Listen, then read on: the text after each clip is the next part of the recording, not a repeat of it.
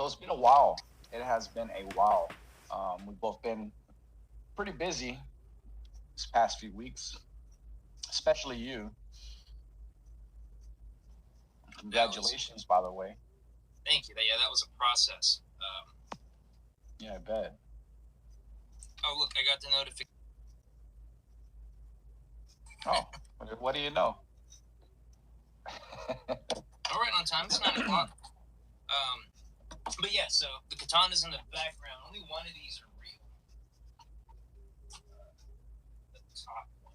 Can I get this without breaking anything or killing me? See, I would love to display my stuff like that, but It's like I think that's tall enough that you wouldn't have an issue. yeah, but brass one. brass, really? Yeah.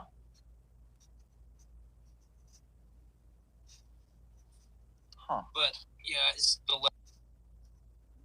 But, I don't know what it is about it, but like if I see fabric on it, I'm turned off kind of because after I felt leather for the first time in a handle like that. There's definitely some value there, bro, for sure. Because I am actually a big fan of leather Ito, but I have used cloth, whether it's synthetic silk, real silk. I've for the first time just experienced the real silk, and it's a really nice feeling in the hand. Um, the only other one I had was my experience with the synthetic silk, and I ended up lacquering it. Um, just because I like that little extra durability and strength, Plus, it was a $300 sword, so it wasn't really like super well wrapped, and I just wanted to make sure that it was in lock. I always end up customizing my stuff eventually, unless it's like something really expensive. Makes to me. Yeah. But actually, I learned that from a guy here on YouTube. I think, if I'm not mistaken, I think it was Eric Hussein's channel. But lacquering if you actually have a cloth Ito wrap, try lacquering it. You can get I think Krylon spray lacquer. Make sure it's the matted one, and it's awesome. I've done it to a couple of different people's swords for them, and it's great because it still feels like cloth, but it's like locked in, rock solid. It's awesome. Do that while it's on the handle, or do you have to take it apart to do That's up to you. That's up to you. It depends on whether if you want to lacquer everything. Some people they'll take it and they'll paint it on slowly and then rub it in. Some people just spray the shit out of it, put some gloves and kind of work it in. That's what I did. Because it's matted, it doesn't really have a shine or gloss to it, so it came out pretty good. Yeah, that's something I can. Yeah.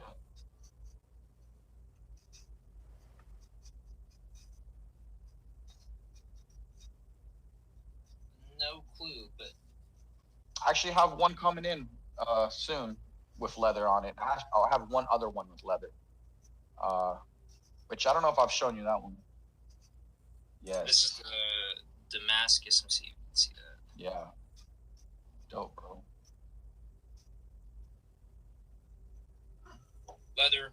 I took it apart and put it.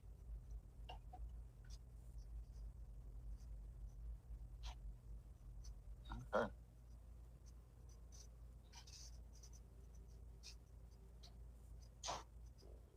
Yeah.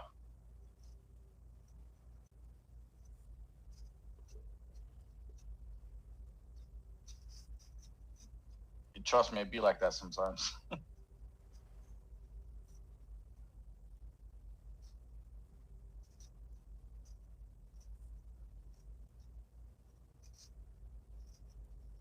Checks, and then the first check I wanted a katana, so I spent I think like around 5 something for it, and had it customized completely. And when I got it, I immediately started destroying things with it. Like yeah. I was 19. Like I said, I had swords from an early age. Granted, I think I was probably like 15 or 16 by the time I got like a real really nice one that I could use and cut with and stuff like that, without it being like, a piece of shit, something you get at the mall or flea market, and that one was the one that I really experimented a lot with. What can it cut? What damages the blade? What scratches it up? How to fix it? How to sharpen it? All that type of stuff. So I got all that out of the way earlier with a cheaper sword. Thank goodness. Yeah, not with an expensive one. So this is when I lived with the guy that I rap with. His name's Kyle. I used to live with Kyle, and that's when I bought.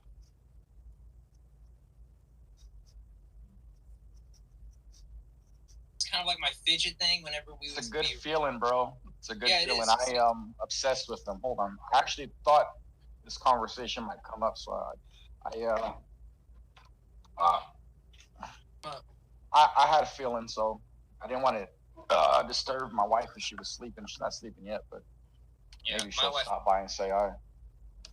Okay. Well, I have many different. I've experimented with many different cases and stuff like that. This is actually a mailing tube.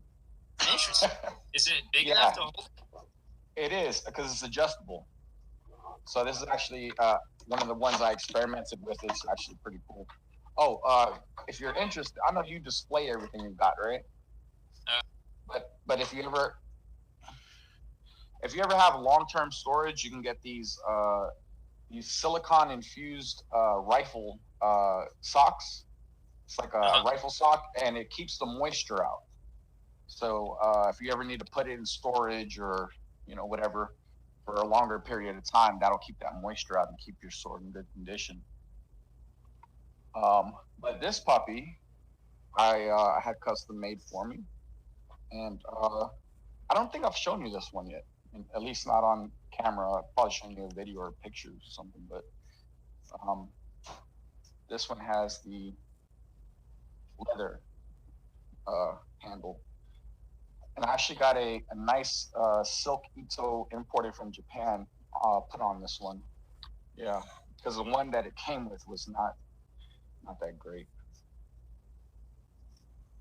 And it's very black on blacky black, very simple. Iron fittings is kind of something I like. The Semigawa wrap here around the Saya, which is pretty cool. Of course, you got your buffalo horn fitting, or your end cap here, and Koiguchi, and let's see here. There we go. Let's put this to the side somewhere. Hopefully it won't fall. Okay. And this is a T10 blade. So a tungsten T10 blade. Very sharp. And I haven't cut this one yet. The slicing the orange, is that what you were slicing? No. Actually, I have another one, the Ronin Dojo Pro, that I ended up using for that, specifically because that's kind of my practice sword. And this is something I just had custom made the way I wanted it to be. So, hella nice. Hell yeah. Definitely agree with you about that leather. That leather is like awesome. That thing is rock solid on there. Love it. Yeah, for sure.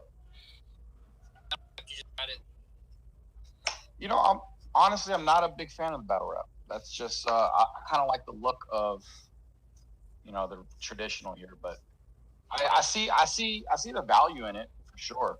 But I don't know. I guess growing up, watching a lot of samurai movies and stuff like that. I don't know. I like this look. The traditional wrap is what you see in like most katanas and right. Yeah, for sure.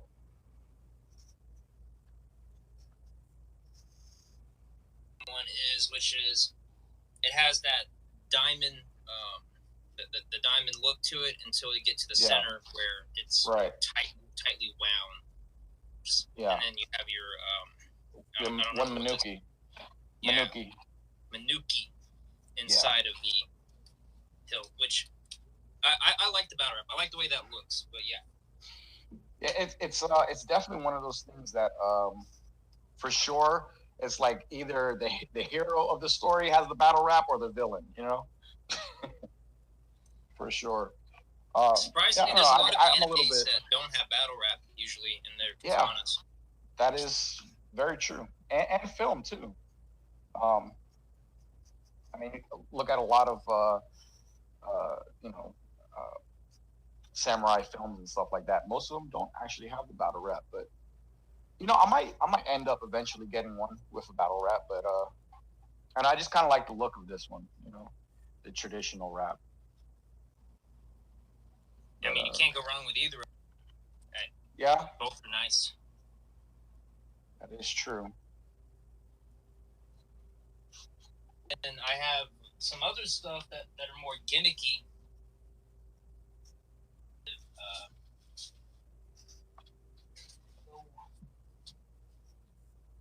Gimmicky stuff can be fun, though, you know? Oh, yeah, for sure. Where did you go?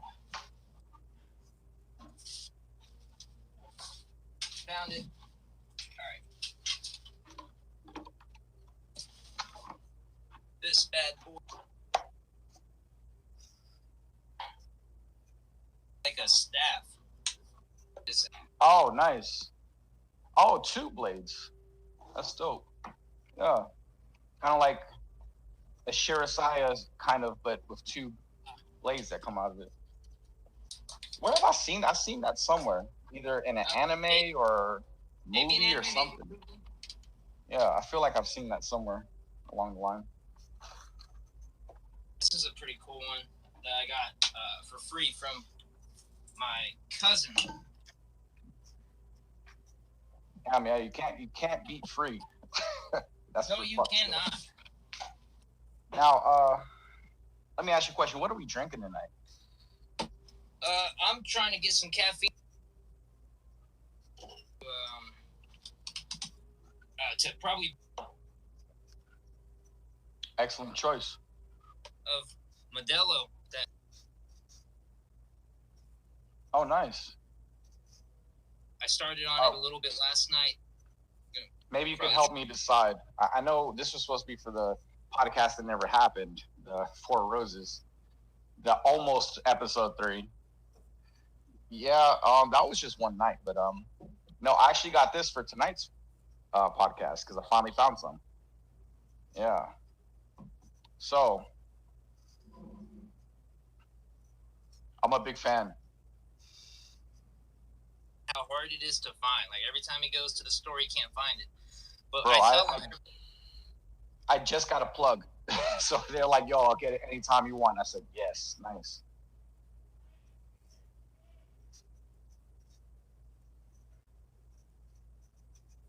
That's crazy. They never have it.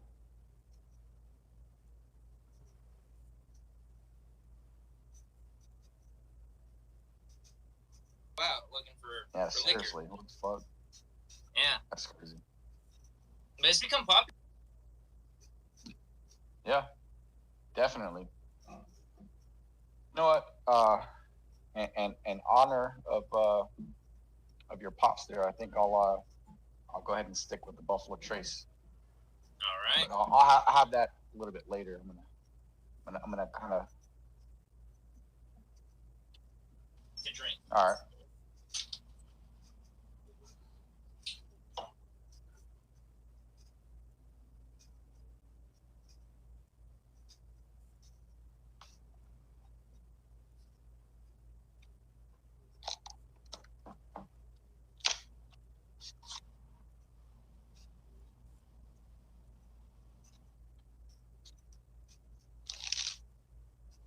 Hello.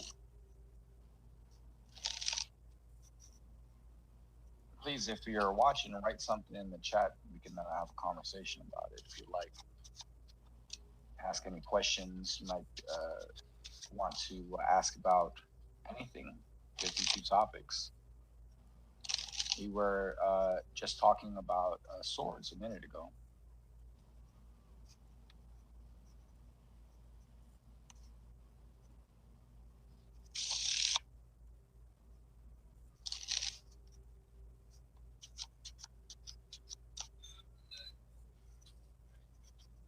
drink some liquor with you to start off, and then I'll move on to beer. Oh boy, I'm in trouble. Well, what is it? Liquor, then beer. You're in the clear. Yeah, I got the Vanilla Crown right now. Oh shit. Okay. Damn, I was actually gonna wait, but fuck it. If you're gonna go for a little bit, I'll go for some too.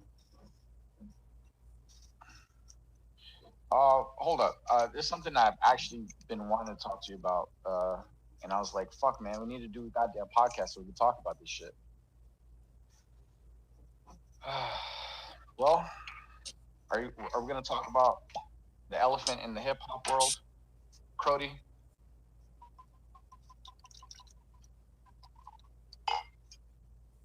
I think you know my answer too. I mean, obviously, I think that's most people's answer. There are a few people out there that's just like hanging in there, but damn, Kendrick walked that motherfucker, like walked him pretty bad, bro. And not just lyrically. And not just lyrically. Like I thought, honestly, at the beginning of the beef, I thought it was just gonna be like he was gonna go in there and just lyrically destroy him, but he destroyed him in multiple facets. Which is crazy. I think it was smart of him to do that because a lot of the people under the camp of like Drake fans, they see Kendrick as only a rapper. They don't. Right.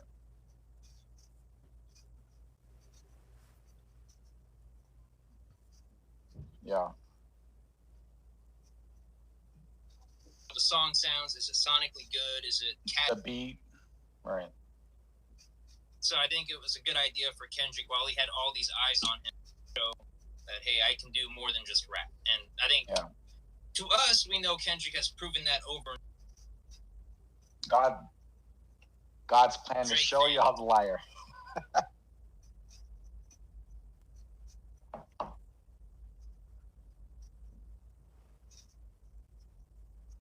Yeah.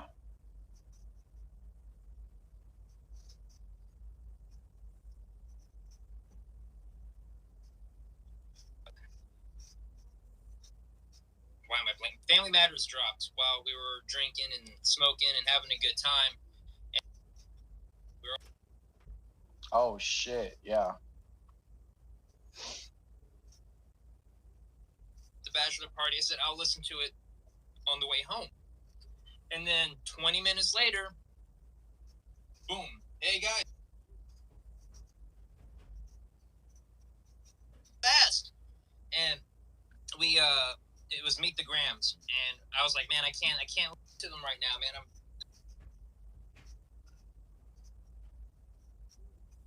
No shit.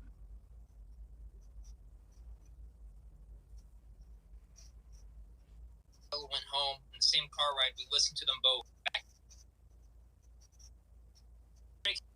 On Family Matters, it was a good song. He flowed very well up until the last beat switches. Kind of went downhill from there. But the way he rapped in the beginning to the middle, and then right. Yeah. But it was hard enough that I thought, wow, that's a pretty good response. I don't think it was better than Euphoria, but better than I thought Drake would do. I was like, man, give his Ghostwriters a raise, bro. That shit hit hard. And then better than I thought he would do. Yeah, right. Yeah. And me and Kyle are like, oh, fuck, it's going down. And then Meet the Grams came on. And, you hear the doom, doom, doom, doom, doom. And then it immediately dropped into Dear Adonis. Wow, I was just like, no. Dude, he's talking to his son, bro. He said, it was mind-melting. To Drake. And, yeah, it left us speechless after the song ended. That's how I felt, yeah. We were driving, just sitting there trying to, come to grasp of what happened, and then the revelation just happened. And daughter, and then, right? Yeah, all of that. And then when he started going on about the embassy, the whole PDF file shit that was going on with that, absolutely demolished him. And then the icing on the cake is Not Like Us when that dropped. That dropped while I was getting married. So, bro, the ceremony had just.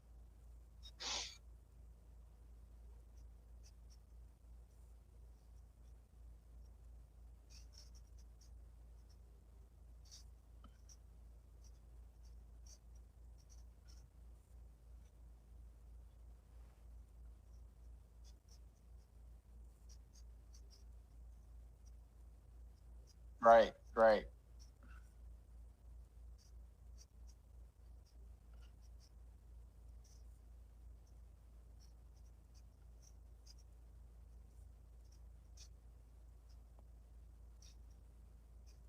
Right. Yeah. Right. Yes. However, that replay value is fucking up there, bro. My Yeah, both of daughter's those 5 years old, and she's like, "Oh, that's my favorite song." I'm like, "What?" It just blows my mind. Like she just bops to it. She bops to it. I'm like, this is crazy. Like he literally made a song that everyone can bop to, and at the same time, he's calling Drake a PDF file. But that's what we expect. It's like, wow, yeah. Meek Mill did a whack ass response, but it was a club banger that. Exactly. He said like he said he said back to back. I like that record. I mean, exactly. He sure did. There was so much foreshadowing. Yeah, I honestly feel Kendrick probably had like 6 or 7 songs ready to see what Drake's response was. That's why he responded quick. The 20 minutes in between, I assume, is Kendrick Lamar and his team listening to the response and trying to decide which record is best to counter it. And they went with the Grammys, which, now that we're past the beef and stuff, going back and re-listening to Euphoria, a lot of the stuff Kendrick said was still like, as much as people want to disagree, it was a friendly fade. It was they were keeping it. He was keeping it pretty PG. PG, yeah, he was keeping it PG, and he didn't say anything personal. He didn't say anything that was like controversial about Drake at all. Just right. What you expect until he crossed that line. And yeah, and then Drake immediately brought up his son and that his son's not his, and so yeah, Kendrick was like, well, meet the Grams. I'm leaning into the personal shit hard as fuck. And Kendrick did a whole like a checkmate from the beginning by calling out Drake's habitual like liability, how he lies. Right. The criminal's best liability is his liability. Right. That's from an Absol song. But yeah, so he pointed out Drake's gonna lie. I can smell the tails on you now. Master manipulator. Right, he said that all the way back in Euphoria. Yeah, so he kind of set the stage for Drake's gonna lie. I know he's gonna lie, and even if Drake isn't lying, it's out there now that Drake's gonna lie. The point that what really killed me was the last song, The Heart Part 6, because he literally admits that he's a master manipulator. So you're admitting what you're doing here, and then you kind of like towards the end of the song, it's like he's giving up. Now it's just like, damn, it went out like that. He's basically, to me, I feel he was saying, I don't want no more smoke. Yeah, no, he tried to spin it where he tried to, but it didn't work. It looked stupid. It made him look really bad. The only argument he could have had about stopping, and I do think it is a good angle to go at, he just didn't do it right, is you're about to drop an album, you're using me as promotion. Like, that I get. I'd have been like, talk to me again after your album. Then we can have this conversation again. But the problem with that is all this happened within like 2 or 3 days, or I guess really a week and a half. But Drake should have anticipated Kendrick was going to drop an album if he's such a general covered in honor and shit. Then the problem is, then why'd you do it in the beginning? You knew Kendrick was probably going to drop something. He has like a set gap. That's still unfair. It's unfair considering doesn't Drake drop like 2 albums a year? Yeah, at least 2. So that's still unfair from either side. Yeah, and everyone knows as soon as Kendrick starts jumping on features and doing stuff, you know an album's coming because he just doesn't. Oh yeah, for sure. He's a part-time rapper, and so when it comes to you start seeing him going out doing songs, you know an album's coming. So Drake should have anticipated that and waited till after the album to then jump on. Yeah, I also respect that though, because he doesn't just put out whatever to get that quick buck. He wants to put out a good product. Yeah, it's quality over quantity. Exactly. And like a lot of people talk about how like Drake has way more #1 hits, way more spots on the top 100, but when you compare it to Kendrick's numbers and then compare it to their whole body of work, Kendrick statistically has a higher percentage of a success rate than Drake does. Like how that's interesting. How Eminem said, like, you sold 1 million records, but you put out 1 million records. 1 million records, right? Yeah. So that was hard. That same concept of, yeah, you may have all these number one hits, but you have like 400 songs on your discography. Right. So I don't want to hear that shit. Terrible. I literally bought this shirt just to dance at Not Like Us. I mean, you know what I'm saying? Like, I bought this shirt for that song, just so I could, go out there and not fucking. Oh man, that shit's dope. I love that song. I mean, I find it so wild to me. My daughter's 5 years old, and she's like, "That's my favorite song."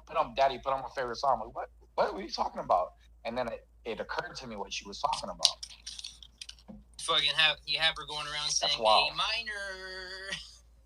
minor. seriously, she like when the chorus comes on, she's like, "You're not like us. You're not like us." I'm like, that's funny as hell, bro. Like, you got little 5-year-olds out here singing this song, and that is adorable. Oh man, yeah. It is. It really is. I got to get a video of that.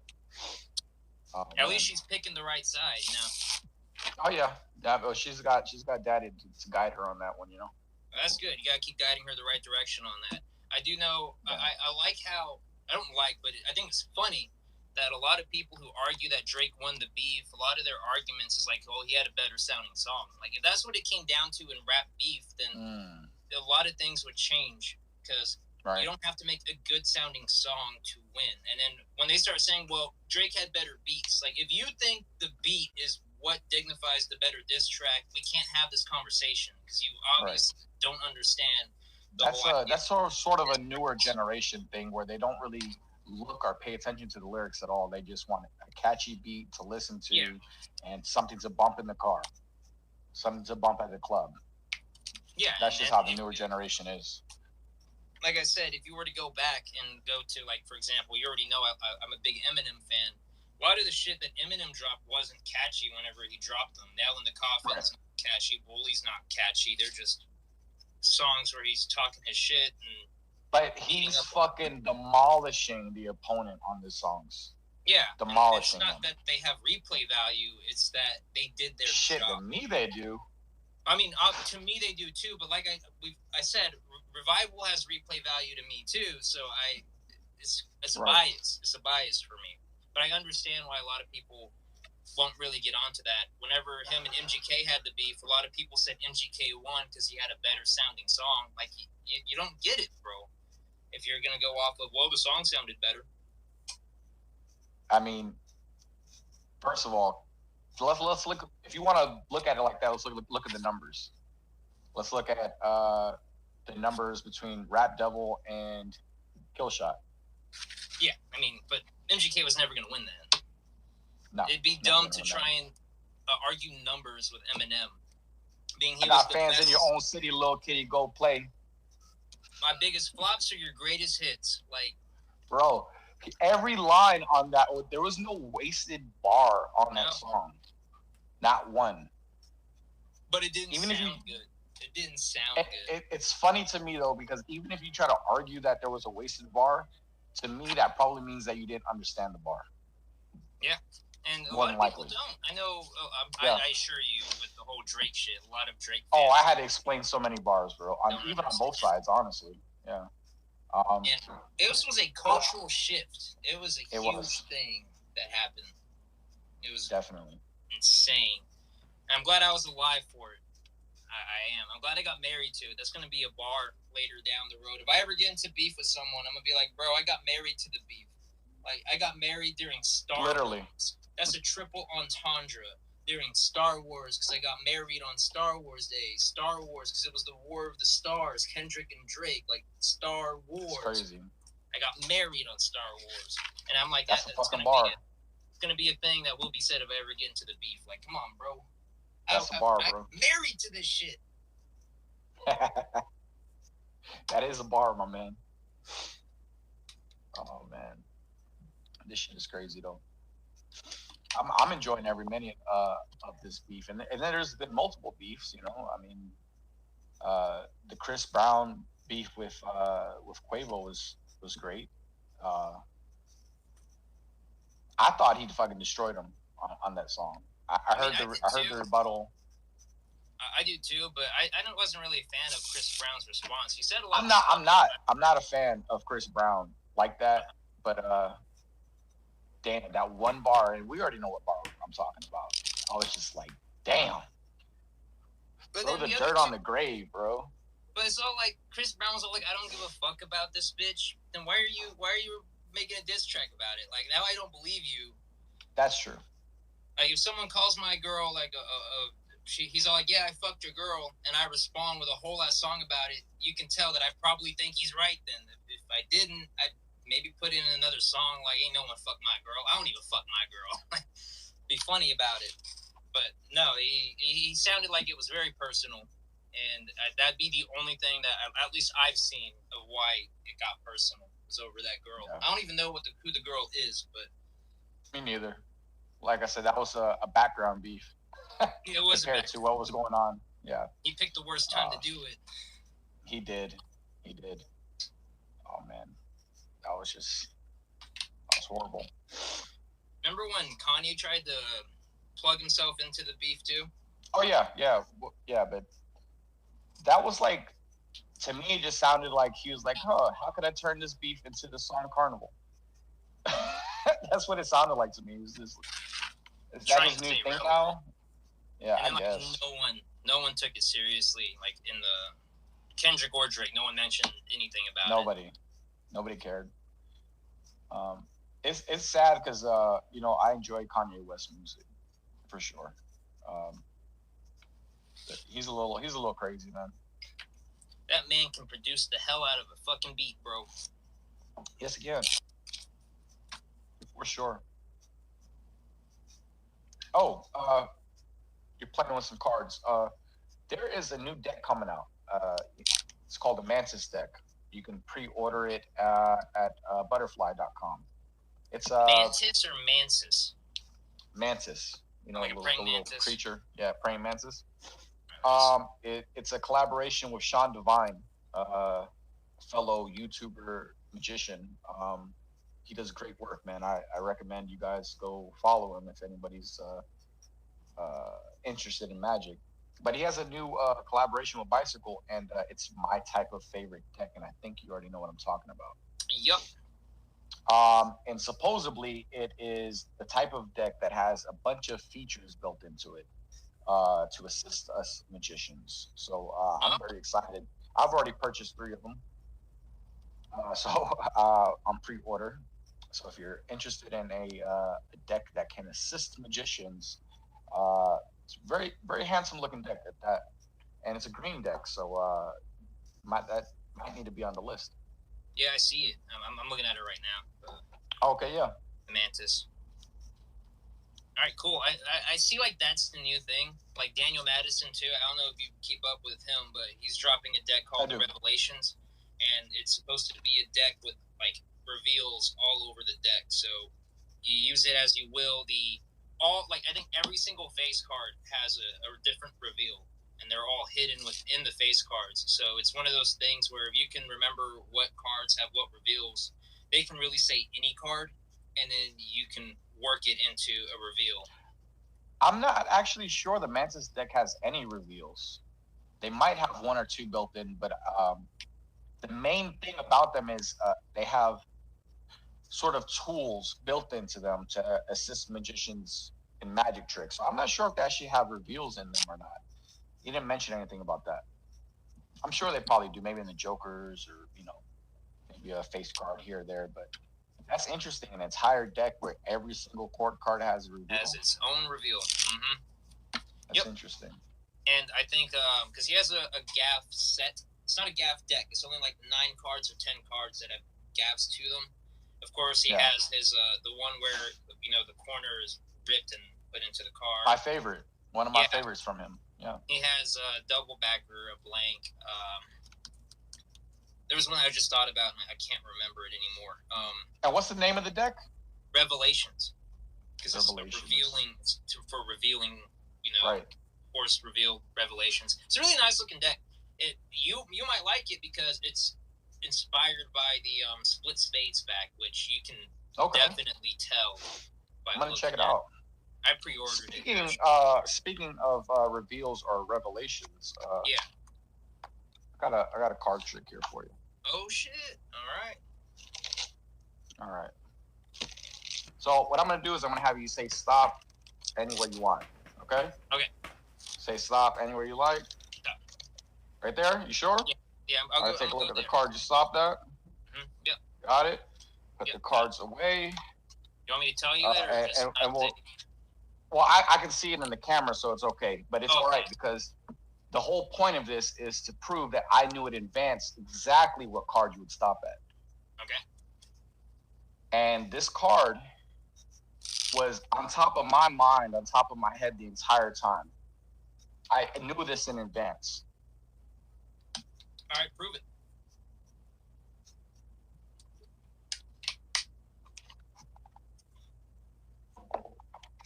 No cap. I knew exactly what card you would choose. Seven of spades. Spades. It's awesome. On your upside down heart hat too. Yeah, my upside down. My split spade hat, man. I'm really impressed with how well those came out. Like I am. Like I knew the design was on point. I just didn't know if they would get the reflectivity on it correct or the correct. I'm actually very, very happy. They look exactly like the original. So super happy with how they came out. It's actually the whole point I was wearing the hat today. Because I just wanted to do that one trick. Just that one trick. I wanted to end up doing that. I need something for like a beanie, like a tag that goes inside of it or something, because that's what I usually wear, beanies. I wear hats in the summer. We might be able to work something out. That's something, yeah, I would. I don't know if I would do like the four of spades, but I would do a card. Wait, you wouldn't do the four of spades? I don't think I'd do the four of spades. I feel like people who know me would see that coming. A lot of people know I like the four of spades, so if I ever do a Did you see the message I left on the black box? The powerful. Yeah, I wrote something on there. It was in black. Yeah, it was in black, so you could barely see it. I was just wanted you to know, but there's also something else written on there. Can you see it? Black light.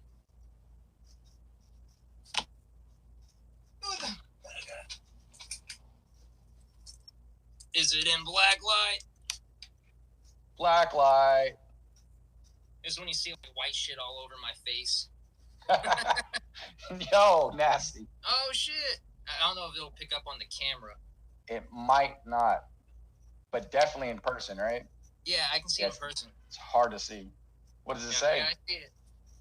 It says four of spades. I got a reveal now in black light, which is super cool. I can't see shit. I had a feeling you wouldn't see it. I thought maybe that you might open it and just check with the black light because we've talked about this before, but I had a feeling you weren't going to check it out. I do think because in the light, in normal light, I can't see this shit at all. At all. It's awesome. We'll talk about that off camera. There's certain things you could use that for. All right. Glenn Paulin, you're back. Hey. What is going on? Chase is asleep right now. I thought he was going to show 52 topics. No, we live. Yeah, we live. There's only 49 topics tonight. You got late, so like 47 then. Yeah. For 3 hours? Jesus Christ. Yeah. Drumming sweaty and hungry. Hours. That's crazy. I was watching the live stream for 21 Pilots, and their drummer, he drums for 2 hours, like every concert, 2 or 3 hours straight of just drumming. And he was saying that they did a bit for a music video where he picked up a pipe and would have to put it behind the camera, and he had to keep doing this over and over again. And he said doing that like wore him out more than drumming for 2 hours straight did. Damn. Glenn is sweaty because he was watching Cops. Is that what he was doing? Watching Cops? That was a Step Brothers reference. I imagine like the full blown like water pouring down.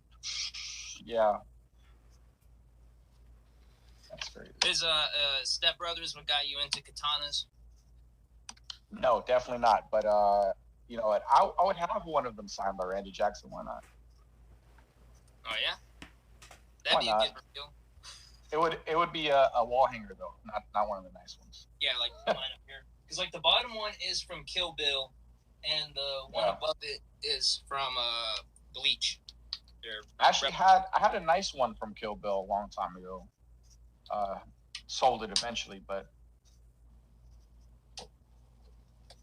which katana was it? Like this one is Bill's sword. The Bride. The Bride. Course. Beatrix Kiddo. You know, that image though from that film is set in my head where Bill is grabbing his sword and he's just holding it, sitting next to him. You know, while Alex is in conversation on the phone in the first film. Like that image is like burnt in my head, and that's one of the images of like swords and katanas that I really love. She says she's gonna take a nap, so she might join us. But I'm not gonna wake her up. I'm not gonna forcefully go in there and be like, "Hey, babe, wake up. We got some podcasting to do." But yeah, she was sick like 3 days ago, and she's like coming off of it right now, so she's tired. I know how that is. I know that feeling. Got a Fontaine deck right now. Oh, nice. Very interesting with the blue. Yeah, that's definitely like orange, blue, yellow. It reminds me of Goku. Goku. I didn't even think about that. I was thinking more of like I'll show you the court cards. Kind of hard to like look at in person. But I like it. I really like it. Great color combination. For some reason, they kind of look like the. Speak of the devil. She shall appear. I told him that you were sleeping, and Glenn said, "Don't wake that lady up. We don't want no cranky woman on the damn podcast." LMAO. She's here. Sorry, we're boring. We got the life of the party here now.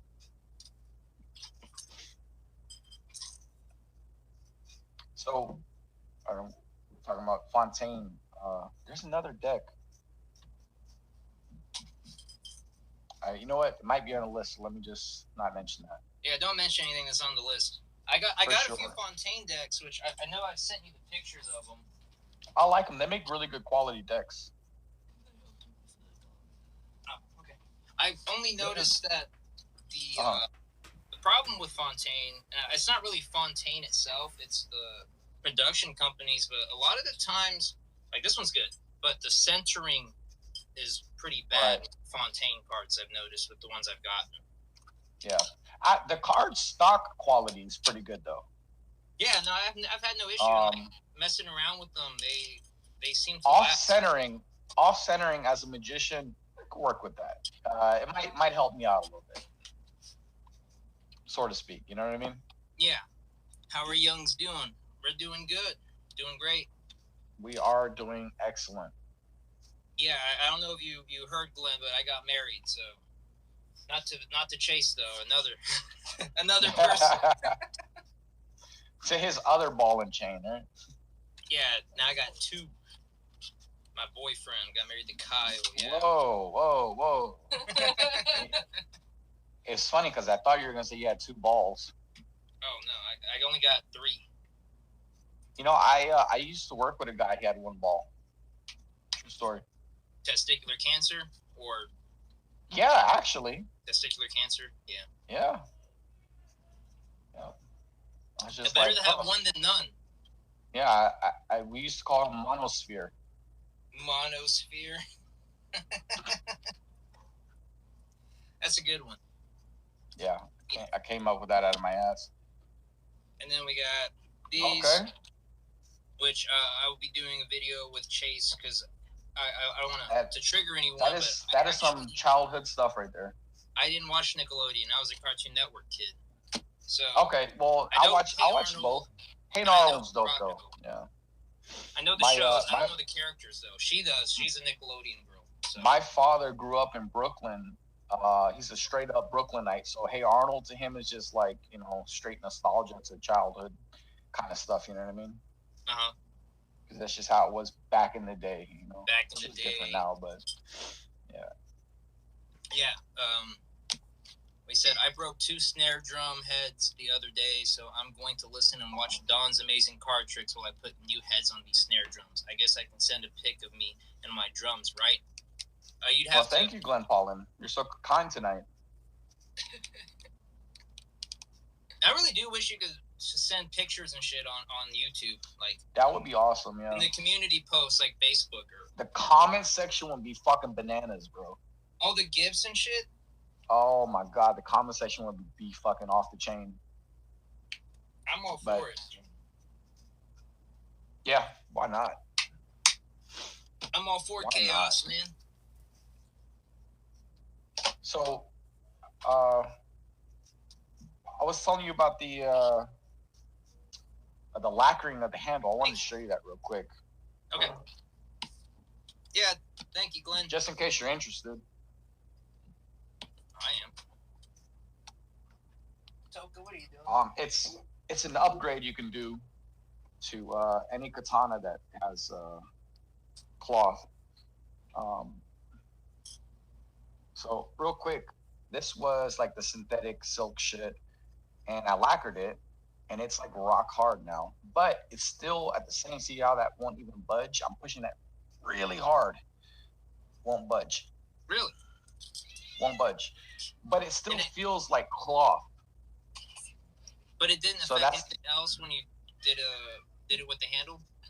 Not at all. Not at all. This is actually a great sword. This is a Ronin Dojo Pro. This is not particularly good quality, but the Ronin Dojo Pro is a great sword. I believe this is 1075 carbon steel. It's a through hardened mono steel, so no folding. What is that, Don? A gun? No, but I got those too. This thing is a beast, bro. Check out this. Look at this edge here. Look at this. All right. So you see how the tip has a wider part here. It's like reinforces the tip. Yeah, so you can get through harder targets in stabbing. But yeah, I would never go back from lacquering because it's awesome. It's perfect. This is like the only sword I actually cut with, believe it or not. All right. Yeah, he said that you could stab a chosen card with that. You know, I actually have thought about that. Actually, I have a video. I never uploaded it, but I actually have a video of me cutting a deck in half. Believe it or not. Wow. I throw the deck up in the air and I cut it in half, and fucking cards flying everywhere. But you can pick them up and see that they're cut in half. It's pretty crazy. It's a fucking mess, and I never do it again. You know what? There are 2 card pickup to 104 card pickup. Yeah, seriously. There are tricks in Magic community known as card stabs, where a chosen card. You know what? You've seen this before. A card chosen, put back in the deck, shuffled up. They stab it. So I have thought about doing one. All right, later, Glenn. Thanks for joining us. All right. Appreciate you joining us. I've thought about doing a trick like that, but it would because I thought it would be cool to incorporate 2 things that I like really love. Yeah, of course. But I don't know how practical it'd be. Like, hey, do you want to see a trick? Here's my katana. Like, pull out a katana. Right out of nowhere and shit. That'd be more of a thing you'd have to do like for a show, like So affecting magic, not and magic. I don't really do much of stage magic and stuff like that. So I'll leave that. Trey said you should just use the keychain katanas. Like I'm sure you've seen them on YouTube. They're called mini katanas. Mini katana, yeah. Use one of those. That'd be pretty cool. That'd be a thing. Sounds like something I could. Sounds like something I could make for sure. Just fixing my drums. Okay. But yeah, using a mini katana. I was thinking of something else too. Because like I've thought about back in the day, like using knives and stuff for the knife through card trick. I mean, I've seen Penn and Teller do it. Yeah. But it's one of those things that's been done a lot. You have to, if it were me trying to do something, I'd want to mix it up a bit. And I do think using a katana is a pretty big mix up for it. I think that's pretty cool. But of course, I'm a weeb, so. Yeah. I don't know if I would consider myself that or not, but I do watch a lot of old school samurai movies. You know, I don't watch as much anime, but I mean, Lone Wolf and Cub, Zatoichi, I love all that shit, bro. I'm really shocked you haven't gotten in the anime then. I'm trying to, but I feel like I don't know. I have to have enough time to get into it versus the stuff that I'm already into. Uh-huh. If that makes sense. But I do want to try that show. That's a good one. Oh, bro, Afro Samurai. I fucking love Afro, bro. Oh, then you already fucking know. Yeah. I mean, so there's some facets in the community that I am already familiar with. I'm just not familiar with all of them, you know. Uh-huh. So there's a lot, bro. There's a lot out there. Yeah, you'll never be familiar with all of them. Yeah. But yeah, I love samurai swords and I love firearms. I am a 2K. It's 2K. Jesus Christ. I am a 2A advocate.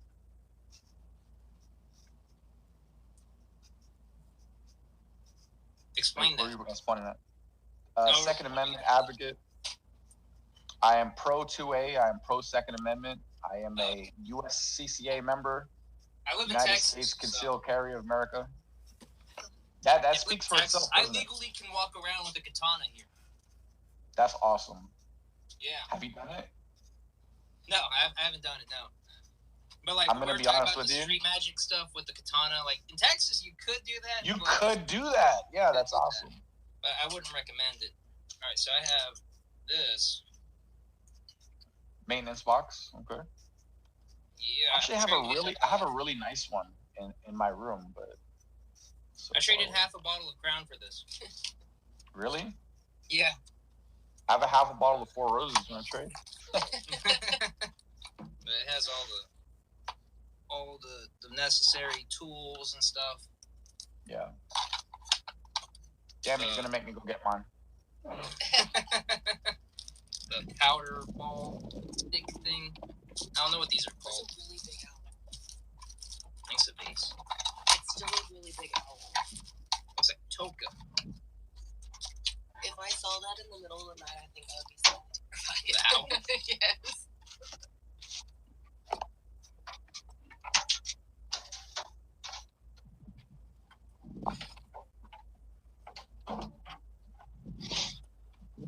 Yeah, sorry about the crazy spooky owl. My wife is an owl. Sorry, my cat took my seat. There's a baby right there too. George. I have a real nice one here. It's supposed to be a quote unquote luxury one. But really it's the same shit. Yeah. That's what they sold me. Is it's supposed to be a luxury version. Have you used it? No. I actually have my own methods on cleaning. I got my Choji oil in here. I haven't even messed with it. Nice little Choji oil. Oh, that's cool. Yeah. And of course you got your rice paper on the inside there, but I have my own methods on cleaning and all that stuff, so kind of don't even bother with it most of the time. I mean, the cleaning of it doesn't really have to happen often if you're not using it. Yeah, that is true. But it is one of those like therapeutic things, like sharpening knives. Like I love sharpening knives. I 100% agree with you there. I'm like so impressed with this new sword that I got, the Huawei. It's mind-blowingly good quality. I mean, it looks good, and I love the idea of it and all, but I'm really interested in this anime sword you have coming in. That's the one. Yeah. That's why, honestly, because I love that fit and finish and stuff. But then the idea of like, do I want to spend the money to get the strongest sword in the world? Fuck it, let's do it. I mean, you can say you have the strongest sword in the world. Are you going to use it? Like, are you going to practice with it? I'll probably cut with it. I don't know if I'm going to use it on hard targets. It's kind of why I got this puppy right here, because it's cheap, super durable. You know. This cost me only like $310 probably. But it's a beast. It's one of those ones that you can really you gotta have a beater. Shit out of. Yeah. I mean, Glenn said, "Hi Chase, congrats. I'm proud of y'all. Did you have a big wedding?" We did not have a big wedding. It was like 80 people. I mean, you took 69 or 66 towards the end. 67, 68. Order 66. Order 66 amount of people is what we had. Yes. And luckily, you didn't get down to that part, but yeah. It was a Star Wars wedding. I have pictures, and I sent you, but we got like the full-blown professional ones like 2 days ago. Oh, awesome. Chase, might I say you were a beautiful bride? Oh, thanks. And like there I am. That is awesome. Focus. That was so blurry. And here's Chase crying. I'm like, you show them the one where I'm bawling down the aisle. Crying. Thanks. Wow. And I can show them this one. No, please don't. Crying there. That was probably the hardest walk I ever had to do. And then like here's the cake. We did cupcakes because I'm not a cake fan. What?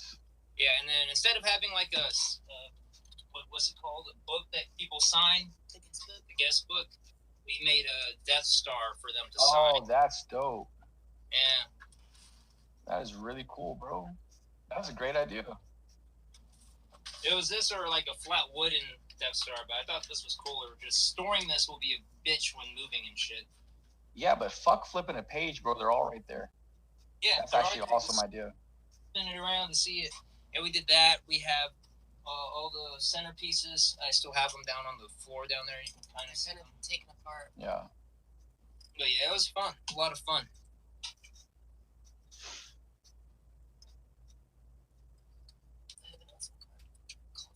Oscar, yes. Someone here is very familiar with that trick. Yeah, I got it right here. Nick Trost. And Nick Trost is probably one of the coolest and best magicians. I actually have a rare book here by Nick Trost, as a matter of fact. Both of y'all went to go look. Yeah, see, I got the Oscar trick right here. And I've got the book, Nick Trost. Oh shit, mine's just a paper print out of the trick. It's a... Well, thanks for that. You sound like my wife. God. Hey, he already told you, I enable it. I'm like, hey, look at these cards. Hey, look at these cards.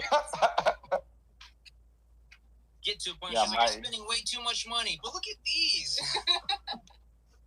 Yeah, that first part definitely sounds like my wife.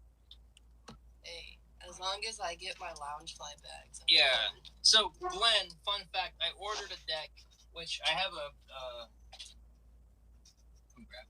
a showcase of it. This deck right here, I ordered from an eBay like magic shop, and they accidentally sent me the Oscar trick instead. Wow. He was like, "What the fuck is this?" That's how you got that? Rider bag. I'm like, this ain't what I ordered. You're like, no. So then I saw that because it was in a bag and it had the Oscar, the title paper and everything, and I messaged him saying, hey, you sent me the wrong thing, and I sent him a picture of it. I was all like, can I get the thing I ordered? I'll send this back if you want it. And he was like, nah, you can keep that. And he sent me, obviously I got the deck I originally ordered. But yeah, I got to keep the Oscar one. That's awesome. I mean, shit, free stuff, bro. You can't beat that. Nope.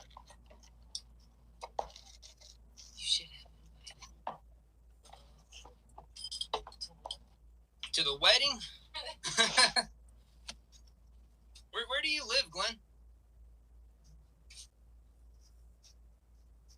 Me and Dawn. Yes, I would have loved to come to the wedding.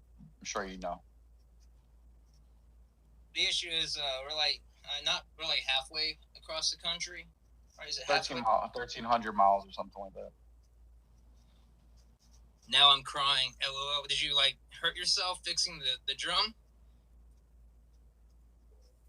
I think it's because you didn't invite him, bro. Or is it because you paid for your Oscar deck and I got mine for free?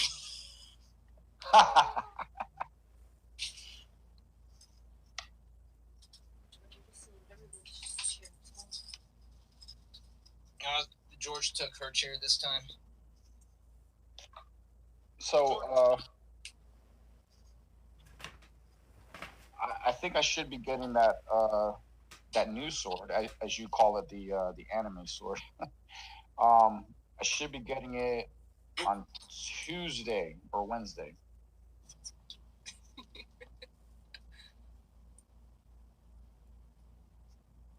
I'm pretty excited about that one too. Next time we go to Florida, we'll stop by. I know, like I said, we have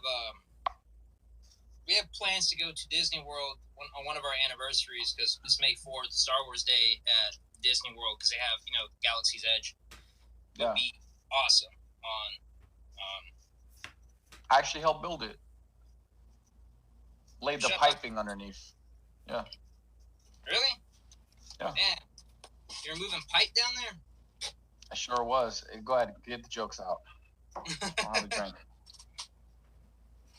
I need it. I used to lay some serious pipe, man. I bet you did. That's pretty cool, though. I mean, I don't know how extensive that is, but I assume very with how big it is. Yeah. I got to see a lot of cool Star Wars shit for free. Go too far tonight, so I'm doing beer now. I talked to a guy out in the UK who makes all the custom Funko Pops that I have on my channel and stuff. And I sent him pictures of the wedding and stuff, and he was like, brought up going to Disney World for Galaxy's Edge, and he said that out in the UK, they bought like a big plot of land 10 years ago, and they were going to make a Disney World there, and they have yet to get permission to do it, so they have all this land out there, and they've yet to get permission to start building it in the UK. I'm like, bro, that sucks. That's crazy. That really does suck. There are cool similar tricks like Oscar with 2 decks. Is that 2 Oscar decks or 1 Oscar deck and a normal one? Just wondering.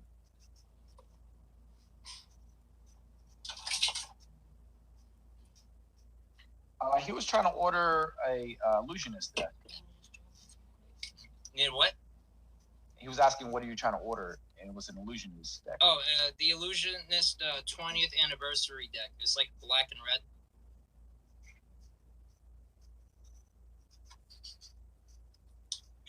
Thank you. It's Modelo time. Modelo. Does that mean I need to refill this? Yeah, I already drank all mine. Oh, you're from Pittsburgh? Pittsburgh. Okay. What's the weather like in Pittsburgh? Steel City, my man. Going from dark to this is interesting.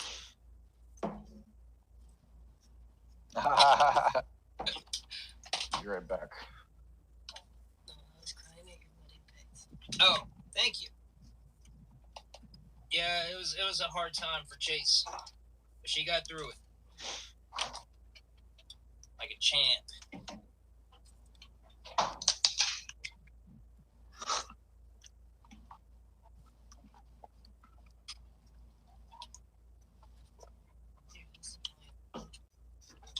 So, being that you're in Texas, are you like really into firearms and stuff too? Am I what? I am. Into like firearms? Yeah, I mean, I'm into firearms, but my firearms are more for hunting because that's what I do. I hunt, so. He prefers knives over guns, though. But knives are cheaper. That's why I prefer knives over guns. I get like 2 or 3 really good knives for the price of one good gun. Oh my God! But you gotta have at least one good gun. I mean, yeah, I have my Beretta 92 compact that I carry. She has a Taurus. It's a Taurus that you carry, right? I think she has a Taurus. And then she has like a whole bunch of other guns under the bed. And all my guns are at my dad's. He has a big gun case with all the hunting stuff. I have it there. Okay. Yeah. Glenn said, "Do you live in Florida, Don?" Yes, I do, Glenn. Central Florida. How's the weather down there in Florida? Hot. Hot? Yeah, hot. Yeah, it's hot over here. Supposed to be 100 tomorrow. We're not there yet, but we're getting there. I know you guys. 90-something. You guys definitely get there, yeah. I don't know. Ours is very humid, though. We got a humid. But you're by the ocean. Shouldn't your hot be humid, too? I am not by the ocean. It's definitely even. I mean, just like Florida in general. Humidity. It honestly, bro, it doesn't work like that. I'm in Central Florida, so I'm like away from. I'm the furthest away from the ocean. How far are you from the ocean? About an hour and a half, 2 hours. I'm about 2 hours from everything. 2 hours from Orlando. 2 hours from name it. Tallahassee. More than 2 hours. About 4 probably. Yeah, over here in Texas, like you could drive for 4 hours and still be in Texas, and it's terrible with how long driving from one big city to the next is down here. I mean, heck, it's quicker to get to Oklahoma and go to a casino than it is to go to Houston from us. Damn. Yeah, we went to WinStar on a Christmas. That was a Christmas I'll never forget. 2 a.m. and everyone's like, "Let's go to WinStar." We're all drunk and they're all like, "Hey guys, pile into the cars, do WinStar." And Chase was like one of the only sober people. Her and my mom, so they drove us, all the drunk people, to WinStar at 2 a.m. We get there, we play for a bit, and then my dad's like, "This was a terrible idea." Yeah, we were there till 5, and then we had to drive back at 5 a.m. So it was like morning the next day when we got back. It was terrible. Don't recommend it at all.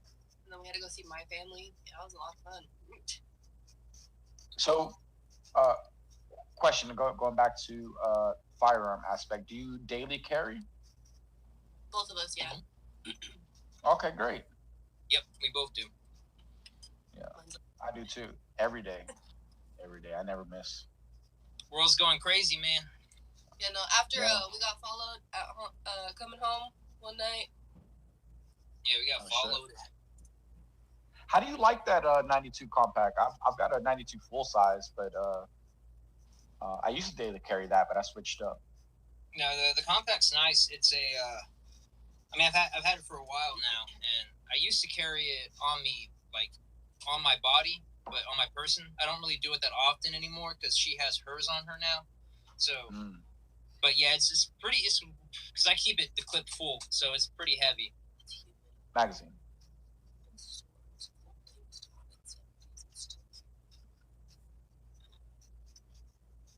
Oh, down to the 70s. That's good.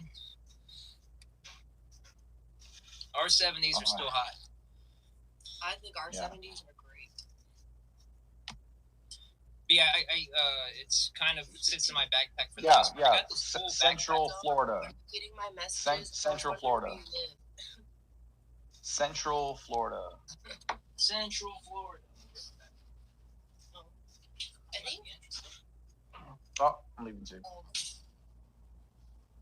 They both left. Don't worry, I didn't go far. No, I'm just gonna stare at the very creepy owl.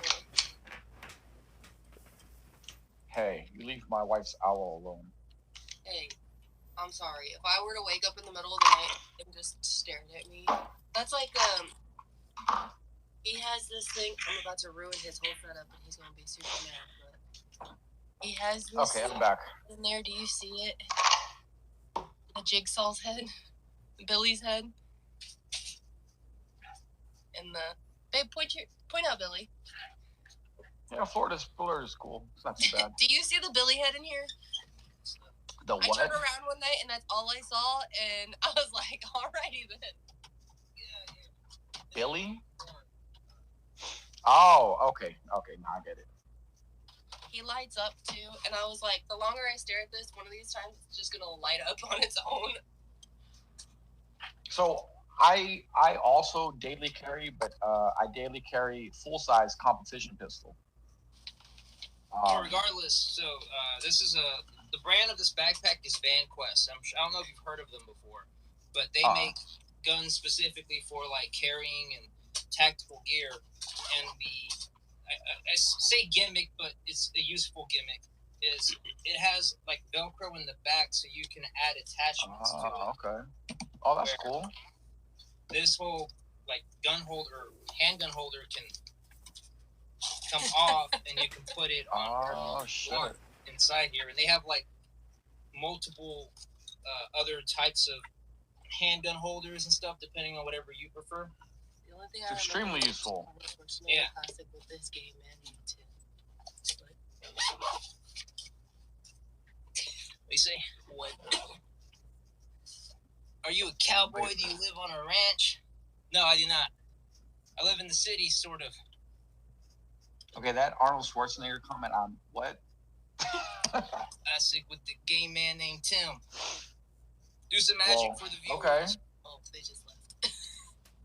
What a thing to jump in, say, and leave. Right? Very strange. Now, actually, I carry it on my body and actually wear suspenders. I've got like a little rig that I wear because my pistol is so large, and I wear it at 4 o'clock. But this is what I carry. This is a Canic Rival, and just so you see, we're clear, completely empty, just so everything's known. All right. Yeah, I carry a Canic Rival with a red dot, a Holosun 508T, and it's nice. Shoots great. This is my my daily carry. My daily carry is like half that size.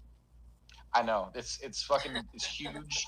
It is huge and ridiculous, but I fucking love it. I really love it. It's a little heavy. It's a little heavy. Looks like it. But on the plus side, I'm really good with it. So that and that's all that matters. Kind of, comes down to yeah. Is that a laser dot, or is it just? It's a red. It's a red dot. It's a red dot here. If I can line it up for you. I don't know if you're gonna be able to. Yeah, I saw it. I did. Did you? Yeah, I saw it on your hand. Oh, there it is. Hello. Yeah.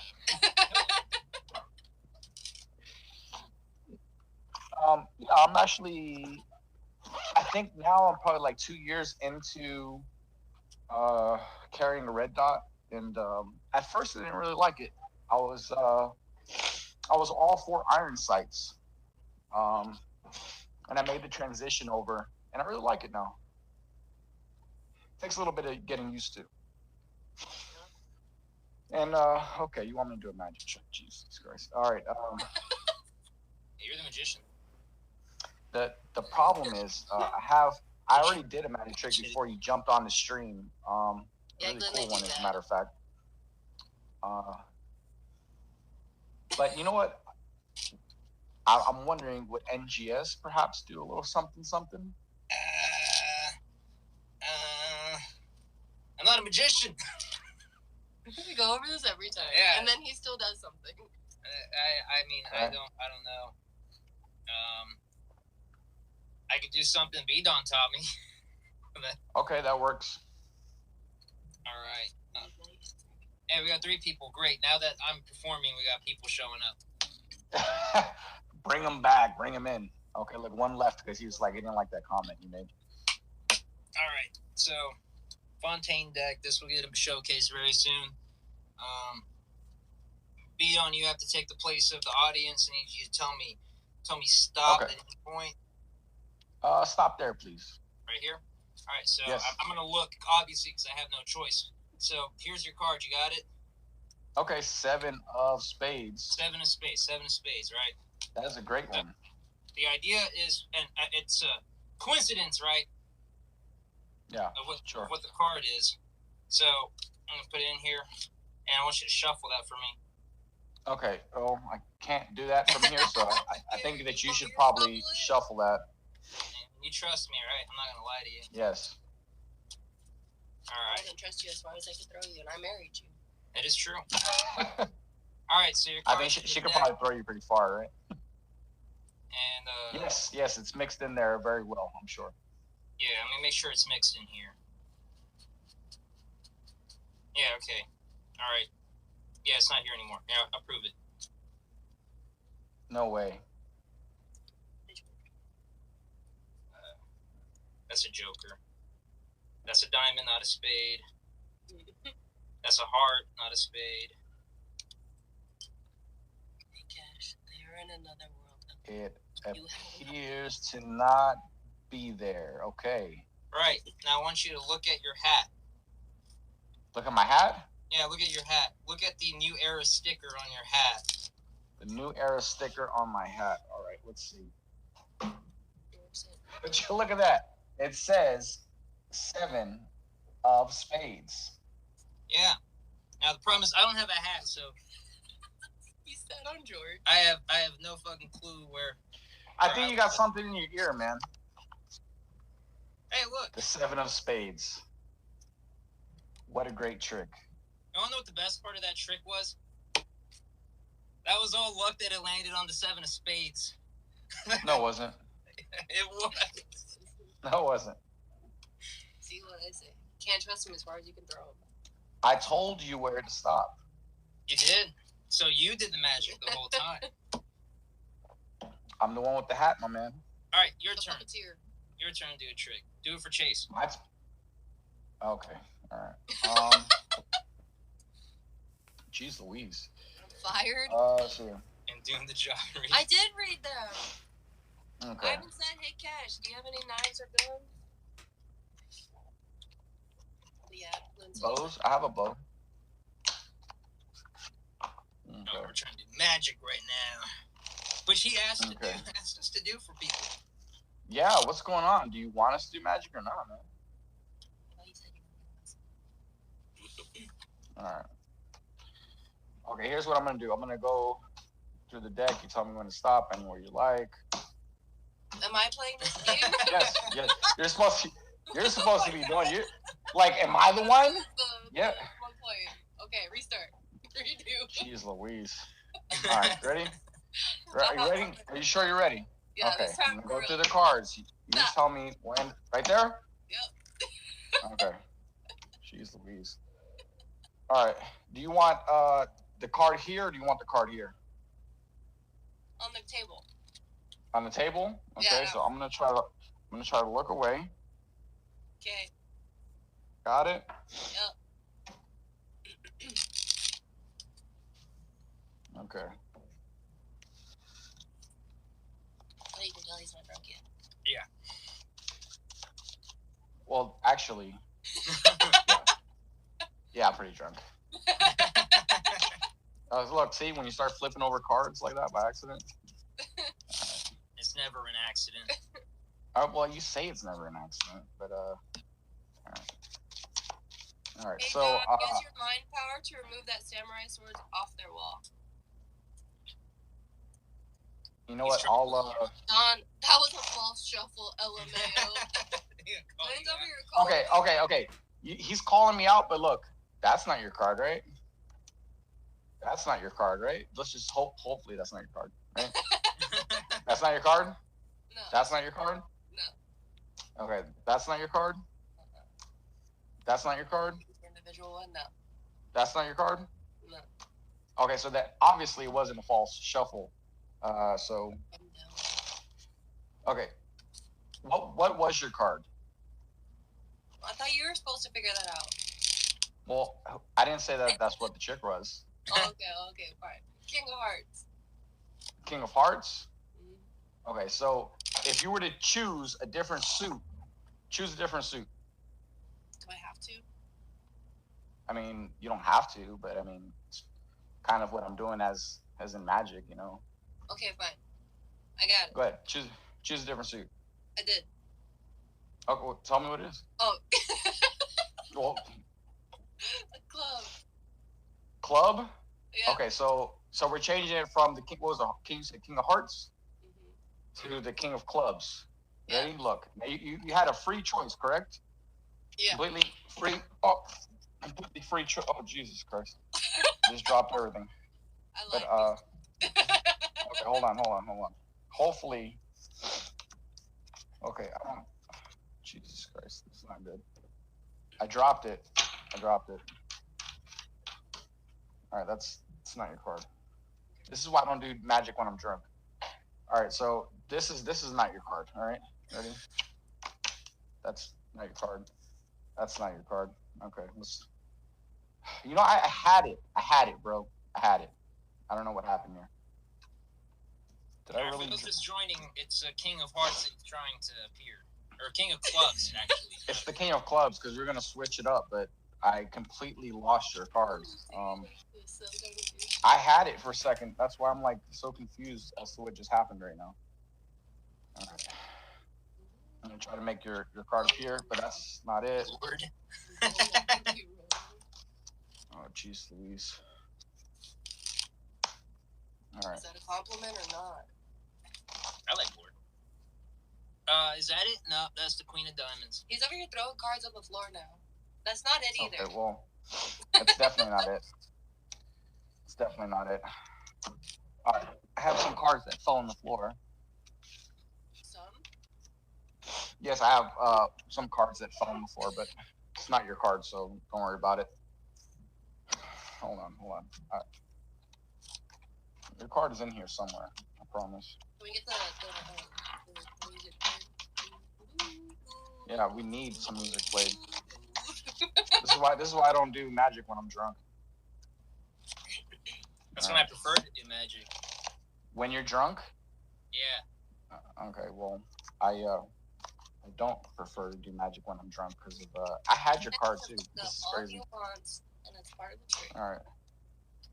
Yeah, you might think that, but I literally had everything in place. Are you not gonna grab those other two on the other side of you? No, because it's probably part of the trick. I'm just kidding. No, seriously, I'll go ahead and throw them in here together. All right. Look, there's your card, but that's not the one we're going for, right? Because you changed your suit. Right? You made me change my suit, so yeah. Well, but you changed it to a random suit, right? That way I couldn't know possibly what it was that you're. What if I changed it to the hearts? But you told me. I mean, you could change it to the heart, but. Do another one. You should do the King Hearts. Hey, there it is.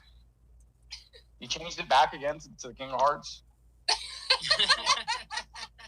Is that what you said? You changed it to the King of Hearts? I said, what if I did? Well, if you did, then I would do something like this. And I would have both of them. It'd be cooler if you pulled all four out. All four kings would be cool. That's where I thought you were going with that. You know, that is exactly where I was going with that. See? There's another one, and then the other one's right here. Boom. All kings. Yay, I did it. Markobi? Yeah, that one. Yeah, that's exactly where I was going with that. You know, you ruined my ending because you knew where I was going. My bad. Impressive you were able to control all of those while slipping everything. You know what's funny though? Literally, that first part, I had your card and I don't know what happened. I truly lost it. That wasn't a joke. That wasn't even part of the trick. Like, I wanted you to change the suit, and then magically, it was the suit that you said, and then I lost it. And then from there, I have no idea what happened. So I had to kind of cover my ass, so to speak. Jesus Christ, that's the fun of being a magician. Yeah, it's fun. It's frustrating and fun at the same time. Oh, Jesus Christ. I cannot do this right now. I need to stop drinking. I thought you only drunk like 2 shots worth, bro. This shit, listen, that's more than 2 shots. I could pour at least 2 shots from there and I've drank some more. I've been drinking. We can tell. Man, how late in the game did I come into play? About an hour or so. I'm so sorry you had to witness them for an hour, Glenn. Glenn came in the game late, too. Yeah. Glenn was working on his drum set. Yeah. He was getting sweaty while watching Cops. Sweaty while watching Cops. That's what he said. So other than David Blaine, who's your favorite magician? Ossie Wynn is another favorite of mine. I would also say it's debatable as to whether or not if he's a magician. He's kind of known as a card mechanic. But I would say Richard Turner. Define card mechanic for those watching. For those watching, a card mechanic is someone that can fix a game of cards. So whatever game that you are playing, they are able to fix it to where someone would basically, if we're playing poker, for example, he can make you win or make himself win, make anybody win in an actual randomly shuffled deck of cards without them being a special deck or anything like that. And that consists of stuff like the bottom deal or the second deal and stuff like that, right? A lot of that, but there's way more things besides that. But they have that down to perfection. I mean, how cool would it? So we've obviously been forcing the 7 of Spades in promotion of this sticker here. Which is crazy. I think either someone stole my idea or someone had the same idea at the same exact time as me. But there's a product that's coming out soon called, I think it's called Brims, and it's a sticker, but it has nothing to do with New Era. But it's similar, very similar. Sue them. Yeah, right. I mean, shit. You can go back. I can go back into the messages, but check this out. You saw that everything was shuffled right now, like completely shuffled, right? For sure. And you can see that your card is not here, right? It's not in the bottom. The card that you chose, what was it? The King of Hearts. The King. Yeah, is that what the card that you chose? The first one, originally, the original card that you chose. King of Hearts. All right, so check this out. Look, one. So I'm gonna find it inside the mixed deck. Ready? 1, 2, 3. See? All right. But that's probably not all that impressive, right? Considering everything. What if I shuffle it all up and then I tell you the card that we've been forcing all night? I'm able to find it. That'd be pretty cool. Look, one single cut like that. Right. One single cut. If I cut to that card, the 7 of Spades, that'd be a pretty impressive look. Hey.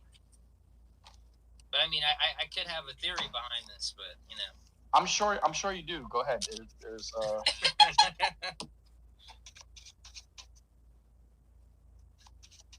that was okay. Before you even say your theory, I'm gonna tell you right now that was a thorough shuffle, an actual true shuffle.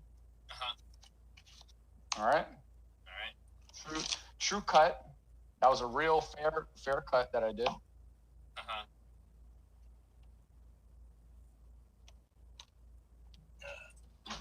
So you faro it like that. Yeah. Well, if it is what you think it is, but who knows if it is that or not. I mean, tell me stop. Stop. She picked the stop for you, but there's the card. We're using jokers, all right? I don't care what anyone says. Oh, so that's what you think? Look. It's totally not what you think. Ain't no way, bro. That's totally not what you think, bro. Look. If you are genuinely shuffling the cards, ain't no way, bro. If you are, because, I mean, I can go into the deep dive here with you, but I don't want to give anything away. But, like, for example, immediately if I see somebody shuffling this way, I immediately assume the control's going. Not necessarily. But you saw me faro it, and I can do this here. Look, I can. This is okay. Genuine shuffle, right? That fair? multiple That's cut fair, bro. like that. That's fair. That's fair, right? And Yes. but still, look. I need a wash. The casino wash is not gonna help either. I can still casino wash. Yeah. Yeah, do a casino wash.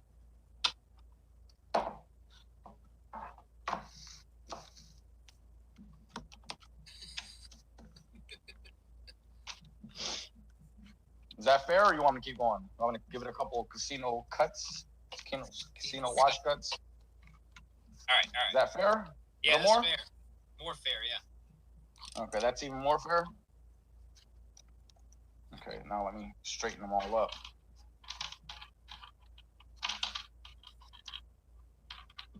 Okay, fair still? Yes. Now one single cut. Yes. Like that. Fair? Yes. All right, now here's what we're gonna do. Put it back on top. My other theory. I want you to take the bottom card and get rid of it, and then do it again. Okay, get rid of the bottom card. Bottom card. Okay. All right, now do it again. Yeah, do a normal shuffle though. You don't got to do all of the casino watch. Okay. Well, first you know it's on top now, so I'm gonna cut it into the middle, and then give it a regular shuffle. So I think I know where you're going with that. Okay, a couple of cuts like that. Is that fair? Is that fair? Make it rise to the top right now. All right. Make it rise to the top right now.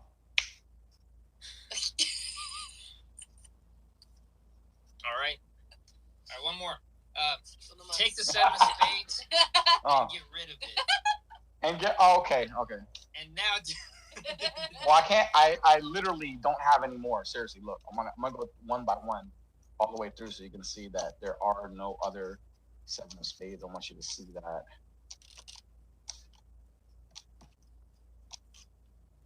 Because I see what you're going with there. You think there's multiple, but there's really only one. So since I got rid of it, and it's right here, look, I'll keep it face up, so you can see there's no other ones.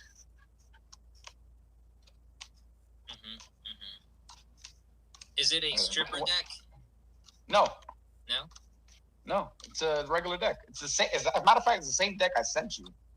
Yeah, I mean, I know that, but I don't think that can help with control. It can't. It can't. So this is all a technique that I know. That I could probably teach you if you're interested, because it's pretty wicked. It's so wicked, in fact, that yeah, it works. And you can do this with any, like a borrowed deck of cards. Yeah. All right. Now there's other techniques that I have used before that are not a borrowed deck, that are my own deck, that is even more surefire, but yeah, it's pretty cool. Especially if you're trying to force a card. I mean, have me shuffle anywhere you want, and then cut the cards multiple times. You tell your spectator or whatever, right? We're gonna just take the cards and shuffle them, and then we're gonna cut them over, just like that. Fair? Everything's fair? No, bro, it's not fair. It never was fair. It never was fair. But yeah, seriously, a lot of cool stuff you can do.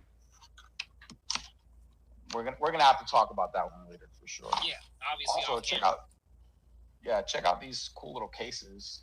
I actually have. You can get these on Amazon, but they're cheap leather. There were some nice ones that I have, but I only bought 2 of them that were actual really good high quality leather. But they keep your deck in good condition. The Shiner? Yeah, Modelo's fine. We have cause I have these. It's about to be. Boy, you notice okay, card clips. Yeah, but I don't think these really work that well. Especially when you try and keep the deck from getting. This is a whole deck in here, and it's falling out. Well, you're supposed to use the case also. Do you have to have it with the case too? You have to. But and you can adjust it. You can adjust it by pushing down. Like if you were to take it out and push the metal down so it bends a little bit tighter, you can adjust it that way. But doesn't that ruin the tuck case? Yeah, that's why I prefer to use a card press. I think we've talked about that before. Yeah, we have. But yeah, they ruin my tuck cases, so I don't use card press doesn't.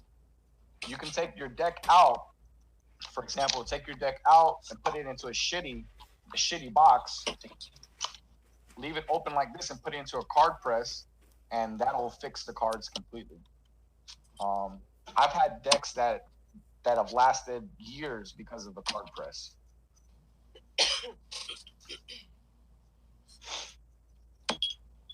It's funny that what you thought it was is a great way to use it for this type of trick.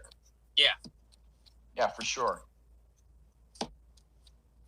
That's why I assumed that's what it was, but yeah, it's actually not. But I have those things. What? Like that. No way. Yeah, you a magician having those type of things. I need a new one. I'm tired of the Joker being my only way out on that. Bro, they gypped you on that. That's horrible. Why produce it like that? I'm gonna keep that in mind because it's a seriously underrated tool. You know what? I'm gonna go ahead and say it. It is called a Svengali deck, and it is a underrated tool. It is not what I've been using tonight. However, it is a very, very underrated tool to use in Magic. Some people do not choose to use it because they think it's a beginner thing. But trust me. Some of the best professionals use it right under your nose. Swap it out, you never fucking knew. Yeah, it was just one of those decks that you cannot have the spectator look through or hold while you do it. I mean, you can have them hold as long as they follow the rules, but I mean, there are people that don't. I mean, I fooled people plenty of times with them. They had no idea. And you had them hold it? Yeah. I've even said, you know what? Like I said, they follow the rules, and that's fine, but like, if I give it to someone that knows what I do, they're immediately going to go... It's something that you need to have in control as a magician. First of all, having your audience in control is something that you need to learn as a magician. It's something that, you develop here and there. But you're going to have every once in a while those fucking assholes. And for those type of assholes, you're going to have to use a good MD. A good MD will put those assholes in their place. It's so funny. I've seen those types of people, those type of pricks that be like, oh yeah, let me shuffle. And then they shuffle the cards and be like, here, I'm gonna pick this card. Tell me what card it is or whatever, and it'd be, the 8 of spades, obviously, to you, and you play that up a little bit, and I'm not sure, was it a black card? And then you're just guessing, and you'd be like, you know what? Let me look at you. Yeah. 8 of spades, and then you kind of fuck them up after they shuffle the card into the deck, and you really get them with that one. Or then you sometimes have those same type of people be like, you know what? It was the 8 of clubs. It wasn't the 8 of spades, just to be an asshole. And then you're like, oh really? Oh cool. Look, 8 of clubs. Just put all the 8s together. Right, all the 8s together, all in one shot. Yeah, it's pretty funny because you're gonna run into that every once in a while. But usually, if you're going out to a gig or something like that, you're being paid. Nobody's gonna bother you like that. Yeah, these are more street magic shit. Yeah, for sure you're gonna run into it. But I think those type of people make you a better magician because you have to improv a little bit more. Or even when you make mistakes, you have to improv a little bit and pull shit out of your ass. I mean, I think like the best magician would have to be one that can improv, because if you can't improv, you got to. I literally thinking the trick's going to go exactly how it has to go every single time is just stupid. It's not going to happen. Yeah, not at all. I literally botched that shit earlier. With the with the card. I had it, bro. I had it, and I don't even know I lost it somehow. And so finding all the four kings while bullshitting, shuffling the cards was my way of making up for it. This deck is a one-way deck on the faces. Is it? I don't know if I like that. Yeah. So. It's hard to tell, but the blue actually has a gradient. It gets darker as it moves over. So whenever I do this, I don't know if you can catch it on camera, but some cards are a darker, like this one, the 5 of spades. Oh, I can barely tell. Yeah, it's a darker blue. Yo, listen, so there's a great trick you can do with that, where you can tell somebody that you're reading their pulse, for example, and you can do this with an MD or something similar to that. Let's say you choose a card. Let's say it's this card, the 5 of spades. Right? Put it back in the deck. Give it a little bit of a shuffle. And yes, I'm authentically shuffling it. I promise there's no controls going on here. Let me go ahead and, yeah, I know you're looking at it. You're like, he's controlling that bastard. No, but seriously, look, it's not here. I promise it's not here. It's not on the bottom, and I'll keep those there. Okay, that's a club. All right, I got scared for a second there because that was an authentic shuffle.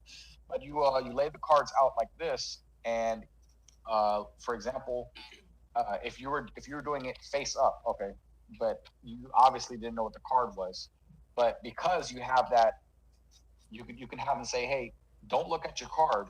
You feel their pulse, their hand, and you say, okay, stop here. I know it's none of these cards, and now you got the rest of these cards. You can kind of play it up a little bit here, and you kind of just have them stop at certain points. And you know what? All right, so now you say now I want you to think about your card, and then you tell them you can feel their pulse. Boom, right there. That was the card. And for a deck like that, where you can actually tell which one was put in the opposite direction, you can kill with that trick because they're gonna want to look at that deck. And being that it's not an MD, you have nothing to worry about. Yeah. Nobody's gonna catch that. Also, if you remember, I sent you most recently the Tally Hole decks, the black ones. Yeah. Can I tell you a secret? A lot of people don't know this. This is actually kind of a breaking news situation right here. Those decks, believe it or not, they have one-way backs, and that's all Tally Ho decks. All Tally Ho decks have one-way? All Tally Ho decks have one-way backs, and nobody knows it. This is a very hidden magician's secret that I'm exposing to you right now. You can look at any Tally Ho deck. It doesn't have to be that one specifically. If you look at the corner, the little square at the corner, one will be closer than the other side. Let's see if you can catch it. One will be closer? Yep. What does that mean? So it's hard to see. It actually took me a while because somebody hinted at this, that they were one way. And I'm like, how? And I'm fucking looking all over, and I finally found it. The little square at the top of the deck. So let me see if I have a Tally Ho deck. I think I have one that's closed that I can show you. I do. Okay, so look, right here. See the little square up here in the corner? Yeah. Okay, so I guess for you it'd be the other side, but here and here will be spaced differently. Watch. Take a look at them. They're spaced differently. I guarantee it. Do you see it?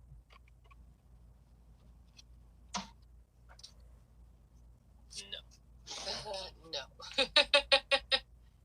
Once you see it, you can't unsee it.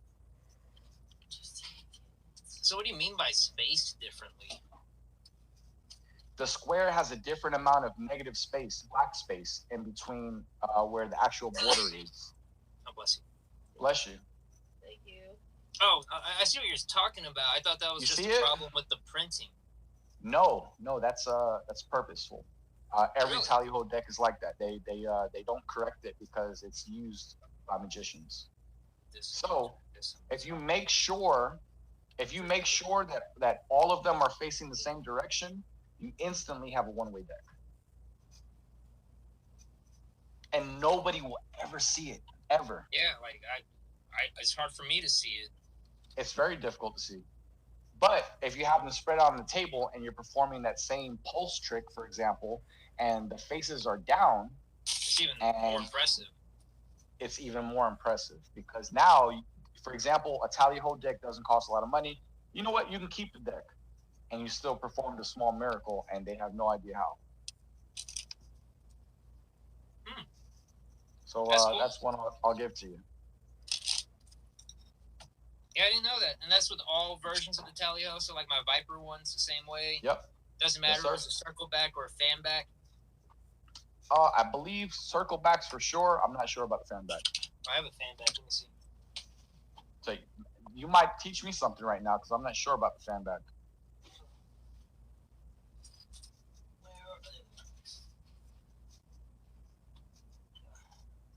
Fan back.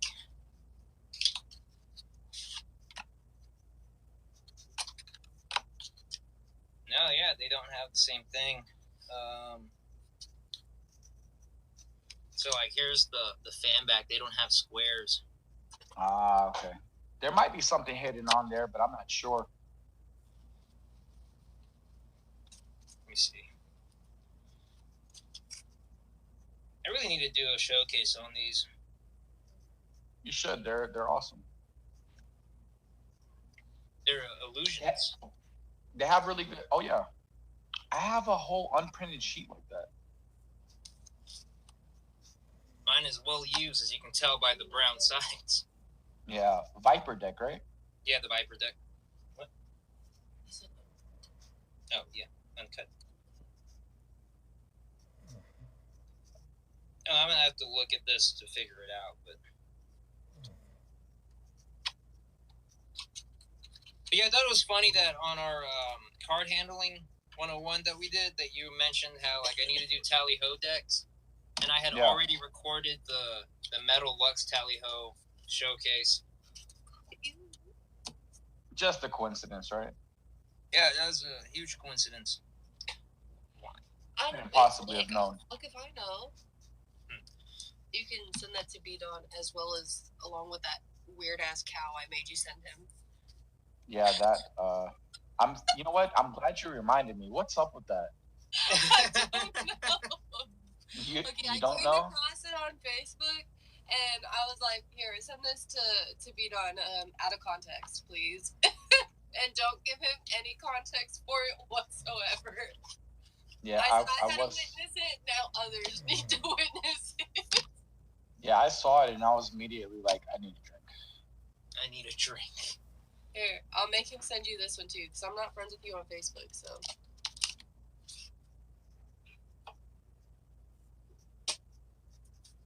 This Tally-Ho deck has a Queen of Hearts reveal.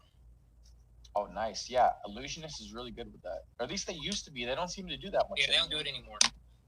Like I said, on the old ones, they had a reveal here. I thought it was cool when they had it on the barcode. Yeah, that's awesome. Barcode. I love that. I think they need to bring that back. I'm glad to see that Daniel Madison's actually bringing that back. Yeah, I think it's super cool. And I mean, Daniel Madison, I feel like he's going through it right now, bro. That man's like in between like depression and shit. Because he did the video for the Revelations deck and then another video, and he just seems to be in a dark place right now. But he's always sort of been a little bit like that. But I hope he bounces back, man, because that's tough. It is.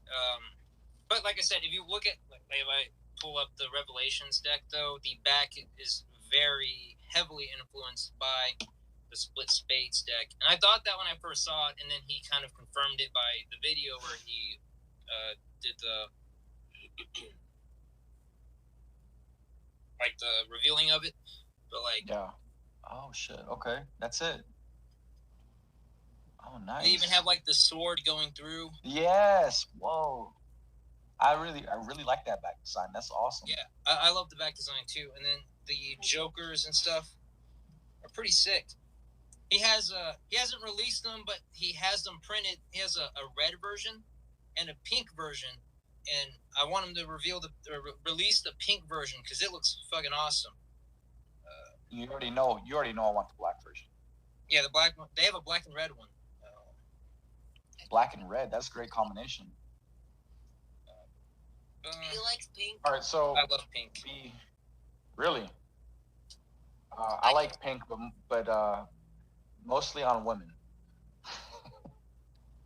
Mostly what? I don't know. He's sort of Nothing. laughing. That was like a really bad joke. Let me leave that one alone. So here's the pink one. Okay. Yeah, that it sort of has like a little bit of a vibe of the fan back mixed with the split spade. And then there's the red version, black and red. I like that one. Yeah, I like all of these, but you can only get the black version right now. Fuck it, I'm getting it.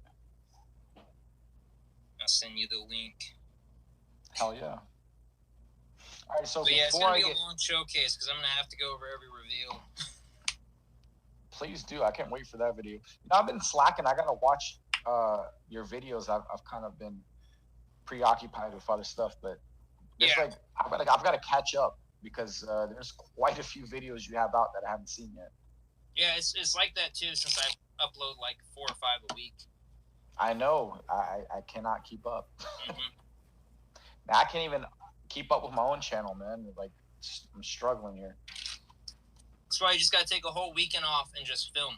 Don't edit, just film, and then you edit throughout. It's kind of hard when you have kids and a wife who's very attention seeking. Oh, are you I don't busy at blame her. work? Like, do you not have downtime Yeah, at work? I do, but not enough to make videos. I mean, you know what I'm saying? I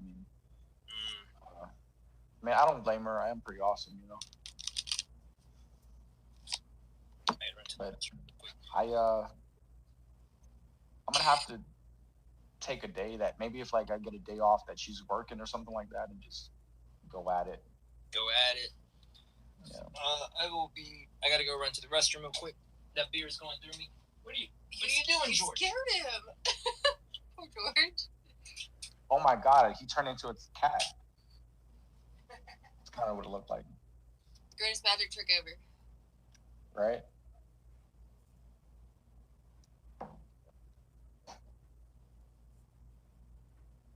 What are you drinking on over there? Me? Yeah. Not Your Father's root beer. What is that? It's a beer that tastes like root beer. Huh. Interesting. What is it? The only- 5.9? Huh? 5.9%. What did it say? Yeah, it's 5.9. Interesting. Does it really taste like root beer? Mm-hmm. Unless it's warm, then it does not. Ah. Then it just tastes like beer. And I'm not a fan of beer. So it's like the only one I can tolerate, only when it's cold. Hence why I have my Dia de los Muertos koozie on it. Cozy. Yeah. Can't go wrong with a cozy and cold beer, that's for sure. But yeah, one sad thing is warm, it tastes like absolute ass. I think that's in general for most beers are like that. Yeah. I just don't like beer in general. Like I said, that's the only one I can tolerate. I prefer like hard liquor. Me too. Bourbon especially. I don't really have a favorite. I have ones I don't like, but I don't have a favorite. I have the Four Roses and the Buffalo Trace. Buffalo? Tonight. Yeah. Big I had fan the of Buffalo Buffalo. Trace. How do you like it? Before. I haven't met too many women that actually enjoy bourbon or whiskey in general. I think I don't know. It depends on my mood. If I want dark or light. I usually prefer dark. My wife, she likes vodka and stuff like that. Poor George. Poor George. He shouldn't see this coming. I'm sitting here all night. So, before I get too inebriated, as you like to say, would you like to see my Huawei katana before I get too drunk and yes, before you have to cut can't pull it out? Yeah, I'm definitely not going to do that because I'm not going to touch the blade. I'm like anal about that shit, bro, because I've seen what your fingerprints can do to a blade. It's horrible. I have oil out here too. I'm going to oil it and stuff. So let me just. Okay.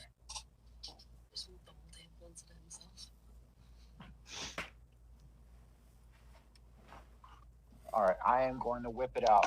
All right, whip it out. I'm going to do it. Promise. Okay, here it is. But hold on. Let me go grab my oil real quick. I'm just anal about that shit. Pick a card, viewer. Is it the Ace of Diamonds? I knew it. I know Glenn went radio silent. No, he said he was going to at some point. Who, me? No, Glenn. Because he's look, this is awesome. Look, instead of using your, I read about that. Food grade mineral oil. It's exactly the same thing as choji oil, but less expensive. All right, so let's do this. I am trying to keep this thing in like perfect condition, but we'll see how it goes. Nothing ever stays in perfect condition. No, you're right, but I don't want to fuck it up. Let's put it that way. I'm trying my best not to. But I was so excited because I heard so many good things, and these swords are very difficult to get a hold of. I was very excited to get this thing. Okay. All right. Before I get any further, hold on. I'm gonna cover it back up. Hold on here.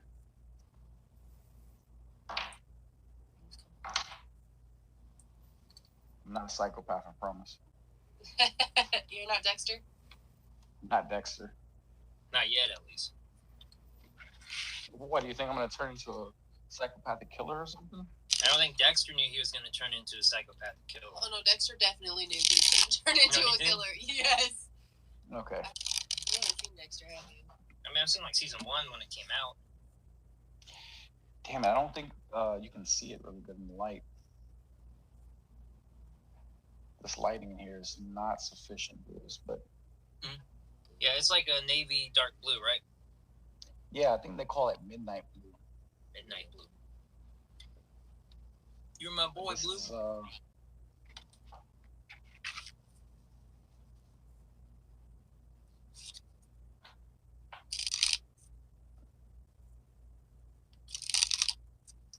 I mean, the fitting quality is... The fit and finish and fitting is perfect. Literally perfect. That fucking better be for that price. Definitely worth it.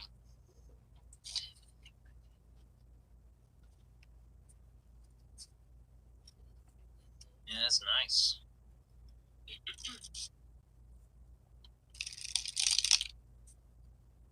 Need to get a shadow box for it. Seriously. This is that Japanese silk that I was telling you about. It feels really good.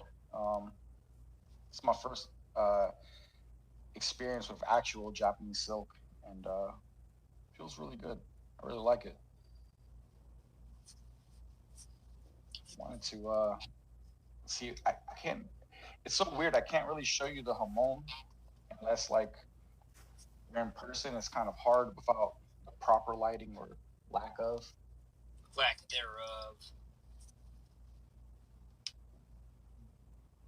I mean, I can see the. Oh yeah, right there. Whenever the phone light hits it, you can see it.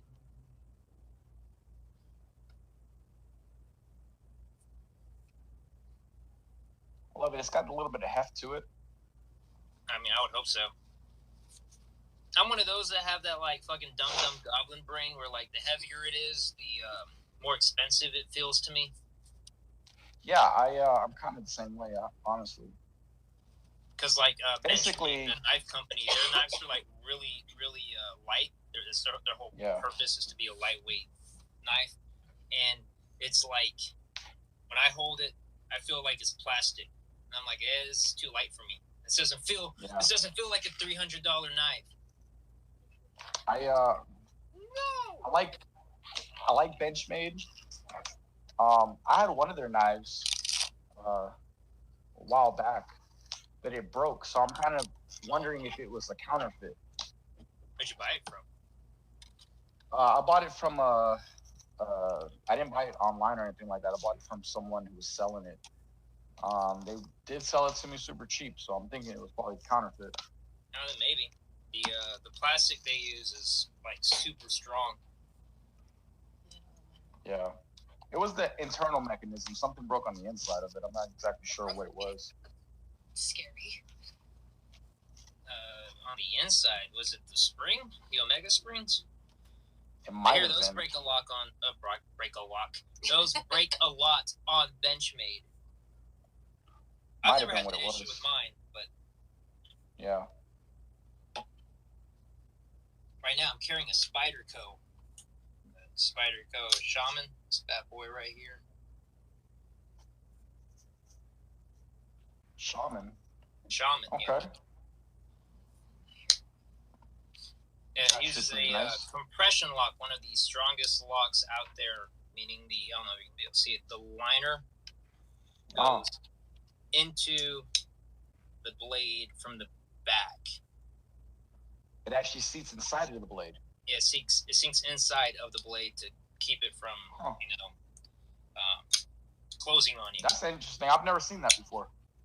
Yeah, Spyderco invented it. In fact, the patent on it just expired like the beginning of this year. So a lot of companies are about to start doing it. Huh. What I'm looking for, because I like big, hefty fixed blades. I think we were talking about this not that long ago. Yeah, fixed blades. Let me grab mine. I have a few.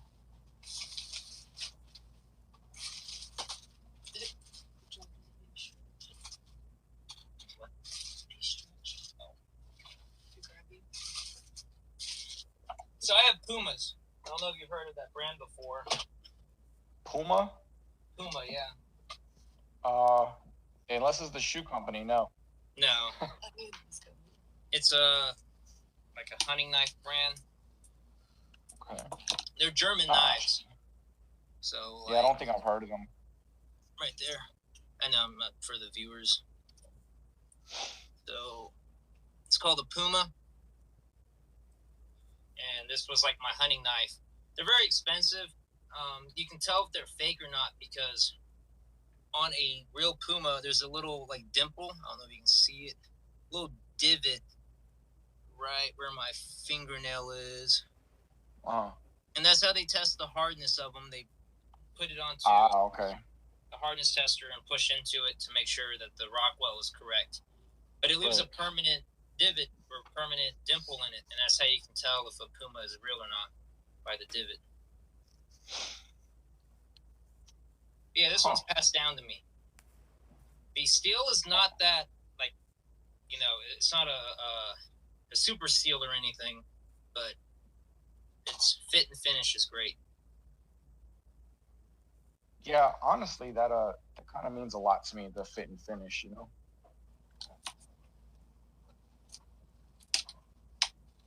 Yeah, and me and my dad talk about this all the time because I think he's biased a lot, but he gets mad every time I say it. But I think China's kind of winning right now when it comes to fit and finish for blades right now. China's not bad. They make some good stuff sometimes. It depends on, obviously you get what you pay for type of stuff, you know what I mean? Yeah, and they're like the big leading companies right now are Chinese companies. You have WE, which is also Civivi. You have Riot, which make really good knives. I'm sure you've seen my gravity knife. That's a Chinese company that invented that. I haven't seen that. Go ahead and whip it out. Oh no! The gravity knife. This thing drives me up the wall. Why? Does he like play with it a lot? And it's very loud. And all I hear is you'll find out. He played with it so much at work one day that his coworker had nightmares about this knife sound. So this is a gravity knife. Originally invented by special forces for paratroopers, they had to create a knife that would be able to be opened with one hand every time. And the same concept, but obviously this is a more modernized version of it. But the blade, you release the lock and it falls. Yeah, I'm familiar with gravity knives, but I haven't seen that one. Yeah, so the company that makes this is Riot, and they're a Chinese company. And Riot's like one of the leading OEM companies right now in the knife department. And I tell my dad, too, because he was like, oh, that's a cool knife. Who makes it? I'm like, yeah, I have this is the big one. This is the full-size one. I have a small one. And I was like, it's Riot. They're a Chinese company. And he's like, oh, that's all you had to tell me? It's shit. I'm like, no, it's not. Dude, next time you buy him something that's made like really well from China and like it's made by America, and then you wait like 3 years and have him talk all really nice about it, and then reveal to him secretly that it was made by China. It's actually made by China. Like after he has experience with it. Right, out of nowhere. Hey, you know that's made by China, right? After he already falls in love with it, you know? Well, the one he uses now is a Taiwan, from Taichung, Taiwan.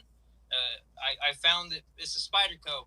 For those who don't know, or those who want a good knife, Spyderco is like the brand I always recommend. They have a spider emblem. You're welcome. Yeah, right here, Spyderco. Their knives, they're not just like the best when it comes to design and like the ergonomics, where you can like it feels comfortable as shit, but Spyderco is the only company right now that consistently has a good heat treatment on every single type of steel. So when they invent a knife and they invent a steel, like Spy 27 is one that they invented, they don't release it till they have that heat treatment down. So they can have an invented steel but not release anything with that steel for 2 or 3 years because they're trying to get the steel correct. So Spyderco, best company for steel, and they have a Chinese factory, they have an American factory, and they have one in Taiwan. And all their high-end, really expensive knives are the Taiwan ones. I totally get it, because in the sword world, there are a bunch of super steels, quote unquote. Mm-hmm. However, it's hit or miss with the heat treatment all the time. Yeah.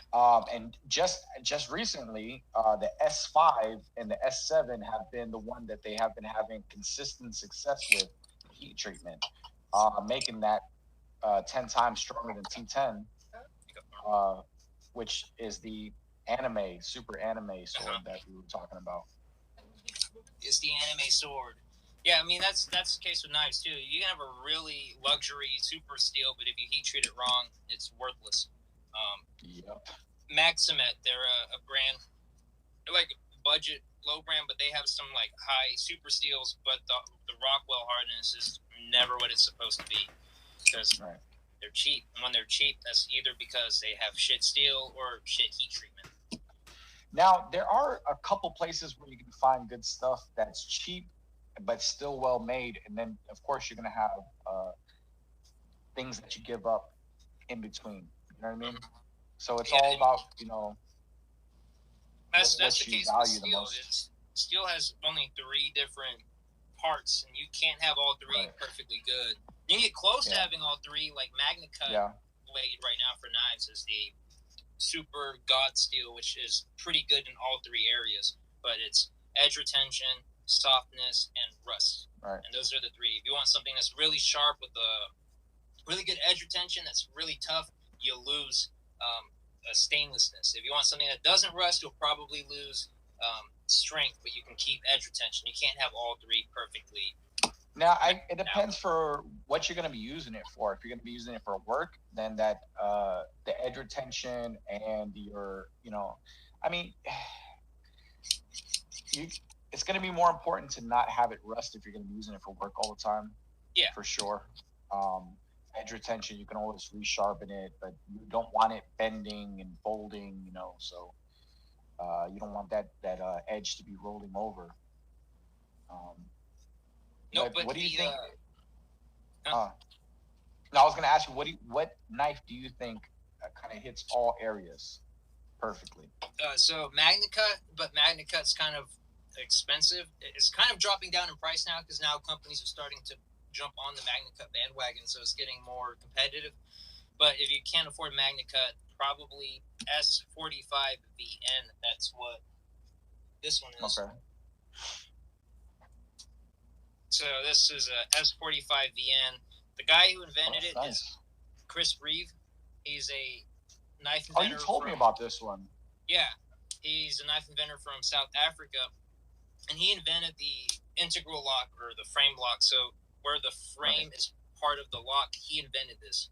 And he invented the steel S35VN, which is used a lot for everyday carry. It's like the perfect everyday carry knife. And then he upgraded it again like 10 years ago with S45VN. And that one is the best all around, you know, with rust, edge retention, and with strength.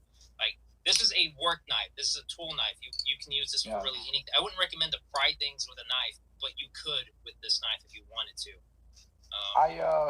I keep like on my my chest rig on my vest. I keep a K-bar. Now I know some people love them, some people hate them. Mm-hmm. I tend to like them. They seem like a classic design. I know they have that fucking stupid rat tail, and I wish they would, you know, get a thicker tang on that sword or on that knife. But I really like them. I haven't had one fail on me before. I've owned about 3 of them before. This is the only one I own currently, but I'm gonna go grab it. Ruger? So not Taurus. This one was a Taurus. No, my other one's a Taurus. Oh. My revolver's a Taurus. I love Ruger, by the way. Actually, my AR-15 is a Ruger. Oh, yeah, there it is. K-bar. All blacked out. Yep. I always wanted a K-bar when I was young because I was really into the military. But as you grow up and learn about it, you learn that military is basically, you know, the lowest bidder. So a lot of the times, the shit they have is usually not the best on the market. But here's Chase's stuff. He's a baby. So,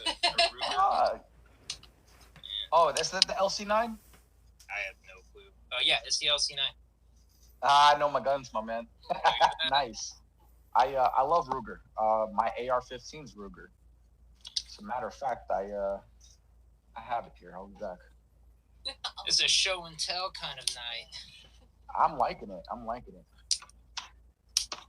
You don't want me to I have a whole stack of everything. I have to. Oh, okay. I have so much ammo in this bag. This bag's super heavy. Hold on. The one that's a 9mm. I don't remember what it was. A Springfield? Show and tell kind of night. I'm liking it. Here's my Ruger AR-556. Flashlight and all. Hollow Sun red dot. If I can get it to focus. There it is. Just so safety first, of course. Nothing in the magazine. Nothing in the chamber. All empty. We're clear. I've got a lot of upgrades on this puppy too. Quite a few. It's actually barely still an AR-556. I've gutted everything on the inside. I've got a new a bolt carrier group, light. What brand flashlight do you have on that? This is a Streamlight. There you go. Really nice. Really like them. Telling your katana. Yeah, damn it. You're right. I should have done that. Got a push button switch. I could have just left it on too. Yeah, I really like it. I really like this. Ruger makes some good shit. Pull out your gun. Now we got 4 viewers. Right? Oh shit! Surefire 60 round mag. Surefire. It's gotta be heavy. I like it because it's a little heavier. Not too much heavier, but a little bit heavier. Holy shit, it's bright in here now. That's why I said you could have used that for show and tell. I should have. Yeah. I've like just recently completed it because I've been building it like little by little, piece by piece for the longest time. Yeah, my dad gave me a gun once upon a time. That's like, it doesn't seem like a 9, but it is. A 9mm. Nobody ever. How do you like it? Me. Huh? How do you like it? I like it. The only issue is that the scope is really off, so it's hard to like aim like properly with it, and nobody seems to be able to figure it out. Huh. That's weird. Might be an internal problem. Have you tried switching them out? My grandpa tried. I have like 2 different scopes for it, but. So this is a 9mm rifle, or what? Mm-hmm. Yeah, it's a 9mm rifle. Here, hold on, I'll show you. It's some crazy looking shit. Show and tell, baby.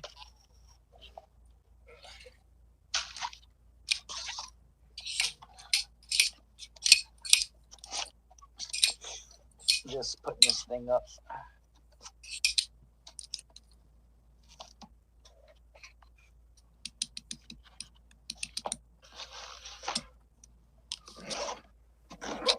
Tally ho.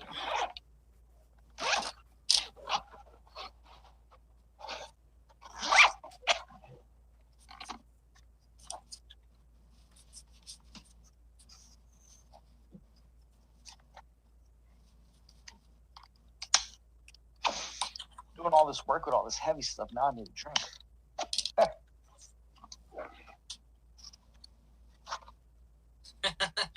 This tally ho. Okay, here we go. Works to shit. Look at how beautiful. Super clump. There's air between them, and it's still.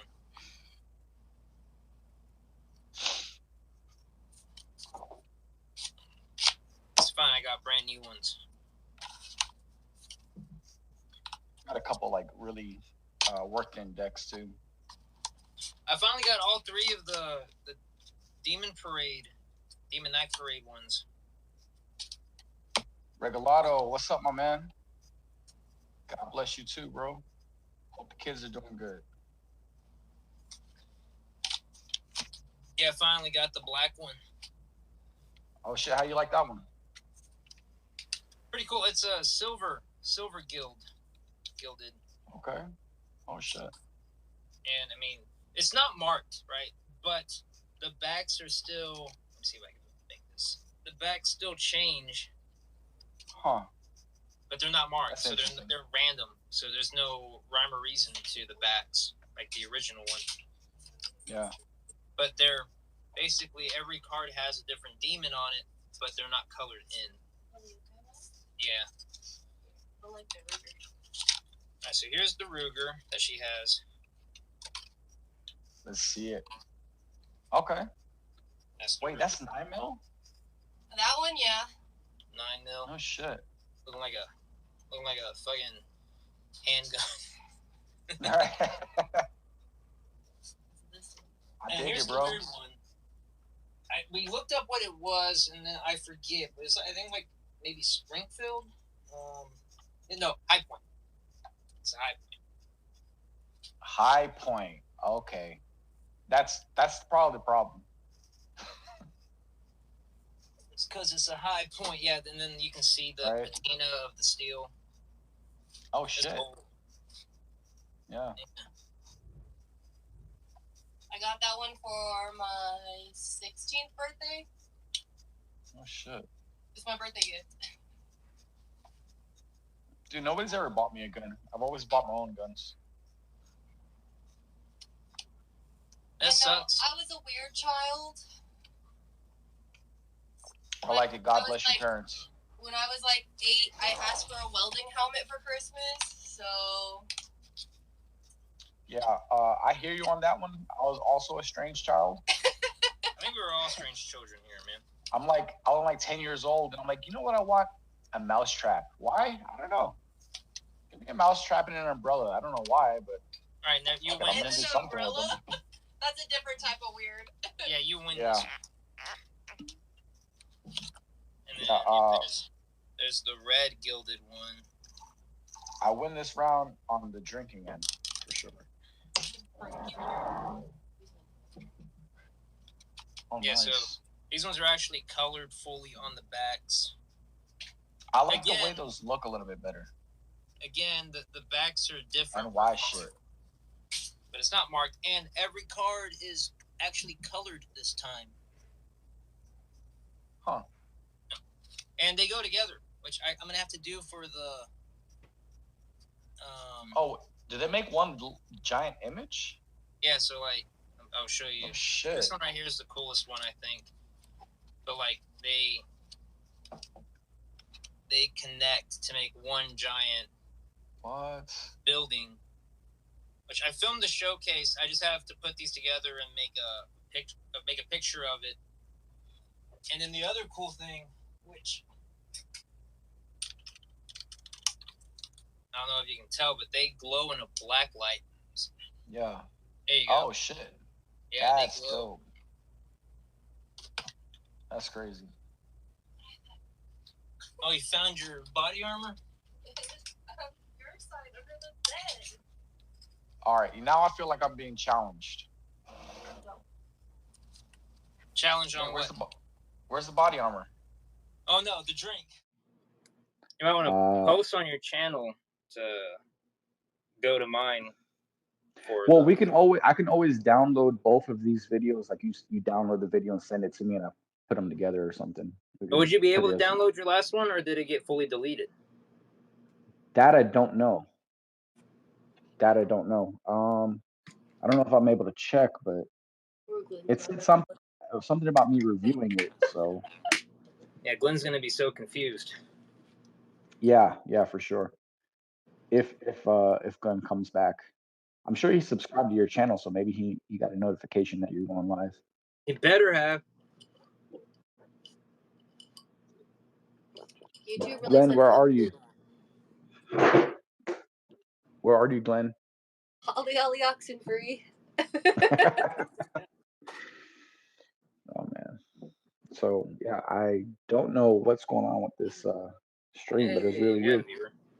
Yeah, I don't know what it kicked you out for. Like I said, Metal Complex streams knives, and there are a couple channels that stream guns, shooting at the shooting range. I don't understand why it kicked you out or kicked us out. I know if you're like taking them apart, they don't like that for some reason. Interesting. So, well, you can. I mean, you should be able to. I just noticed my thing's not charging. Should be able to challenge it. It'd be like I wasn't taking it apart. There we go. I was checking for safety. I mean, if it comes down to it, just send them the link to all these other channels that show guns and knives, and be like, why do they get a pass and I don't? Right.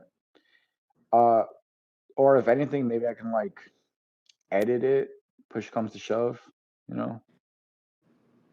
Nope. Worst case scenario. I mean, there's something we can do it again. Episode 3.2 or 3.2. 3.2. I mean, we got like 1/3 way through, I think, or 2/3. We did like 2 hours, so hopefully they let me download my video. I hope. I'd be pissed. But yeah, I mean, we can still do it again.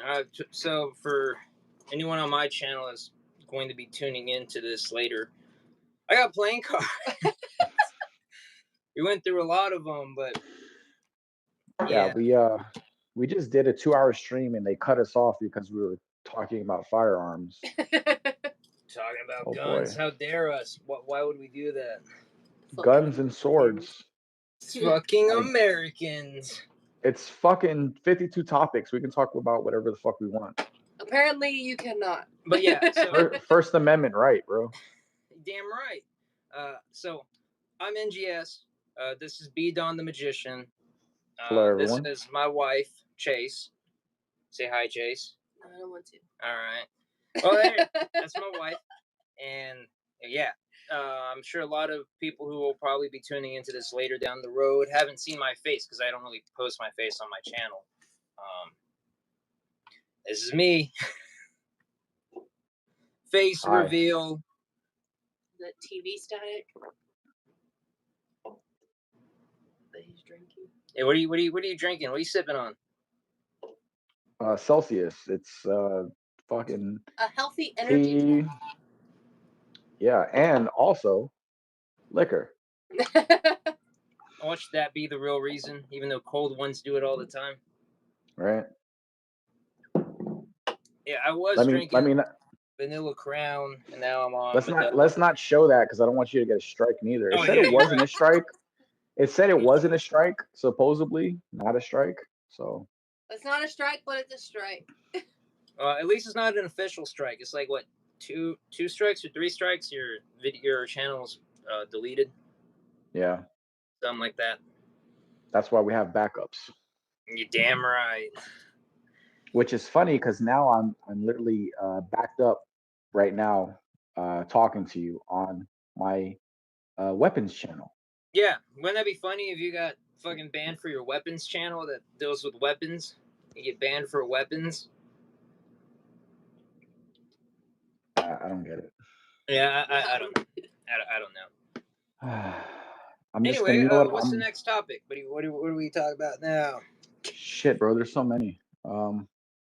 Definitely not firearms. Can't talk about firearms. So now we're only down to 2 topics: playing cards. They're gonna be like, oh, there's I see swords in the background. We're gonna shut your stream down. Fired. Fired. That just reminds me of a cat. That's what we're doing. Fired. Maybe it's my shirt. Maybe they thought I was like gang affiliated. It's offensive. All right, I'll show off a deck. I guess that they said he took his hat off. That's it. You're out of here. Had to be. I think this is the first time I've filmed without my hat. I know. I walked back in and I was like, he took his hat off. This is a Banshee deck. It's designed to scream when you throw. I know the Banshee deck. Rick Smith, right? Is it? Created by Murphy's Magic, made in China. Okay, but I think Rick Smith is the most famous person that uses that deck because he throws cards. No, it should pop up. Yeah, it's Murphy's Magic. Throwing cards, velocity guaranteed, but they have these holes in them to create sound as you throw them, and then they whistle. And then I don't know what the hell this part's for.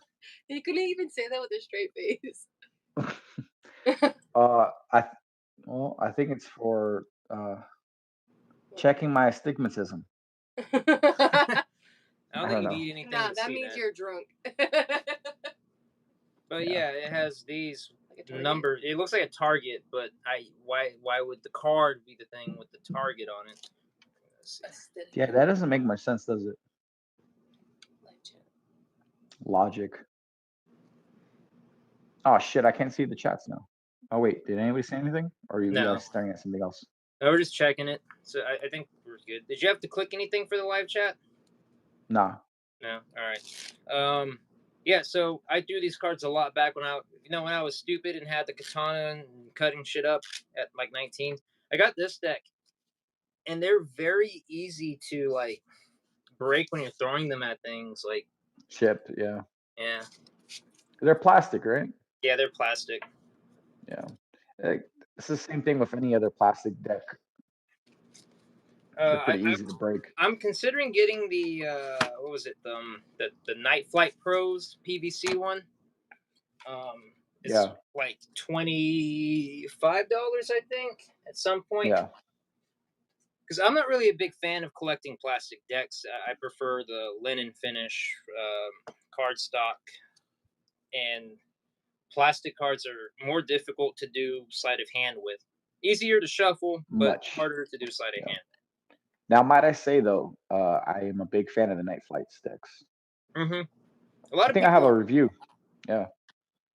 I get it like at least once a week in the comments about it. Really? Mm-hmm. Sounds like you should do a review. Maybe one day. I got it's on the list of things I got to get, and I just bought the. Let me go grab it. Actually. And he's back into a cat. Oh my God, he turned into a cat again. George. Hola, gato. George. And he changed his name.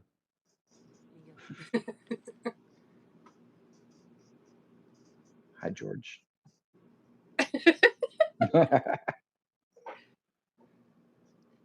George don't care about nothing. He's just living his best life. Just chilling. Like, you could literally do anything to this cat, and he won't do shit back to you. Like, he's a big old baby. It's kind of strange for cats, isn't it? You know, he's like he don't care. Like, no shit's given at all.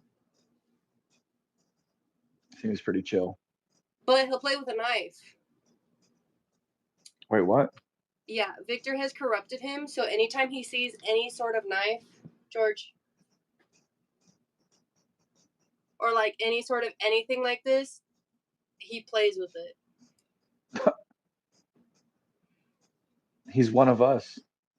Yeah, so like literally Victor will like open a knife and he's immediately like that. He's like, oh? Like with his claws, like, I've got some of those too. Yeah, look. He's corrupted. So anytime I'm trying to open a package and I like drop my knife down, he's like, oh? And I'm like, no, stop. I'm like, please. We're talking about how you corrupted George. Yeah, he likes knives now. He also likes paracord. Yeah. Fun with this one. That's why he's sitting now instead of laying down.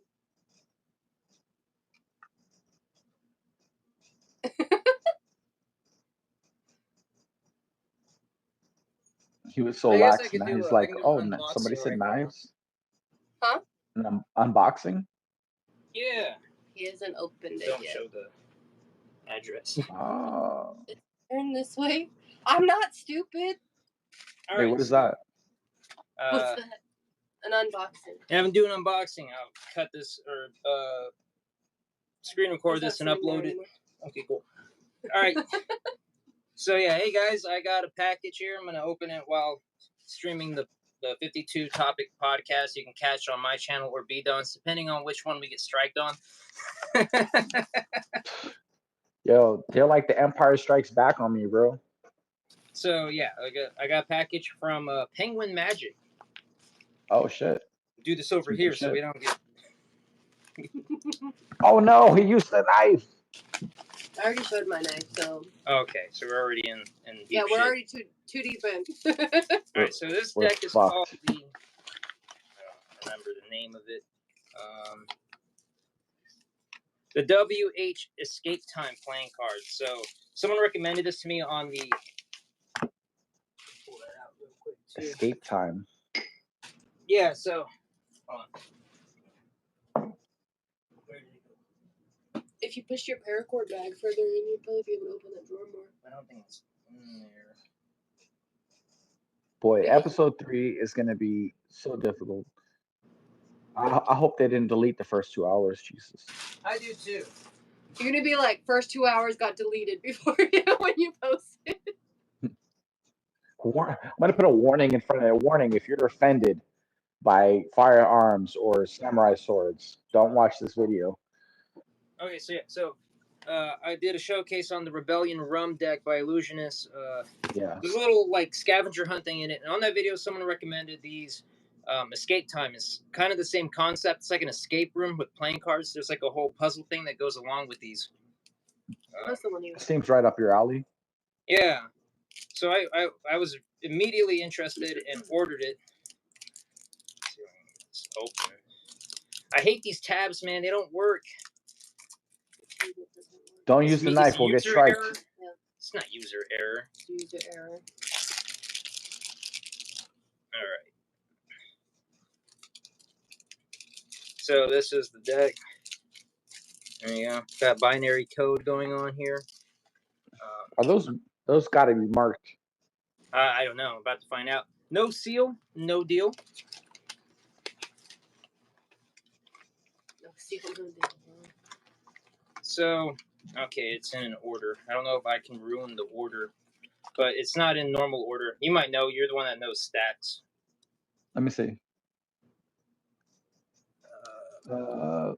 What's the last card? 9 of diamonds? No? 6 you need of to hearts? be drunk. Wait. Hold on, wait. What's the first card? 6 of hearts. The first card is the first one? Yeah, Joker's. Okay, no, from the top, Oh, no, it's the 3 of clubs. And then these were 3 of before. clubs. 3 of clubs, King of diamonds, 10 of spades, 7 of hearts, 4 of clubs, Ace of diamonds, Jack of spades, 8 of hearts, 5 of clubs. 5 Okay. players received a deck of playing cards, but it didn't look like a normal deck. There were codes, which later were found out to be an enigma. After a long time, when they finally cracked the enigma, they were never seen again. Now, in order to find them, you must solve the WH deck enigma. And the first person to solve it will receive a key to find the cardist and also $500 in prizes. Interesting. It's probably already been completed. Hey, what's up, y'all? I'm a new fan here. Found y'all through NGS channel. Love your content. I haven't heard/seen any of these podcasts, but I do like this format as well. So I'll need to catch up. So I usually host these podcasts on my channel, which maybe you should start uploading them on your channel as well.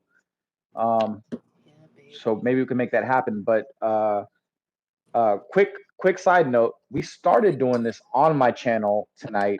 We got 2 hours in, and I guess YouTube did not like the fact that we were talking about firearms. Well, that's a speculation. We don't know what they were really talking about.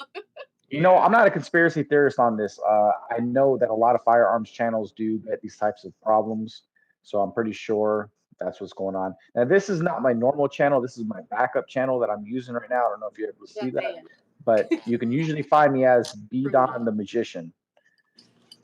So this has a barcode. I'm wondering if the order that they're in. Go to the diamonds. Start is at the end, go to the diamonds, and then like the cards have, like this one has Morse code going on right here. This one has like a W-A and then I, and then some of them have words on it. Like this one has numbers in the center here. Yeah, so you know what we could do?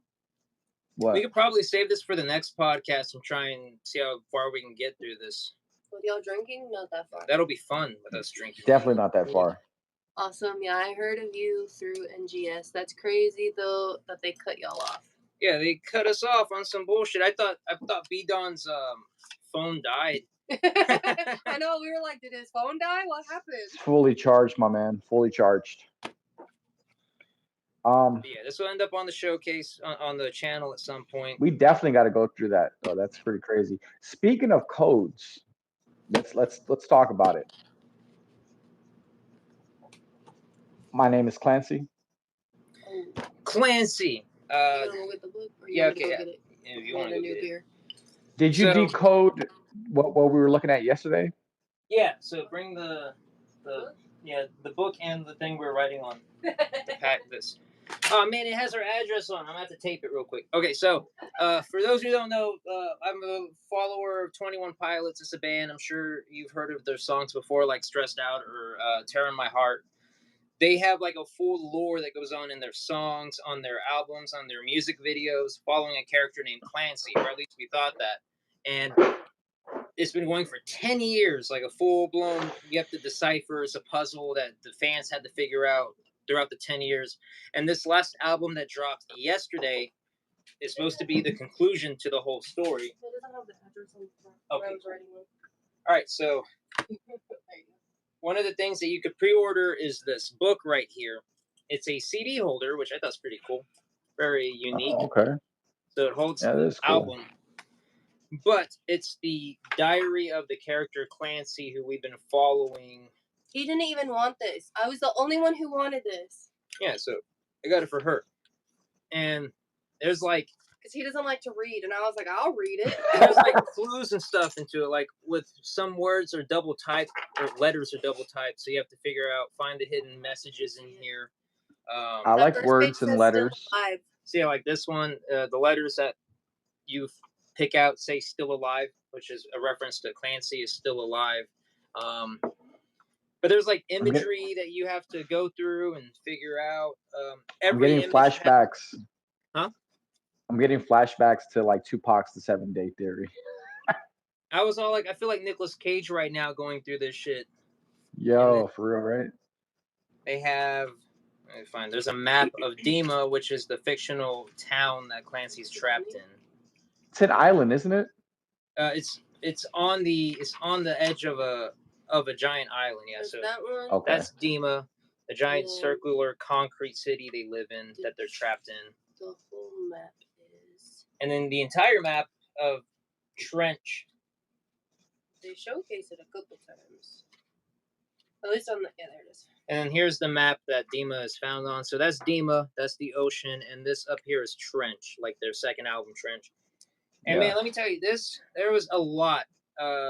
Because they're on the page, like it has a website you can go to. Yeah. Which I tried sending Vidon the link, and Facebook was not having it. But that's the link to go to, and there's it has stuff in all the link, digital pages on there. But there's stuff in the link that's not in the book, and there's stuff in the book that's not in the link. And they really said, nah, you gotta buy the book if you want all of it. And so one of them is this cheetah GIF, or not? Yeah, it's a GIF. That's the one I was most curious. Did you get the video I sent you? I slowed it down. Yeah, I got the video. I was drinking last night when you were texting me, so I was at work, so I really couldn't decipher it. But there was a cheetah, for example. You can't really see it on the phone. Oh, let me find it, then I'll try and. All right, so there's a cheetah that's moving, and every frame has a different letter. And we had to slow it down to get the letters, and the letters we got is this one: UNSTILL, IDONT, CKNOWOHIS, N, REAL, so on and so forth. And it spells out, you still don't know his real name. And there's extra letters that don't make sense in this, and you take those letters out, and they spell out Nico, and it is that's the name of the villain in the story. His name's Nico. Right. So, Blurry Face, right? Yeah, Blurry Face is Nico.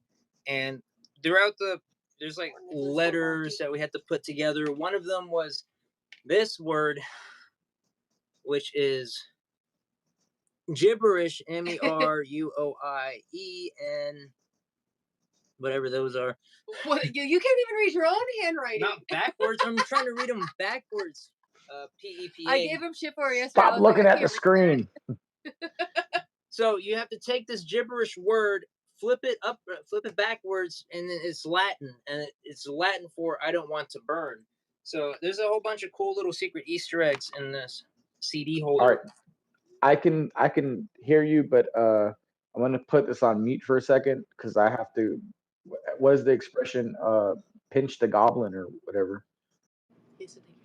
Oh, you taking the Browns to the Super Bowl. What up? I'll go ahead and show another playing card deck. Well, I just wanted to clarify. I'm not taking a shit. I have to urinate. Look at this shit. George. Oh, wow, that's so cool. I had no idea about this. Have you been following along the whole 10 years? Yeah, I've been following since Blurry Face came out, which is, I'm getting old, man. It's about 10 years ago. Yeah, they did 4 albums. Blurry Face came out, which is the one everyone knows. They won an award for it. Then they did Trench, which was also really good, and it was the continuation. And then they did Skeleton Icy, which I'm not really a big fan of. That was during COVID, so they had to do like a pick-me-up album. And that one was It was all right. They had some good songs. And then this fourth one, which is Clancy, it's the conclusion. The Vessel also ties into it. Yeah, their first album apparently ties into it. You ruined everything, George. Poor George. All right, I'll show this one off. So these I am doing a showcase for. I think it's coming out this Wednesday, but this is the Night Parade of 100 Demons. It's a good anime. It's like in Japanese folklore where thousands of yokai or demon would make chaos along the roads of Japan and do whatever they want. So the deck is. You really need to look into this lore. Why? Because every time you talk about it, you just seem confused. Well, I mean, it's pretty cool. I mean, yeah, you need to study the lore. So here's the back of the cards. They look like an old Japanese door window with like the traditional ropes and banners. And then this one in particular is gilded. It's hard to tell. It's gilded silver, which is my first like gilded deck. Oh, what the hell is going on with B-Dons? Is there a ghost right now? Man, that's a pretty vase. I love old Japanese doors. What were we talking about? I was showing off the Night Parade deck while you were gone, and then. Oh, you said doors. Doors, yeah. No, I'm just joking. It's upside down. And then every card is like a different yokai or demon or oni. Super cool. Huh. I have a colored version that I don't want to spoil right now. There's 3 different versions, and I'm showing all 3 of them on Wednesday. Hopefully Wednesday. If not Wednesday, next weekend for sure. But yeah, they're super cool. They were hard to get a hold of. I had this one in particular I had to get from the UK. You didn't have to, but it was cheaper that way. It was cheaper that way. And it's crazy because it's in pounds, and pounds are more valuable than the dollar.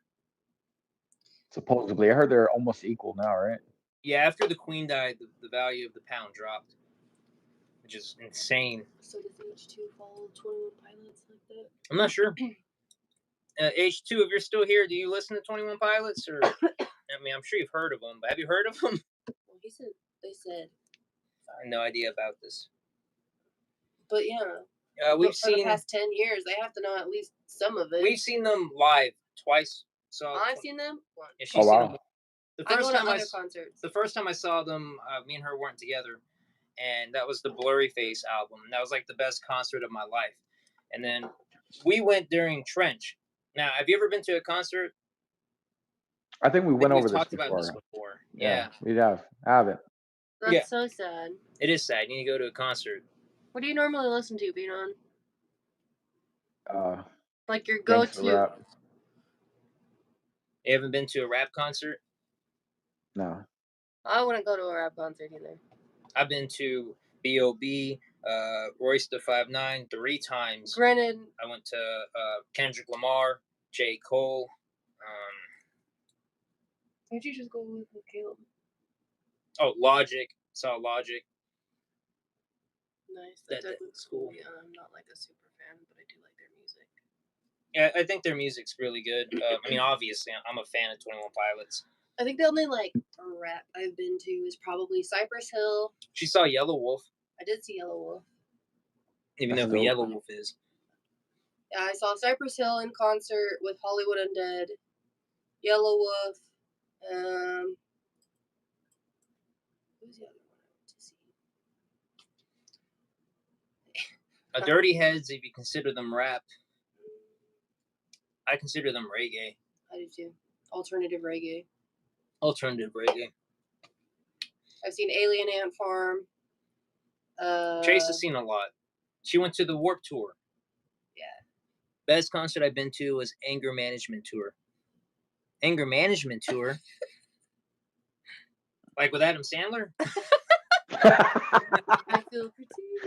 Anger Management Tour. That sounds familiar. Who is that? Anger. Was it like Rage Against the Machine? Anger Management. That sounds really familiar. It does sound familiar. So like Joyner Lucas? We have Chase on it right now, looking it up. Anger Management Tour. Is that the band? Are they called Anger Management? Eminem. I knew it. Eminem, sounded very familiar. G Unit. I knew why it sounded familiar. It's on my bucket list, man, to see Eminem. We should have known that. Yeah. To see him in Lollapalooza back in 2010, something like that. When he was at Lollapalooza, and I'm kind of mad I didn't get the chance to. I got fucked over with that, but it's on my bucket list. He doesn't perform anymore, so yeah. Why can't I remember the other one I've seen? Yeah, I guess there's not that many artists that I would like want to go out to see, but Eminem would be one of them for sure. Yep, definitely. I'm hoping he goes tour when he drops the new album at the end of May. But I doubt it. And if he does, it'll only be in like good the UK luck. Shit. Yeah. Good luck. You don't like to perform in America unless it's Detroit. Yeah, only Detroit that's like the only place. That's the only place that's worthy in America. But if he does perform again, I'm willing to go into debt to go see him in like Berlin. I'll do it. I'll make a whole vacation out of it. A lot of places are actually doing payment plans for concerts. Good. That's terrible that concerts cost that much money, but good. Like Martha, our friend, she did a payment plan to see a K-pop artist. And there's another one that's going to be, it's called the So What Tour. They're doing payment plans as well. That's so crazy. Okay, here's an interesting topic we can bring up. If you could travel anywhere for a week. Damn, bro. That's my answer, though. That's literally my answer. Yeah. We can go together. Took the words out my mouth. We should. Yeah. I have a giant samurai on my back. Let's go to Japan. You can't. We won't be able to go into some hot springs, but we can't do the saunas. It's okay. I can't either. I have 8 tattoos, so they won't let me in either. Yeah, if you go into like the springs and Japan, spas, see, he knows. H2 know what's up. So yeah, if you go to Japan, I'm familiar. Tattoos, you can't do any of that because of the yakuza. Some places allow you if you let them know, but it's very few and far between. Yeah. Yeah.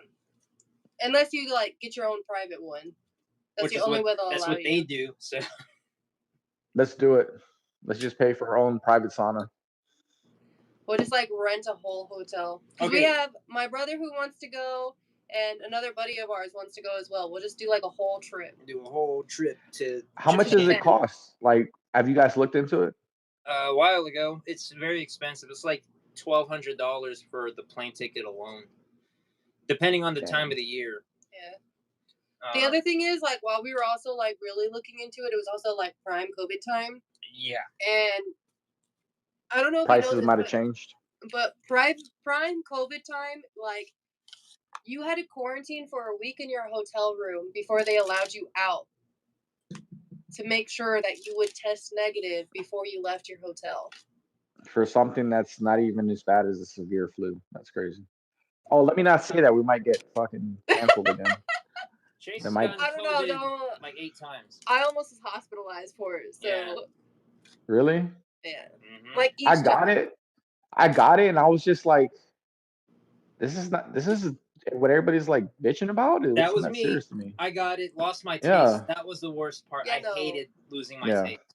I was mad. I have like all of that time. He catches like some of the symptoms. Mm-hmm. I catch every symptom that I could possibly catch under COVID. No taste, no smell, fever, body ache, sneezing, like everything. The weirdest part to me is that my mocos, like my boogers, were like salty. That was like really weird. I was like, what the fuck is that?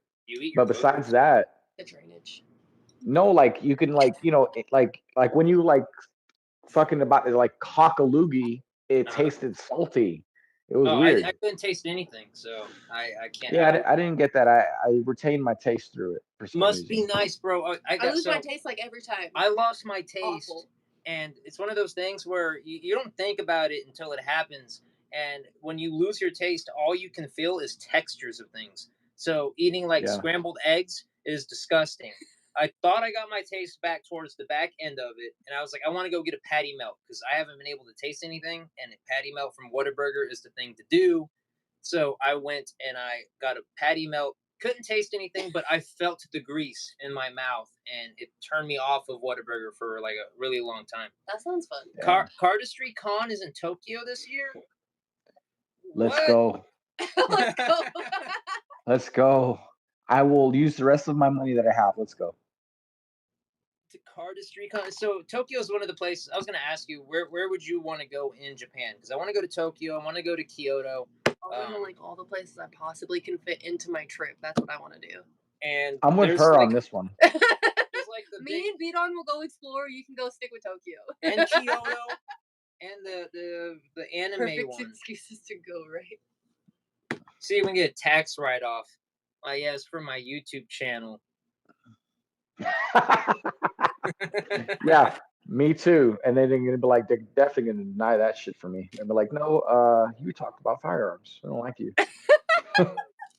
So you're at, speaking of like the YouTube thing, you're at over 500 subscribers, which is the limit for being able to be a YouTube partner. You just have to get like 3,000 hours, like 3,000 view hours. Are you at the point yet that you can start making money off YouTube? I don't know. You don't know? Good question. I actually don't know. Do you have the He said I just do it for fun. Studio app? Yeah, I do. So when you go to the YouTube Studio app, like I have here for my channel, NGS, if you go to the far right where it says Earn, and you click it, it will tell you. Oh, yes. Okay. Yeah. I'm not there yet. That's the hard one. Like after you get the 500. I know exactly what you're talking about. I'm not there yet. I'm not even at 1,000 hours of watch time. You hear that, H2? I need you to watch my videos for 1,000. All of them. Straight. I'll just play yours on repeat to go to bed. Just have it on loop. Have it out. That'd be nice if that worked. I'll benefit really in sweet the if end, that right? worked. Yeah. Because for my other channel, I get paid for my other channel. So like, the one video I have on the thing got me to over 500 views and broke the 3,000 hour watch time, since the video alone was about an hour. But like that's about all that I've made is $66 so far. That's still awesome. Yeah. Especially with not being on it for that long. You got it. I have a lot of catching up to do. Yeah, there's a lot that I post five times a week. See, I post Mondays the Funko, Wednesday playing card, Friday, Saturday, Sunday. Yeah, so 5 videos a week. Sometimes I skip the Funko one. Doesn't really get much views, so, and I don't have many more customs to go over anymore. Customs only. I've kind of, it's what I've been doing.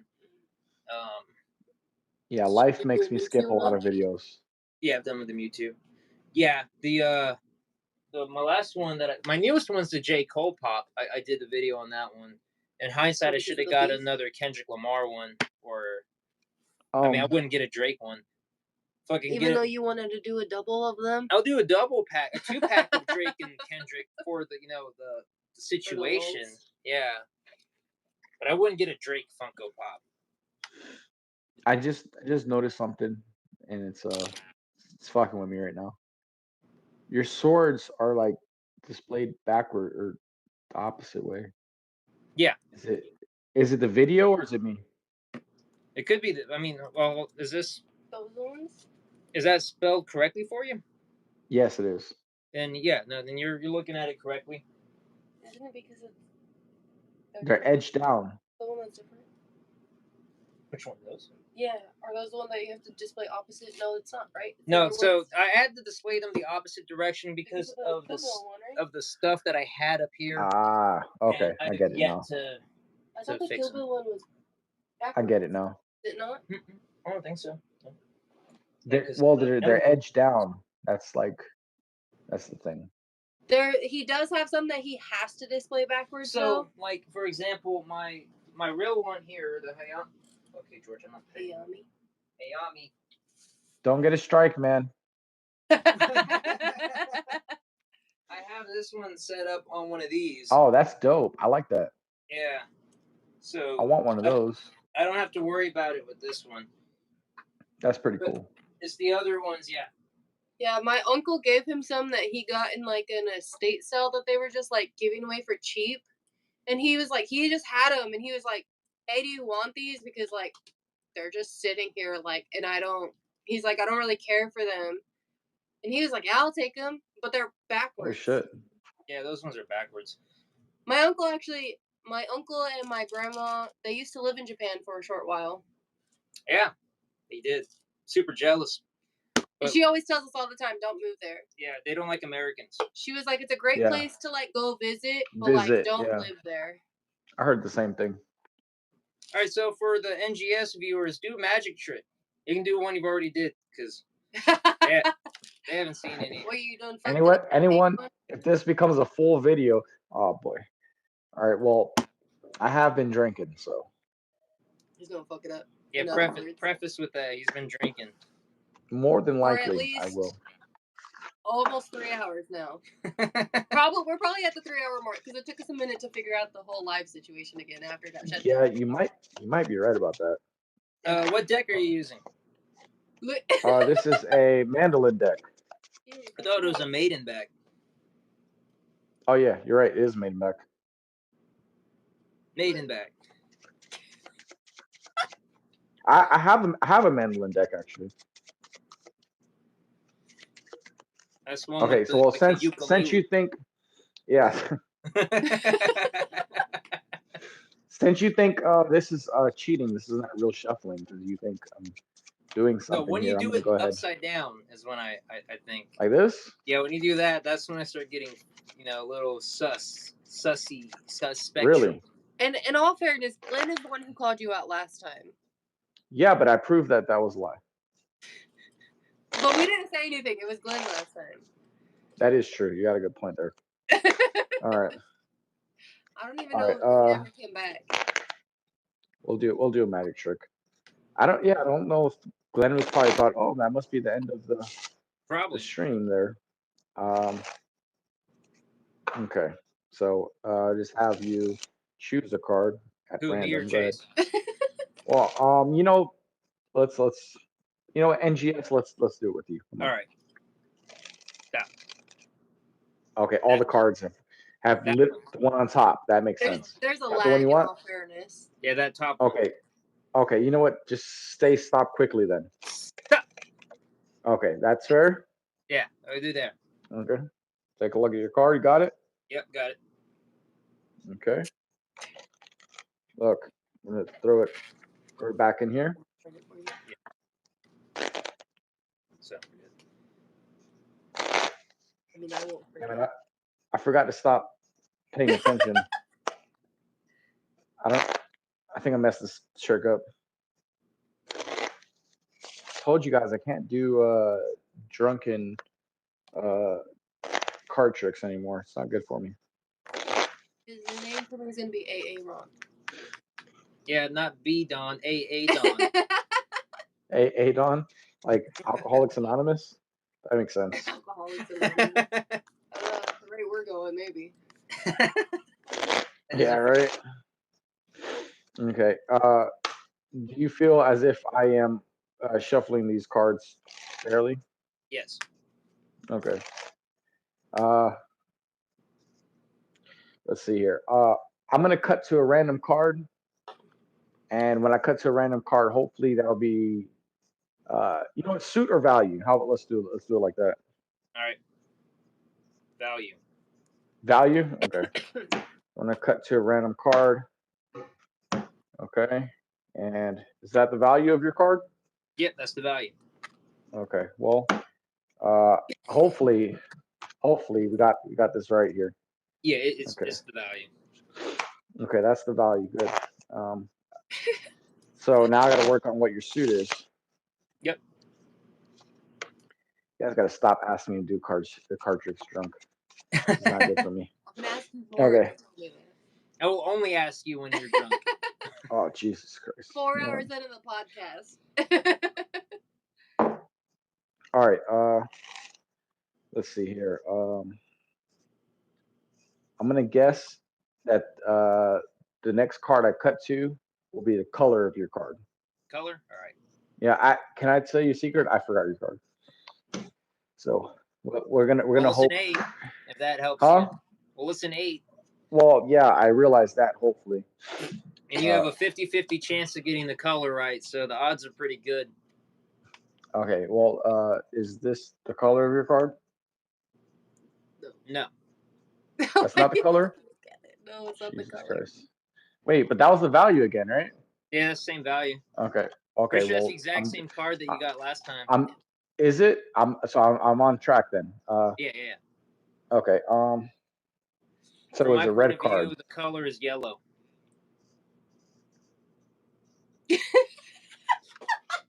Because all the cards in here are yellow. Okay, I guess that makes sense. All right. You look like if you could jump to the screen. If I could, I would. I promise. All right. I'll ship him to you. All right. I literally forgot. Yeah, ship him. I literally forgot what your card was. So if I get this right, this is gonna be pretty good. My eyes are closed, so I don't know. What was your card? 8 of diamonds.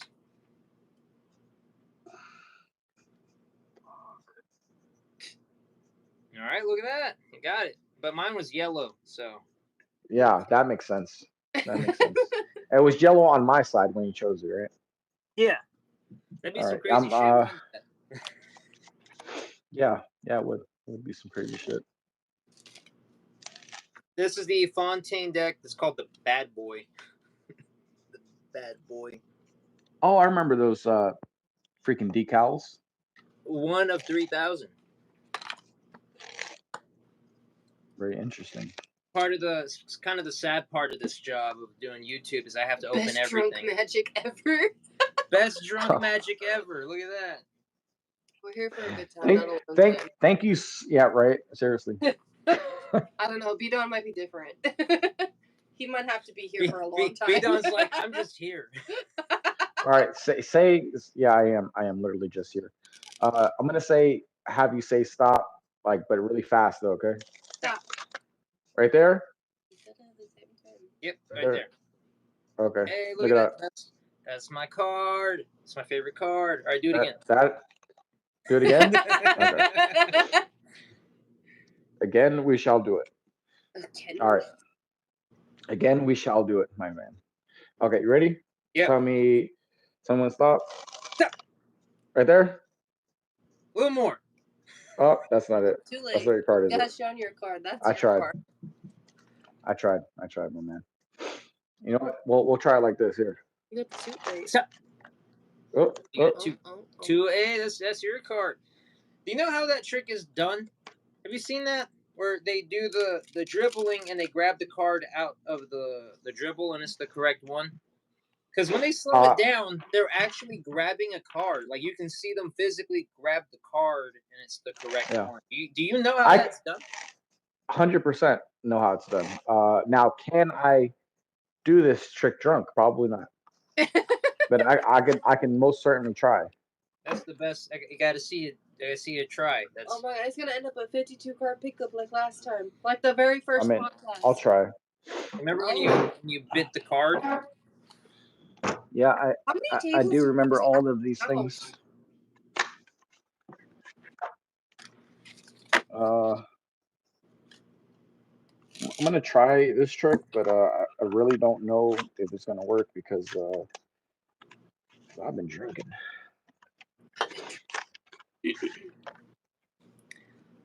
Let's see here. I am, of course, turning the camera away to keep my secret. All right. Hope you don't mind. Oh no, I mind entirely. I'm trying to figure this out.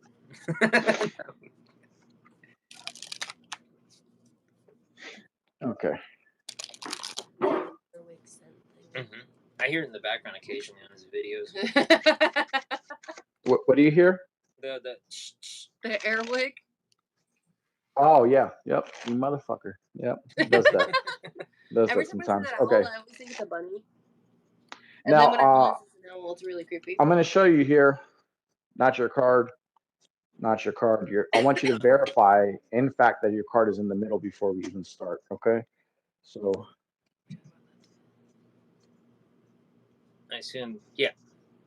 Okay. Right. Now I want you to see seriously that there's no duplicates. And I'm gonna try this trick. Okay, but I don't know if I'm gonna be able to do this trick. But I will try it.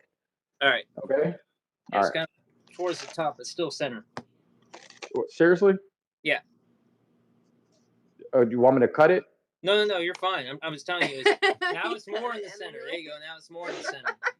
Okay. Hopefully, let's see if it's in the center enough for you now. Where's it at? Okay. Does that seem center enough? Yeah, it's center enough. I'll tell you. Okay. I'm gonna try this. I don't know if it's gonna work. I don't have high expectations, so it's fine. Well, damn it! Really? H2, Mike. Oh, I don't know if I got it. I did not get it. Damn it! I'm too drunk for this. All right. Well, at least you can see that it's an actual. It's not like something I can do all the time. So. Yeah, I mean, like I said, it looks like they genuinely pull it out of the center, and it looks difficult. Yeah, it is actually going into the center, which is pretty cool. All right, so we're gonna try this again. Okay, I try it again. Hopefully I can get it.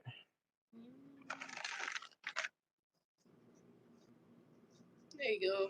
So I'm going to assume there's some card mechanic shit going on. You can assume that. That doesn't mean it's true. Yeah, no. That's why I said I'm going to assume.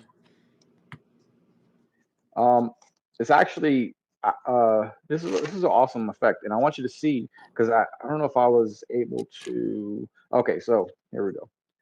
I want you to see truly in the middle. Yes. Okay. Like literally. Yeah, it's middle. Literally in the middle. Okay. Yeah. Okay. So I'm gonna try it again, and hopefully. Mind blown clapping. Damn it! Not able to do it. 1 out of 3 is good so far. Well, I can probably get it. At least the second round. Yeah, when he did it right, that was pretty mind blowing. It's one of those things that takes a little bit of practice, but it can be done for sure. Okay, I'm gonna try it again. Ready? Okay, let's verify it is in the middle. Just because I want you to really see that it's actually in the middle somewhere. Okay. Yep. 4 spades there. In the middle. All right.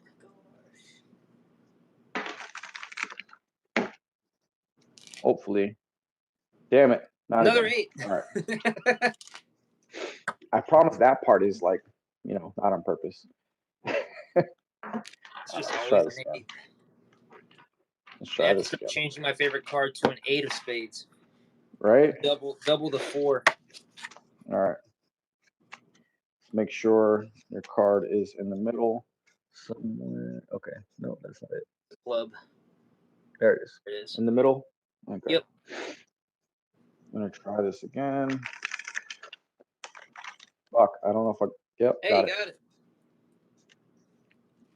I always thought it was some kind of sleight, but could never figure it out either. Yeah, I have no clue either from watching it. So that is the best version of it that I know. There's many different versions of it. I can actually teach you an easy version of it, okay? All right. So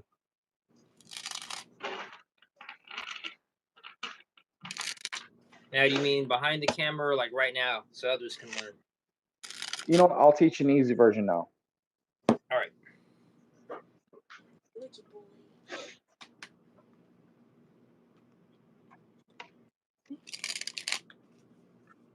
It's probably like who I was talking to.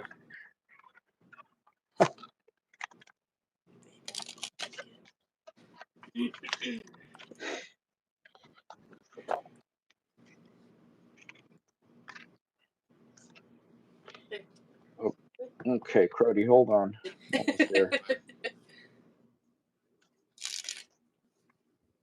I'm going to teach you the one of the easier versions of this trick.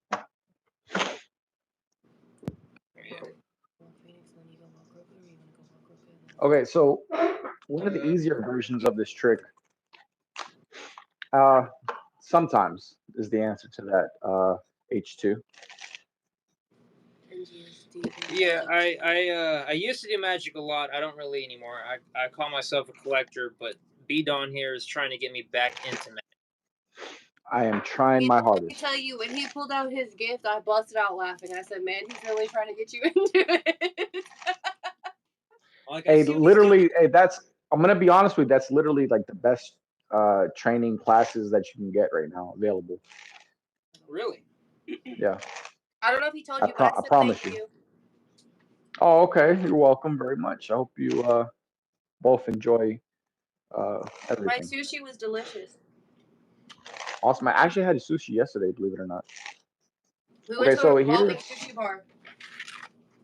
Here's a different version, an easier version where you kind of pull the card out from the middle like that. So I'm going to take a guess here and say it's on the top. Yes. And then when you go to grab it, you pull that. But because the cards are falling, they don't know. Right. So as your card is on top, right? You control your cards at the top, and you start to dribble these cards down like this. Then you then go and grab it like this, and as you dribble everything off, it looks like it was grabbed from the middle. Yeah, it does. So that's an easy version of this trick, but that is not what I did earlier. What I did earlier is a little bit more complicated, but literally you'll be grabbing it from the middle. So H2 said what classes? So this is the thing that B Don got me for a wedding gift. Open. Do you have yours in the background? Yeah, I do, actually. So it's like a wooden hand down here. And it's designed to like hold playing cards, as you can see in the background of B Don's side. But this thing comes with the hand. And it comes with a book and classes on illusionist.com and 2 Tally-Ho decks. But yeah, this is pretty cool. I obviously can't show you the back of the card, but this is the link that, or the code you would need to learn a lot of the basic like sleight of hand tricks, and it can be for a beginner too. A beginner can learn from this. You don't have to be like intermediate or anything. It's beginner to professional. Everyone, whether you're a novice or you are a professional, everyone is able to learn something out of this.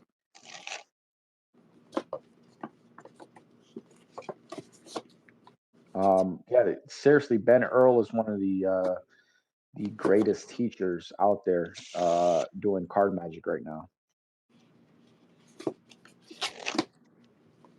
But yeah, it's pretty cool. It's pretty awesome. I want to, like I said, I want to set it up, but I'm moving here within like a few months, so I don't want to like set it all up just to break it down, so it won't go up. Oh, thank you. Yeah, me and the lady over here are the ones that got married. No, I married a whole other person. This is my roommate.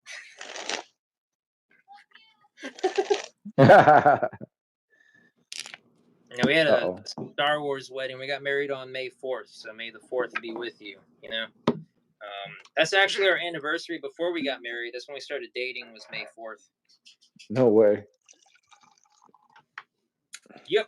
So we wanted to keep it all in the same day, so that way it can be the anniversary, you know, until we die. In other words, the force is strong with this one. Yes, the force is strong, at least with me. For sure.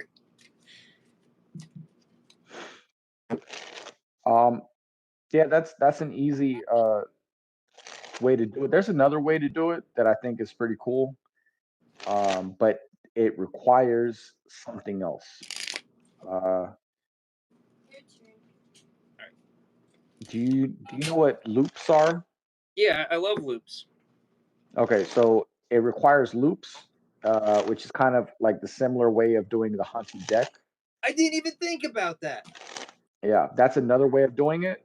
But also, that's not the way I did it. I mean, obviously, I don't think you have just loops hanging around. I definitely do, for sure. I don't have any more. I went through all of mine. Do they still sell loops? Yeah, but listen, go to penguinmagic.com. They have a way cheaper version. Oh, they do? Of loops. Yeah. Way better for the price. Yeah, I've never thought of that. Yeah, I've never thought of that either. There's so many things you could do with them. You know what? I'm gonna give you a little I'm gonna give you a little gem right now. Yeah, it's a good EDC to carry loops. I do a routine for couples with loops, which is sort of one of those things where it's known as the PK touch. I do a PK touch with loops. Basically, the routine is you have the loops set up, right? And as you go and you grab it, you go to touch one of the person's nose, and then the other person, you're going like this around their face, and you're not touching them, and everyone's seeing you're not touching them, but they still feel you touch them on their nose after you've touched the other person's nose with their eyes closed. So that PK touch effect is really awesome because did you feel me touch you? They're gonna say yes. Where? On the nose, and you touch their partner. So it really makes them seem like there's a really, really cool connection between the two. That's one of the greatest effects that I think you can do with loops for sure. And keep that one secret because it's a good one. I don't think people are gonna want me to give that one away. Only like 4 of us know. Yeah, for now. For now. Yeah, that's really cool. I played the fifth. One, two, three, four, fifth.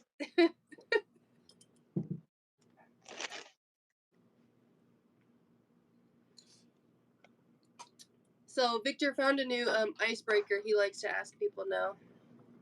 Oh, what is that? What's your favorite finger? What the fuck? Hey, it's better than his last one, okay? Should I? All right, I'm gonna ask. What was his last icebreaker?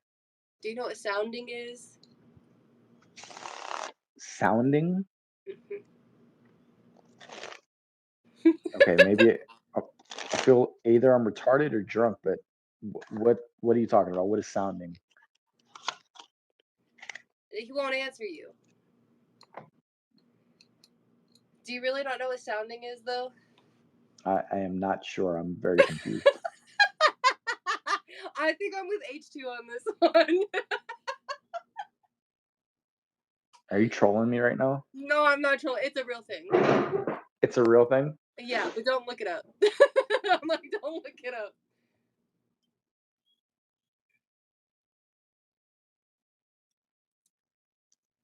Let's just say it has to do with a male's private part and a rod down the urethra.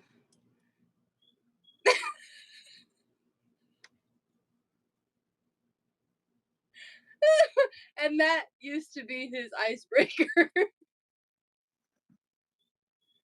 No context, just would walk up to random people and say, do you know what sounding is? And if they say yes or no, he'd be like, okay, and then just leave it at that. He'd only let them know if they asked what it was. That's gross. Hey. I think I can top it. I think I can top it.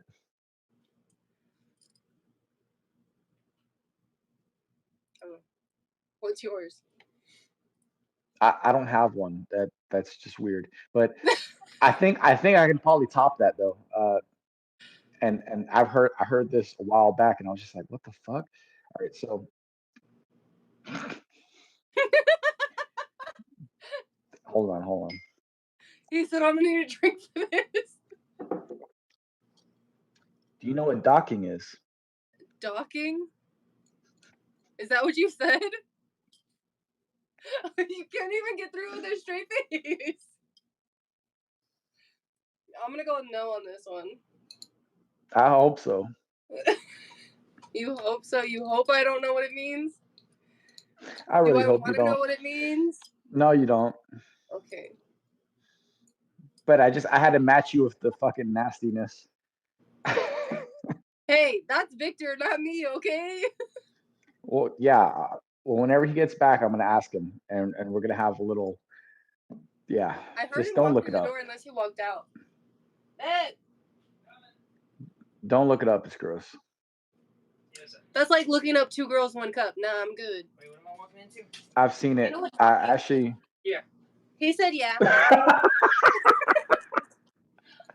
Automatically, huh? You know, Damn. That's what we were talking about. That's why Yeah, doctor came up. that was my rebuttal to that. Do you know what Because I docking said, is? Victor has a new icebreaker. What's your favorite finger? And he goes, well, what was his first icebreaker? And I said, do you know what sounding is? He did not know what sounding was, by the way. And I told him not to look it up, and H2 did a zipper face. My favorite finger is my middle finger. That's what we all picked. Is the middle finger. What's your favorite body feature or face feature? What's your favorite feature on a face? Eyes. See? This sure. motherfucker said mouth. I said mouth. I know why.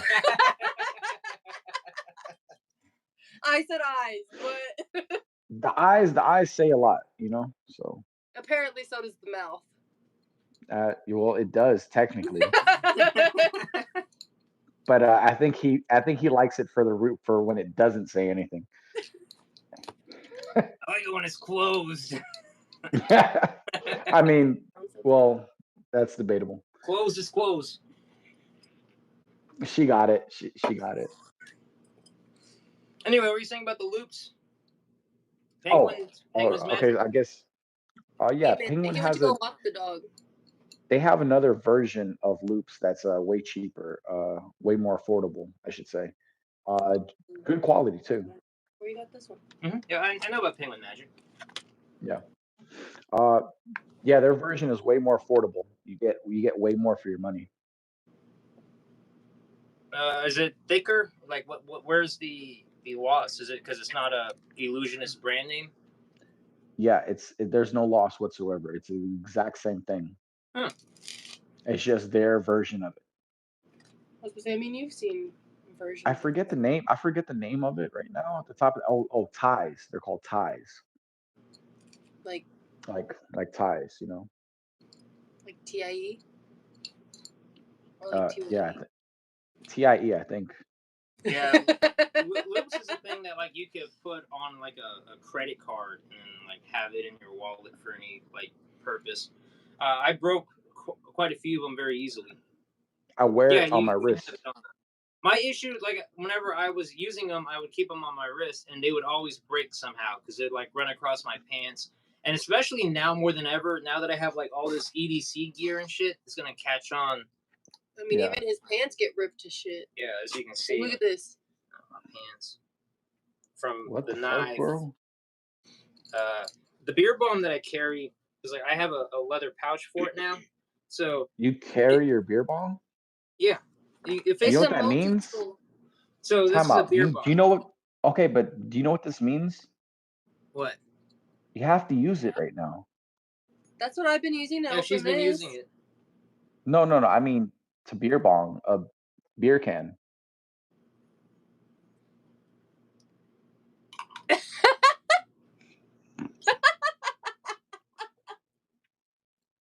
Yeah, Chase has one too. She has a teal one. Oh, it matches my knife. Yeah, she got it. But yeah, so and my pants. They're titanium, and so the edges cut up the fifth pocket because they're designed to fit in your fifth pocket. But mine does not. It cut through. So the guy that makes them, Notorious is his name. Notorious EDC. Let's see if you can see that. Notorious. Yeah. He made a leather pouch for it like 3 weeks ago, and I ordered it because now it will not ruin my jeans, but it's a little late for that now. But yeah. Un poquito. You should see my other, like. That one's not as bad as the other one. The other one, he pretty much has no back pocket anymore. Jeez Louise. And anytime we're like, you need new pants, he's like, yeah, I do, but that's it. That's all he ever says about it. I got a pen right here, a tactile turn. These are made in Austin, Texas. Now I see why you carry off body, because you got all that shit on you. Yeah. Thank you. Yeah, I'm married now. It's the ring. I carry a Leatherman. He doesn't like It's the ring. The Rock. The Rock. And then I carry a pry bar. You carry a pry bar. Yeah, pry bar. Hey, it comes in handy. Okay? Yeah, I've actually used it way more than you think I would. And then my knife, my bender patch here. Don't Go get strike again.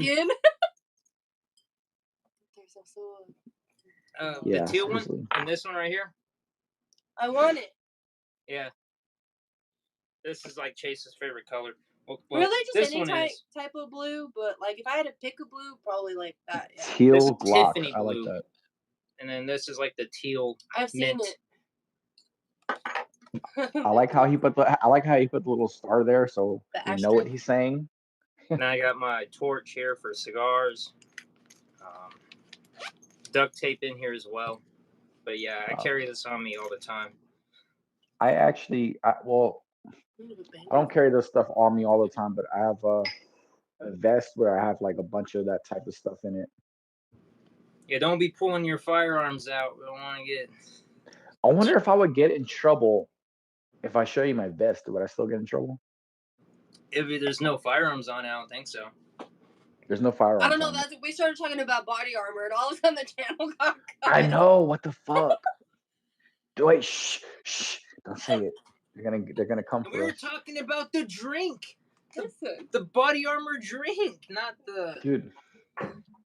Fuck it. They're great for hydration, by the way. It's all trash. I checked. Before I flash it. Jesus How heavy Christ. is that? It's pretty heavy. Oh, my pack's in the back and stuff. Do you wear it? Oh yeah, it's great for working out. Oh, I bet. When I was in cheerleading, I used to have to wear weights like that. Including my fire. You're too much. Yeah, I carry quite a bit. If I could carry more, I would, but my chiropractor would be mad at me, and I don't even have a chiropractor. Are you trying to throw down the gauntlet? What the fuck was the glove for? Cause I shoot a lot, and my gun gets kind of hot sometimes when you shoot like a couple hundred rounds. Yeah, just a little. Yeah, poquito. Un poquito.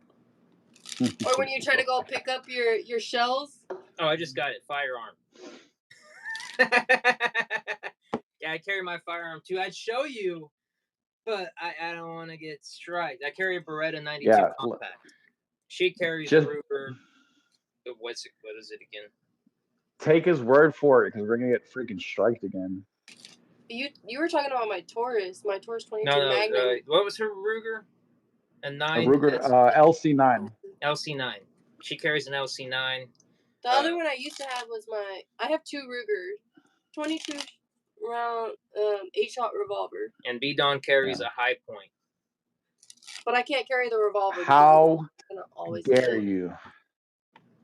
How dare you? That's so disrespectful.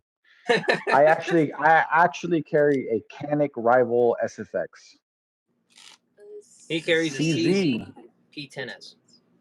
Nice. Where do you live, H2? What state? I don't need your address. But you can give me your social security too if you're wanting to give me the address. We live in Texas. B-Don lives in Florida. So over here in Texas, we have like more rights with that kind of stuff. Ouch with that high point. That's how I felt. I was like, damn, the disrespect, bro. I thought we were cool. It's because my High Point. These in here. Like, that's the only one you have a problem with, right? Yeah, that's the one we have an issue with. It's not the gun in general. It's the actual scope. It shoots fine without the scope. The scope isn't lined up. I haven't seen it fire personally, so I can't tell you anything. I didn't see it get Dustin's fired. stepdad fired it, and he hit the He target did? straight on. Yeah. Oh, never mind. I've seen it. Granted, he was in that military. Yeah, my friend's stepdad's like from. Wasn't Israel. He comes from one of the countries that they had to join the military. Like that's part of the being a citizen. I'll be going back to Texas soon. Actually, right now I don't have any rights. California. Yeah, you don't got shit there. Are you going back to high Texas? gas prices. Ouch, and bud. high living costs. Yeah, high fucking. I guess you have nice weather. You know what's funny though? Like, you know what comes to my mind? That freaking meme. That meme that's like, I got something that's illegal in California. They lead too, I guess. I don't know if they smoke though. In California, everything gives you cancer, so we have to do it out here. Anywhere else? Right? Is weed legal in California? I'm not sure. Hey, is weed legal in California? I thought it was. I know. I know in New York and New Jersey it is. I know it's also legal in New Mexico. In Washington D.C., they're all smoking weed over there. Yeah, I used to smoke back in the day. You know. I've never actually smoked weed at all in my lifetime. Yeah, this thing isn't even on the stupid. It's a rooster. Damn. Roster? Yeah, they have a firearms roster that certain firearms have to be on for them to purchase or not purchase, I guess. So. Yes, so weed is legal in California, but yeah, I've never smoked weed in my life. I have a fear of inhaling things. But you smoke cigars, don't you? Yeah. You don't inhale them? I mean, you can. Did. Back when I used to smoke. I don't know. I actually quit smoking a little over 2 years ago now. I was a heavy smoker. Cigarettes, Black and Mild, cigars, you name it. I only smoke cigars. I smoked a pipe the other day for my bachelor party. Mostly Black and Mild. Yeah. Pipe. That was pretty cool. Yeah, I used to smoke. My bachelorette party, I gotta decorate the wedding venue. What a party! Yeah, if you guys, if you kids have questions about drugs, just ask me. I can tell you don't. I'm gonna tell you don't do them, but I'm gonna say don't do them. And then I'll explain. Can't talk about that. I'm like, don't. Oh yeah, that's right. Damn it. No, I said don't. I just said don't do them.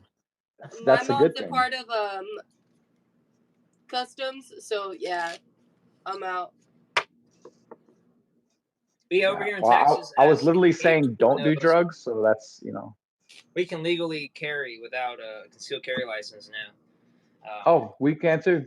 Oh, you can too? Yeah. Nice. Constitutional carry, my man. We've had it for about a year now. Yeah, we've had it for 3 years now, I think. Oh, awesome. Man, I still remember when you couldn't carry a knife that was the size of a $1 bill. Yeah, so when I was growing up, we couldn't have like the blade being longer than the palm of our hand. Yeah, before this, yeah, so. I remember that. Man, you've been everywhere. Arizona, California, Texas. It reminds me of me. I've been all up and down the East Coast for sure. So what's your favorite place to be though? Like in the United States that you've lived? That I've already lived? Uh-huh. Georgia. Georgia. Oh, I had a real good time in Georgia, honestly. He's making fun of me. I like it in Florida. I like the laws here. Laws here are better than Georgia. I was born in Texas, moved to Arizona, then here in California temporarily. I was born in Texas. Where were you born in Texas? I was born in Texas too. I've been here my whole life. Same. I have a Texas birth New York. I was born in New York. South Side, Jamaica, Queens. Yeah. New York, Queens. Jamaica, Queens. Jamaica, Queens. Yep. Or Jamaica, Queens. That was stupid. All right, you're fired. I apologize. There goes the. Hey, and NGS is back with the dad jokes. That's what I do best. I'm like, you're not even the dad in this dynamic. Hold on. I don't have no kids. For people that want to visualize it, think 50 Cent. Jamaica, Queens. I've never heard of it. A tiny town called Mule Shoe. That sounds like an alcoholic drink. Hey, bro, what are you drinking? You've never even heard. does. You thought Lukenbach was not a real place in That's Texas. still not a real place. Lukenbach? That is a German. real place. It does sound. Texas. That also I sounds come like beer. What are you drinking? I come from Lukenbach. Lukenbach. 999. It's a cool little town, actually. First off, okay. Granted, I can be a part of the Daughters of the Republic. That's how Texas I am. So. But Muleshoe, yeah. I'll fuck with it. I didn't want to sign up for it though because then I had to go to meetings and I just wasn't about that. Honestly, don't even know why. I think my parents were just passing through it and went into labor. Lived in Amarillo growing up. Is that where you're gonna go back when you go back to Texas? Is Amarillo? My wife wants to move, but she's just tired of living in Florida. I guess she's been here her whole life, so. Where did you want to move to? I don't know. Maybe she said maybe Colorado. Anywhere but Florida. If I y'all like guess. the cold. I mean, I like the politics here. You know, I like the politics. I like the laws. So yeah. No, I'm gonna stay away from Democratic places. I'm gonna try my best. Colorado's nice. Dallas area. Even their summer's not hot. It's like 70s, but even their 70s are like nice and cool. Like I had to wear a long sleeve because I was born and raised in Texas, and that's cold to me. But for my work, I need to be near a bigger city. What do you do for work? I hear you on that. It's hard to find a good job, that pays. I have one now, fortunately, but unfortunately. No, I said fortunately. Oh, I was like, damn. But it's a pain in the ass sometimes. What job isn't? I make juice. But still, what job is not a pain in the ass? Like I work at a flower shop, and like the customers I deal with are fucking pain in the ass. Okay. That's like, true. I had to call my father. Friday night or Friday morning, like afternoon, and I was like, "You'll never believe what just happened." Yeah, believe it or not, Chase gets hit on a lot. I don't believe it. It's a running gag. It's always by black men. Every time. I don't believe it.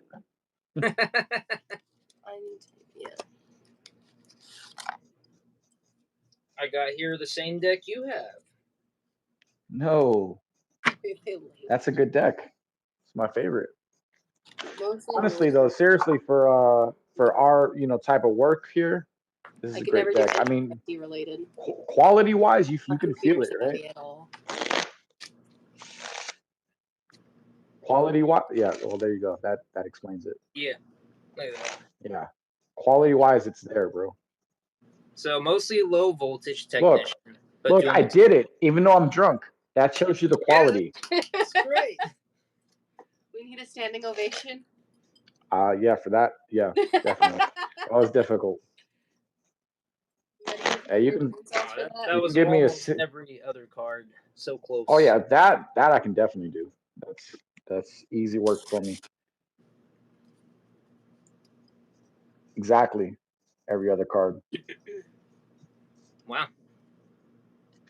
That's easy work for me. I'm so used to that. Like, there's so many things you can do with a pharaoh that I think people don't really realize.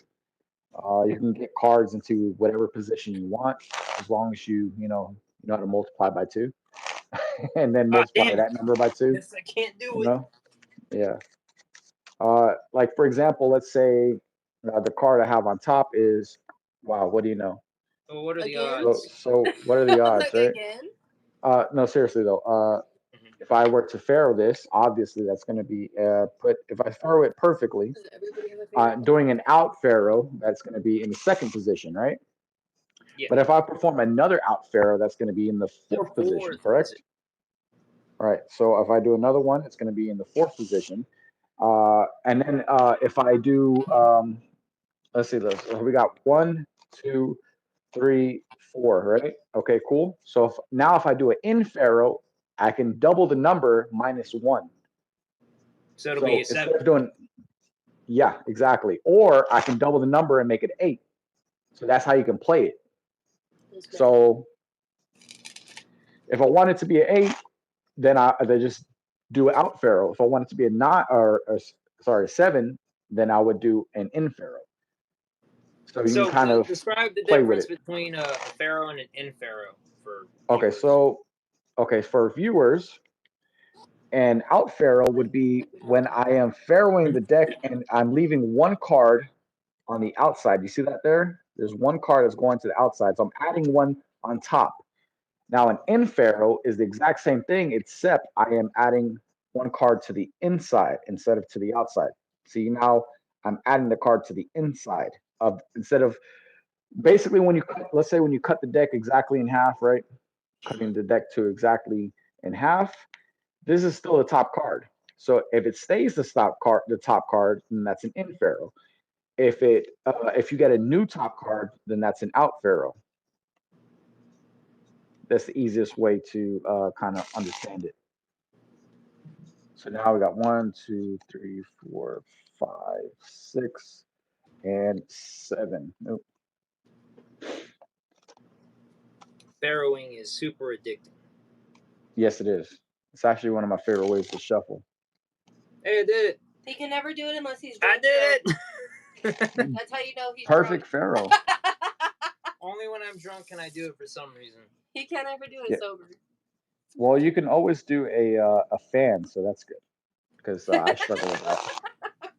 Especially when I'm drinking. Unlike B-Don over here. He can't ever do a fan when he's drunk. Like I said, when I learned how to do a fan, I did it with my right hand. But he was mad at his... That fan was not great. There we go. Look, I did one. It's okay. It's not too shitty. It's not too shitty, which means it was slightly shitty still. Slightly shitty. It wasn't perfect. I mean, Un poquito? That one's better. Poquito shitty. Yeah. It wasn't perfectly shitty. Poquito de mierda. Okay. All right, I want you to think of one of these cards, but obviously not the 4 of hearts. Do you got it? Jesus Christ. We're still going on about that? Was it the 5 of diamonds? Listen, that is a very viable technique that can cause people to really make them believe like you pull that card out of their head. Let's see you actually do that technique. Okay, that was horrible. There's so many. Okay, just for shits and giggles, what card were you thinking of? The 10 of hearts. The 10 of hearts? That's not the card I chose. But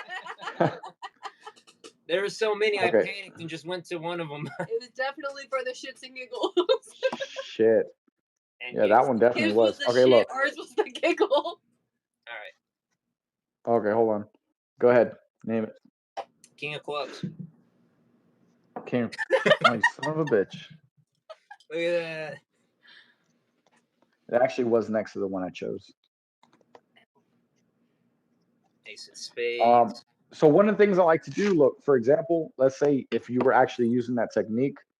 Okay, pick one. Got it? Uh-huh. Okay, so let's say I go ahead and... Okay, what was the card you were thinking of? It was the Ace of Queens. Ace of Hearts. Ace of Hearts? Again, okay, look. You can reach through this camera. But had you said the card next to it, I would have that card next to it because I cut. That was the Queen of Hearts. That was the other one I saw right next to it. The Queen of Hearts? Don. Yes, see, the Ace of Queens. You got it too. Oh, wait, you said the Queen of Hearts, but see, that's where I use the MD because I know what I cut to, but what I cut to was right next to it is also. You see? Yeah. So it's almost like a hit or miss. Like let's say, for example, if I were to cut to, or Jesus Christ, what can that was the worst fan ever. Okay. No, I've had some pretty bad ones filming. Y'all never see them because I cut it. Let's say, just for example, let's say you chose this card, the 6 of clubs, right? Uh-huh. So now I come back here, and as I'm going through them, I cut exactly the 2 of clubs to the top. Uh-huh. Right? So let's say you say, no, it was the 2 of hearts because it was right next to it. It's on the right? bottom Because it's kind of central. So now, boom, I've got that hit. But if you not said that and you said the Jack of Hearts, because the Jack of Hearts was also next to it, then all I have to do, exactly, all I have to do is a double, and boom, that's it. And if it is a Jack of Hearts, you can continue the trick. Yeah, because right there, boom, I'm set up. So you know what? Let's take that card and let's stick it in the middle with the Jack of Hearts. And now that it's lost in the middle, let's go ahead and shuffle it and get it mixed up in there a little bit more. Right? Okay. Now, you know what? Let's go ahead and shuffle it up a little bit more. And you know what? We'll go ahead and cut it into the middle even more. And now your card is completely lost. And there it is still. Boom, right back on top. Right. So this is honestly one of the best decks to work with, for me at least. I forget that it's in more than one place. 6 places. So let's say if you do a spread like this, boom, they're all there, visible. Let's say if you were to spread the cards like this, all visible. I mean, whichever way you want to play it. Let's say you were to do it like this, right? Boom, I'm already visible. I'm already visible. Yeah. It's so instant, so ready to go. Like, let's say if I was just to pick one here, boom, I already know what it is.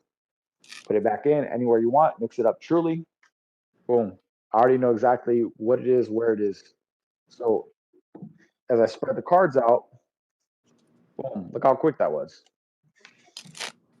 It's amazing. Never leave home without it, for sure.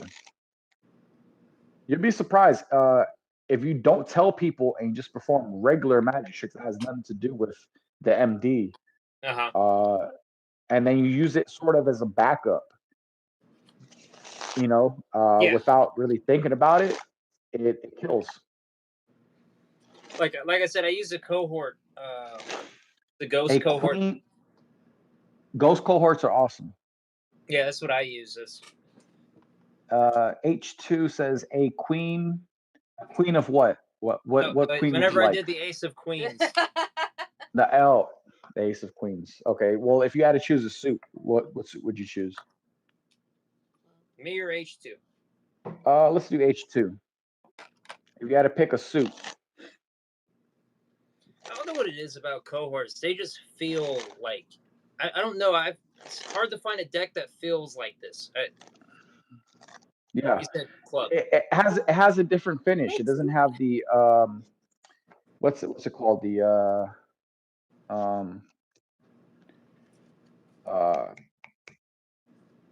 it doesn't have the air cushion finish. It has like that oh God, what is it called? Cardamundi. Linen finish, I believe, is what type of finish that it has. But I have other cards that have linen finish, and they don't feel like this. Really? I mean, to me, it feels similar. Don't feel sharp. Like with the brand new rider back, the sides feel sharp. Oh my God. He said club. I don't know if you saw that. Clubs. Did he say whoops? Club. Okay, queen of clubs. So just as simple. I disagree. I have a whole bunch of illusionist decks, and I don't know what it is about the cohorts. Queen of look how fast that is. That I can pull out that card just from a random spread of cards where everything's truly being shuffled. So it's an excellent thing, excellent tool to have. You can literally locate it. Like, let's say if I was to locate that card, and then you can cut directly to it. So if you were to say another suit for the queen that you think represents the queen the best. This is the Maidenback, Bicycle Maidenback, specifically the Penguin marked deck. It'll have a P3 on it. Yep. So if you were to name a suit that represents the queen the best, so let's stick with the queen. It'd be funny if you just said club again. Right. Oh, that might be a little bit cheating, right? Hearts. So if you were to say the Queen of Hearts, right? 1, 2, 3, boom, one card jumps out. Queen of Hearts. Look at that. No, because you said which suit represents the queen. You think they always say heart? Is it because of female? Is it always a female? No, males also guess Queen of Hearts too. Yeah, it's just because it's when you say that it's a mental force that makes people, because you think queen, what represents them the best, you're gonna say hearts more than likely, and if you don't, it's okay because there's backups. So, what is your favorite deck for the people, and why? Me? Yeah. My favorite deck is a rare deck of cards. My favorite deck happens to be the Split Spades Mine deck, which is a bicycle. It's a bicycle deck that it's the bicycle Split Spades deck. Do you have it so And you can show it to the people? I actually don't have it here with me right now. But you say boo, but you know I have copies everywhere. Hold on. Yeah, I know. So this is my favorite deck of cards, the Bicycle Split Spades.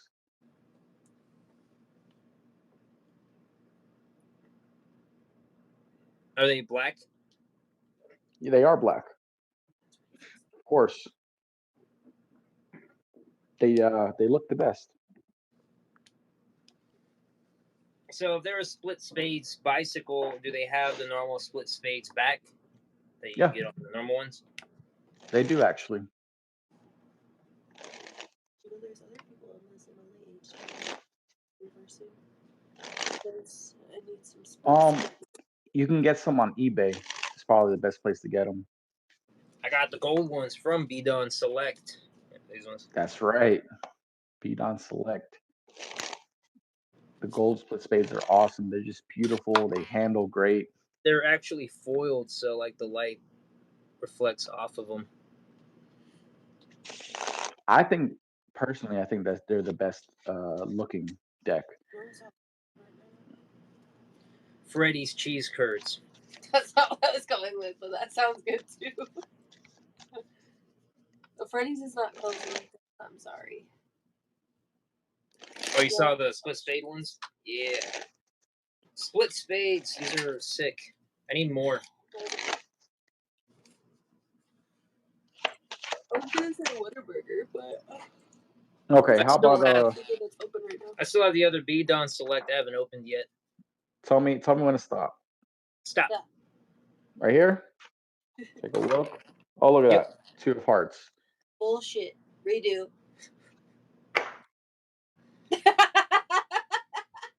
I think you're cheating. You think so? Do you think I'm cheating? Seriously? Definitely cheating. Cheater. Definitely cheating. Wait, what was the card that we were doing earlier? 7 of Spades? Yeah, 7 of Spades. Definitely cheating. Now that I know for a fact was an accidental coincidence that it was the 7 of Spades. No, it's not, because look, it's gone. No, I mean I'm saying that the fact that it ended up where it ended up was a coincidence. Oh, do you think so? His face really said "fuck you." Do you really think so? I mean, do you disagree with me? Yes. I think you know this already, though. I've been cutting to the same card all night. Why are we doing the 7 of Spades? To promote my hat sticker that I have. Your hat sticker. What does it look like? He took his hat off. I know. Show it. I did take my hat off. It was hot in here. This is my hat, and this is my hat sticker. It is a New Era hat sticker that says, instead of the size, it says 7 of Spades. And I'm going to be selling these sometime in the future, probably.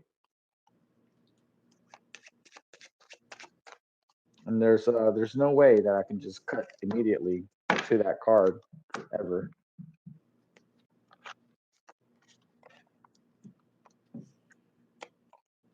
All right. No way. No way it can happen.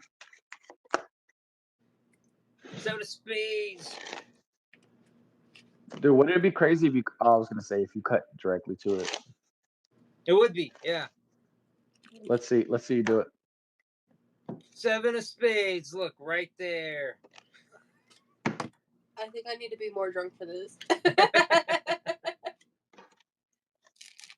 See, I know quite a few forces, but I'm sure there's more that I don't know, and I'm sure there's more that you don't know. Definitely. There's a trick where Markobi, when he does the Penn and Teller fool us, and he keeps like forcing the king of clubs on him, and he does this thing to do it. I have no clue. I mean, I know how it works. I can't. He's doing the classic force. Huh? It's the classic force. The fanning one or the spreading one? Yep. Some people are really good with that force, believe it or not. Like really, really good. Yeah. Like if I was to do that same exact force right now and I start spreading and I told you to pick a card, let's say stop. Stop. Right there? Yeah. Look. See? Now what if I said stop earlier? Are you just gonna keep going and be like, oh, did you say here? You could have said stop earlier, but I timed it. So it's your pace that you're trying to match with. But it's also a lag on our end, so that's even more impressive. It's okay, so the classic force is where you get, let's say, we'll just make it easy. Let's use the card on top here. King of clubs, right? And there's many ways to do this where you don't actually need to get a pinky break or anything like that. But for now, I'm going to use a pinky break. And I'm going to be spreading out. And you say, go ahead and pick a card. Just take a card, any card you like, right there. Okay, cool. There you go. But you're having to like land it on their finger as they're reaching out. Well, that is part of the classic force. So as they go to reach out, so just take a card, any card, doesn't matter. You then push that card into their hand. That's what I'm saying. Right? Like that's the part that you have to practice is getting that timing down. Getting the timing down and then making it feel natural. Yeah. That's the difficult part. Now, I like the other method where I'm not exactly doing that. I'm not it's similar. But what I'm doing is I'm spreading out the cards like this and I'm saying just touch anyone you want. And it really truly doesn't matter. So you say stop. Stop. Right there. This is the card you want. Take a look at what card you stopped at. Oh, see, I know how you did that one. Right. That's one of the reasons why I like it, because it really feels natural. Yeah. I mean, it's a matter of you kind of give them the choice. I do like the idea because I would do the force where like I'd give them the option of either this one or this one, but I fuck up with it and look at it and be like, actually, never mind, because I saw that one. You're gonna want this one instead, and then it ends up being the fours. It doesn't matter because even if you just say, okay, let's stop here, right? And you say which card do you want? The card on the bottom or card on top? And you kind of go like this. More than likely, because this one's not exposed yet, they're going to pick this one. And it's, look, check this out. Look. That was just another one. Interesting. Yeah. Yeah, I do. Patty melt. Yeah. The meal or just the meal? Do the meal. Dude, what are you guys eating? Because I'm starting to get hungry now. Whataburger? Whataburger. No, we don't have those here. Shame. It's like the only thing, like, I mean, Jack in the Box is open, but. All right, you know what? Let's. I can at least order Whataburger from the app. Well, let's talk about this right here. Okay, side closest to me or side closest to you? Side closest to me. Side closest to you. Okay. Hi, George. Right. I want you to point to any two cards you'd like. All right. I want these two. Those two? Yeah. Okay. All right, we're gonna switch things up a little bit now. Just point to one card. The one on your ring side. This side? Yeah. That's the one you want? Yeah. Okay. And I already know it's the Ace of Spades. I mean, but that was a force spade. It's a very simple force, but very effective. Yeah, I mean, the other thing too is I could tell you. I mean, I know you didn't use it, but Oh my gosh. it's an MD, so like. No. It had nothing to do with that. Yeah, I know it does, but I'm just saying, like, knowing it's an MD, I that's the force that I can catch on to real quick, because they start off very ambiguous of which one, and then whatever you answer is the one that either you get to pick to remove or keep, and all you're doing is just working your way, right? To a certain degree.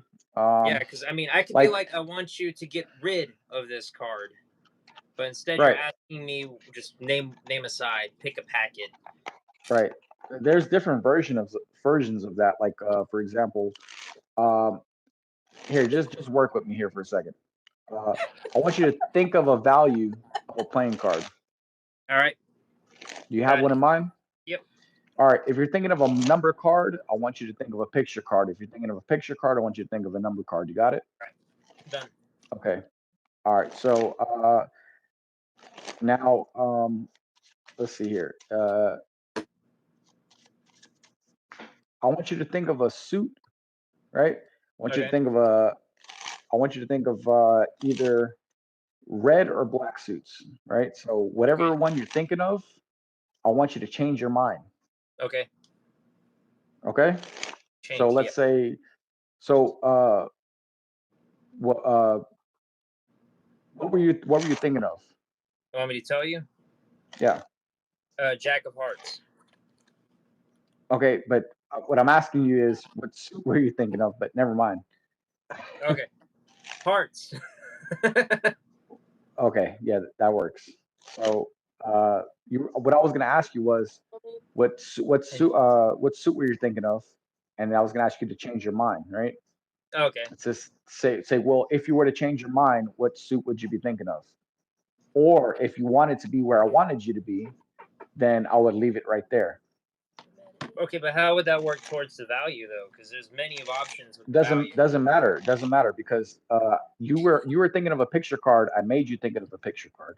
So for example, you're saying, so let's say if you said I was thinking of diamonds, I would say, okay, if you were to change your mind, like because I'm gonna force you to pick red or black. If you were to give me all the red cards or all the black cards, for example, I was to say, if you were to give me all the red cards or all the black cards, which one would you give me?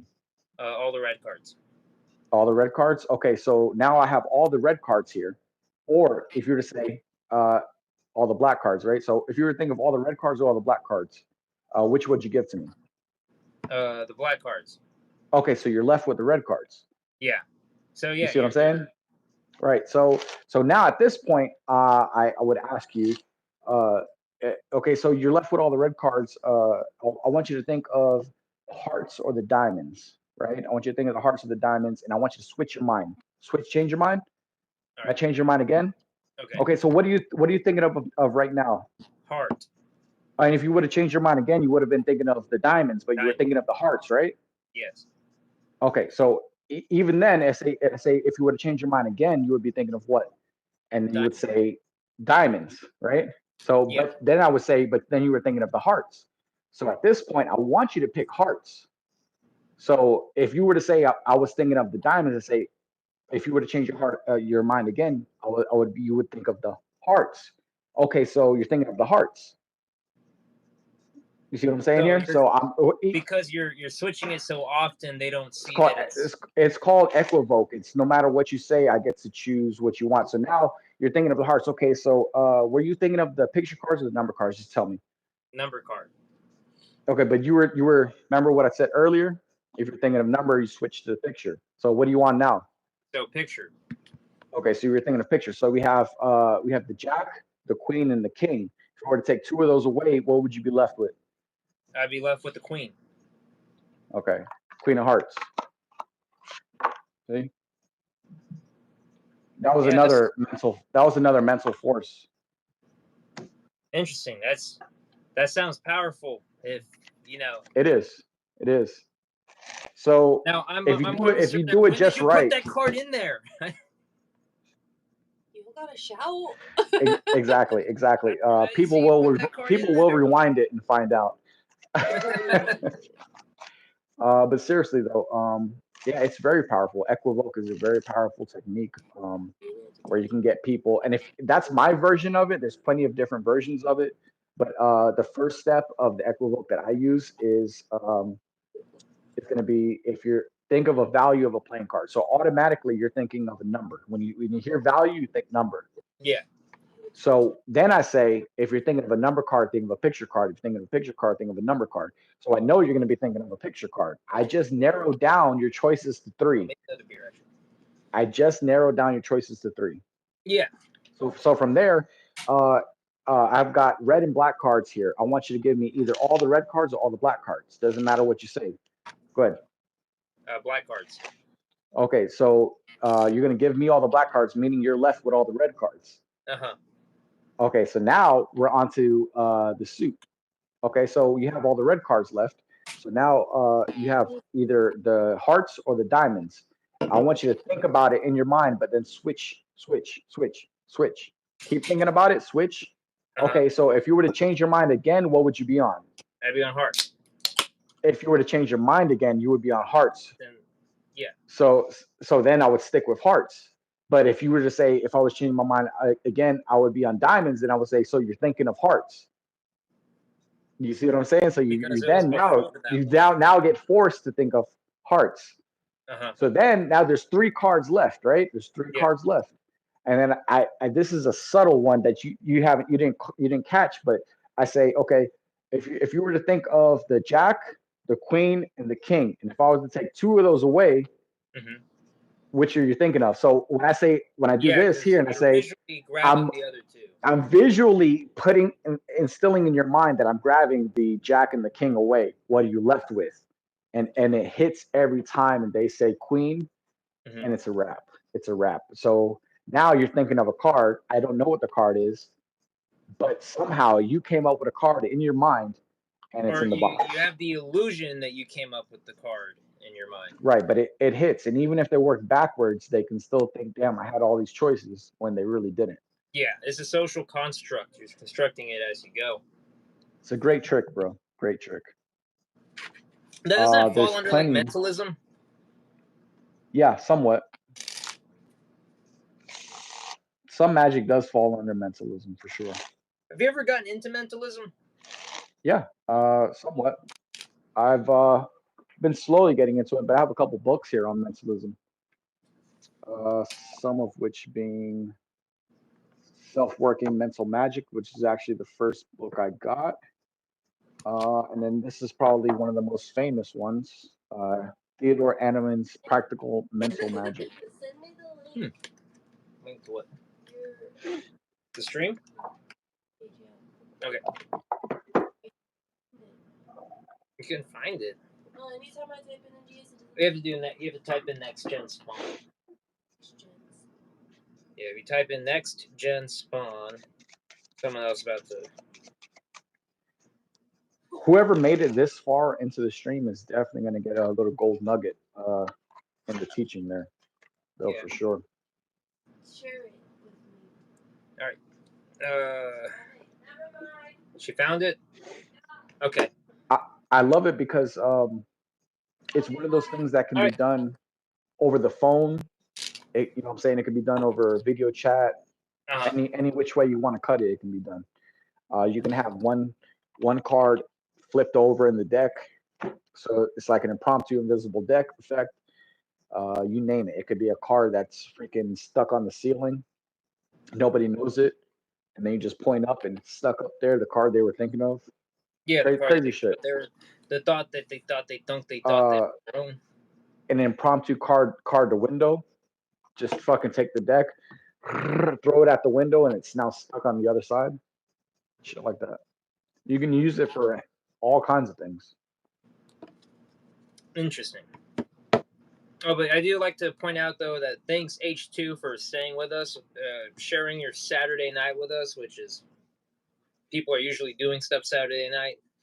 Cheers to you, brother. Cheers. And to Glenn, who is not here with us, but was with us. Cheers to Glenn. Hopefully he watches the rest of this video. We're going to have to piece this thing together at some point. Yeah, if you can get your first footage. I hope so. It was really good. Really good 2 hours for sure. What else? What else were we going to talk about? Oh, well, farrowing, because we're going to talk about the way that I farrow and the way that you farrow. They're two different ways. Yeah. That is actually true. I didn't think about that. Okay. That's a farrow. You literally farrow backwards compared to how I do it. So how I farrow is like this. I farrow the opposite direction. So just like this, and I start to feed them in. I'm sure it's all preference. Are you trying my way? Yeah, I'm trying your way right now. I could tell there's a struggle going on. I don't know if I can farrow your way. I can try. Let's see if I can do it your way. So you do it from this direction. Okay, so I can. Oh, hold on, I'm almost there. Oh, it was a little rough, but I got it, kind of. I missed like a couple cards. Because let me get a more easier. Oh my god. Yeah, I fucked these cards up doing that. Let me grab another one that I'm decent at with the farrowing. All right, so with your pointing finger towards each other. Are we riding the struggle bus? Yeah, seriously. I definitely am. So I kind of bend the cards towards the backs of the cards, and I just kind of walk it in. And I saw the way that you do it, but I struggle doing it that way, me personally. But like when I do it my way, right? For some reason, doing it this way, like I can do it quick. Yeah. That way. Okay, let's put that to the test. Okay, wait, get your two halves. Oh, go slow, but I can also just do it. See how I just did that already, like immediately. Okay, let's see. Well, I'm in. I think it's just as fast both ways. We're just used to doing it the other way. Hold on, look, one. Let me see, 1, 2, 3. Boom, man, I'm in. Oh, I guess so. Yeah, I guess we're just used to how we do it differently. Both work. Just for sure.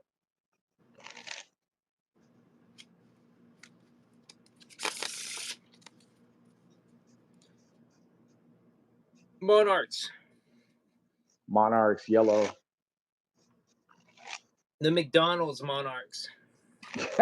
That's exactly what they fucking remind me of too. That's funny. Welcome, Taylor. Are you drinking? I need a refill. Matter of fact, talking about refill, you know what I need to do? I need to charge my phone. So, yeah, besides that. Okay, hold on. I might have to. Oh, that's not good.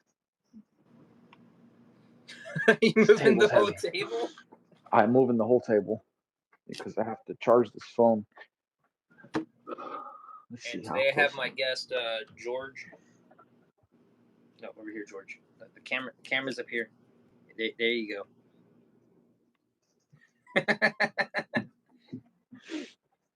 All right, we made it.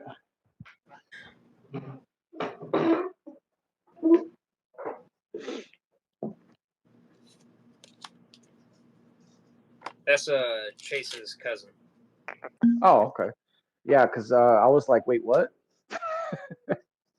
Felt like someone was just talking shit down there. I'm on the phone with your wife. Right? I'm like, shit, we about to ride out, bro. And you talk to my friend like that.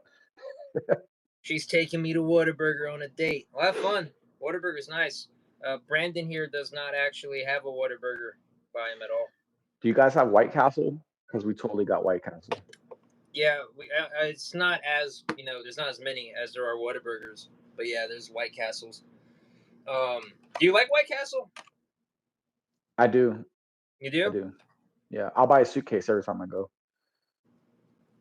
I only had their like frozen stuff. I haven't been to.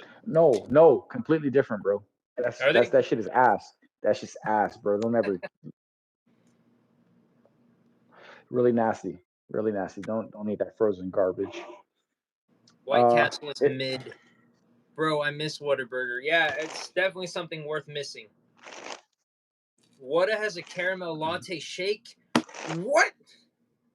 Well, you know what? You say White Castle's mid, however, at the same time, they only had them in like Jersey and in New York, so I was really missing them. And they brought it to Orlando, and I was very happy about that. Whataburger is not owned by a Texas owner anymore. I think he sold it to someone else. California? I don't remember. White Castle's mid came from the wifey, not me. So I love the Dr. Pepper shake. Yeah, I remember I've had the Dr. Pepper shake like a month ago. Tastes like Dr. Pepper. I'm totally down for it, bro. Let's do it. Do you like Dr. Pepper? Yeah, I like Dr. Pepper. 23 flavors, bro. I drink they have strawberries and cream Dr. Pepper. Shit's magnifique. And then they have the vanilla one, vanilla cream Dr. Pepper. That one's good too. It's a Chicago-based company that bought. Okay, so Chicago bought Whataburger. Chi-Town. But yeah, and then they just now released a creamy coconut flavor, which I had the other day. I'm not a fan of coconut because of the texture of like eating coconut, but I like the flavor. I love like pina coladas. So I like liquor. My man, I think that is the end of the stream. All right, guys, thanks for watching.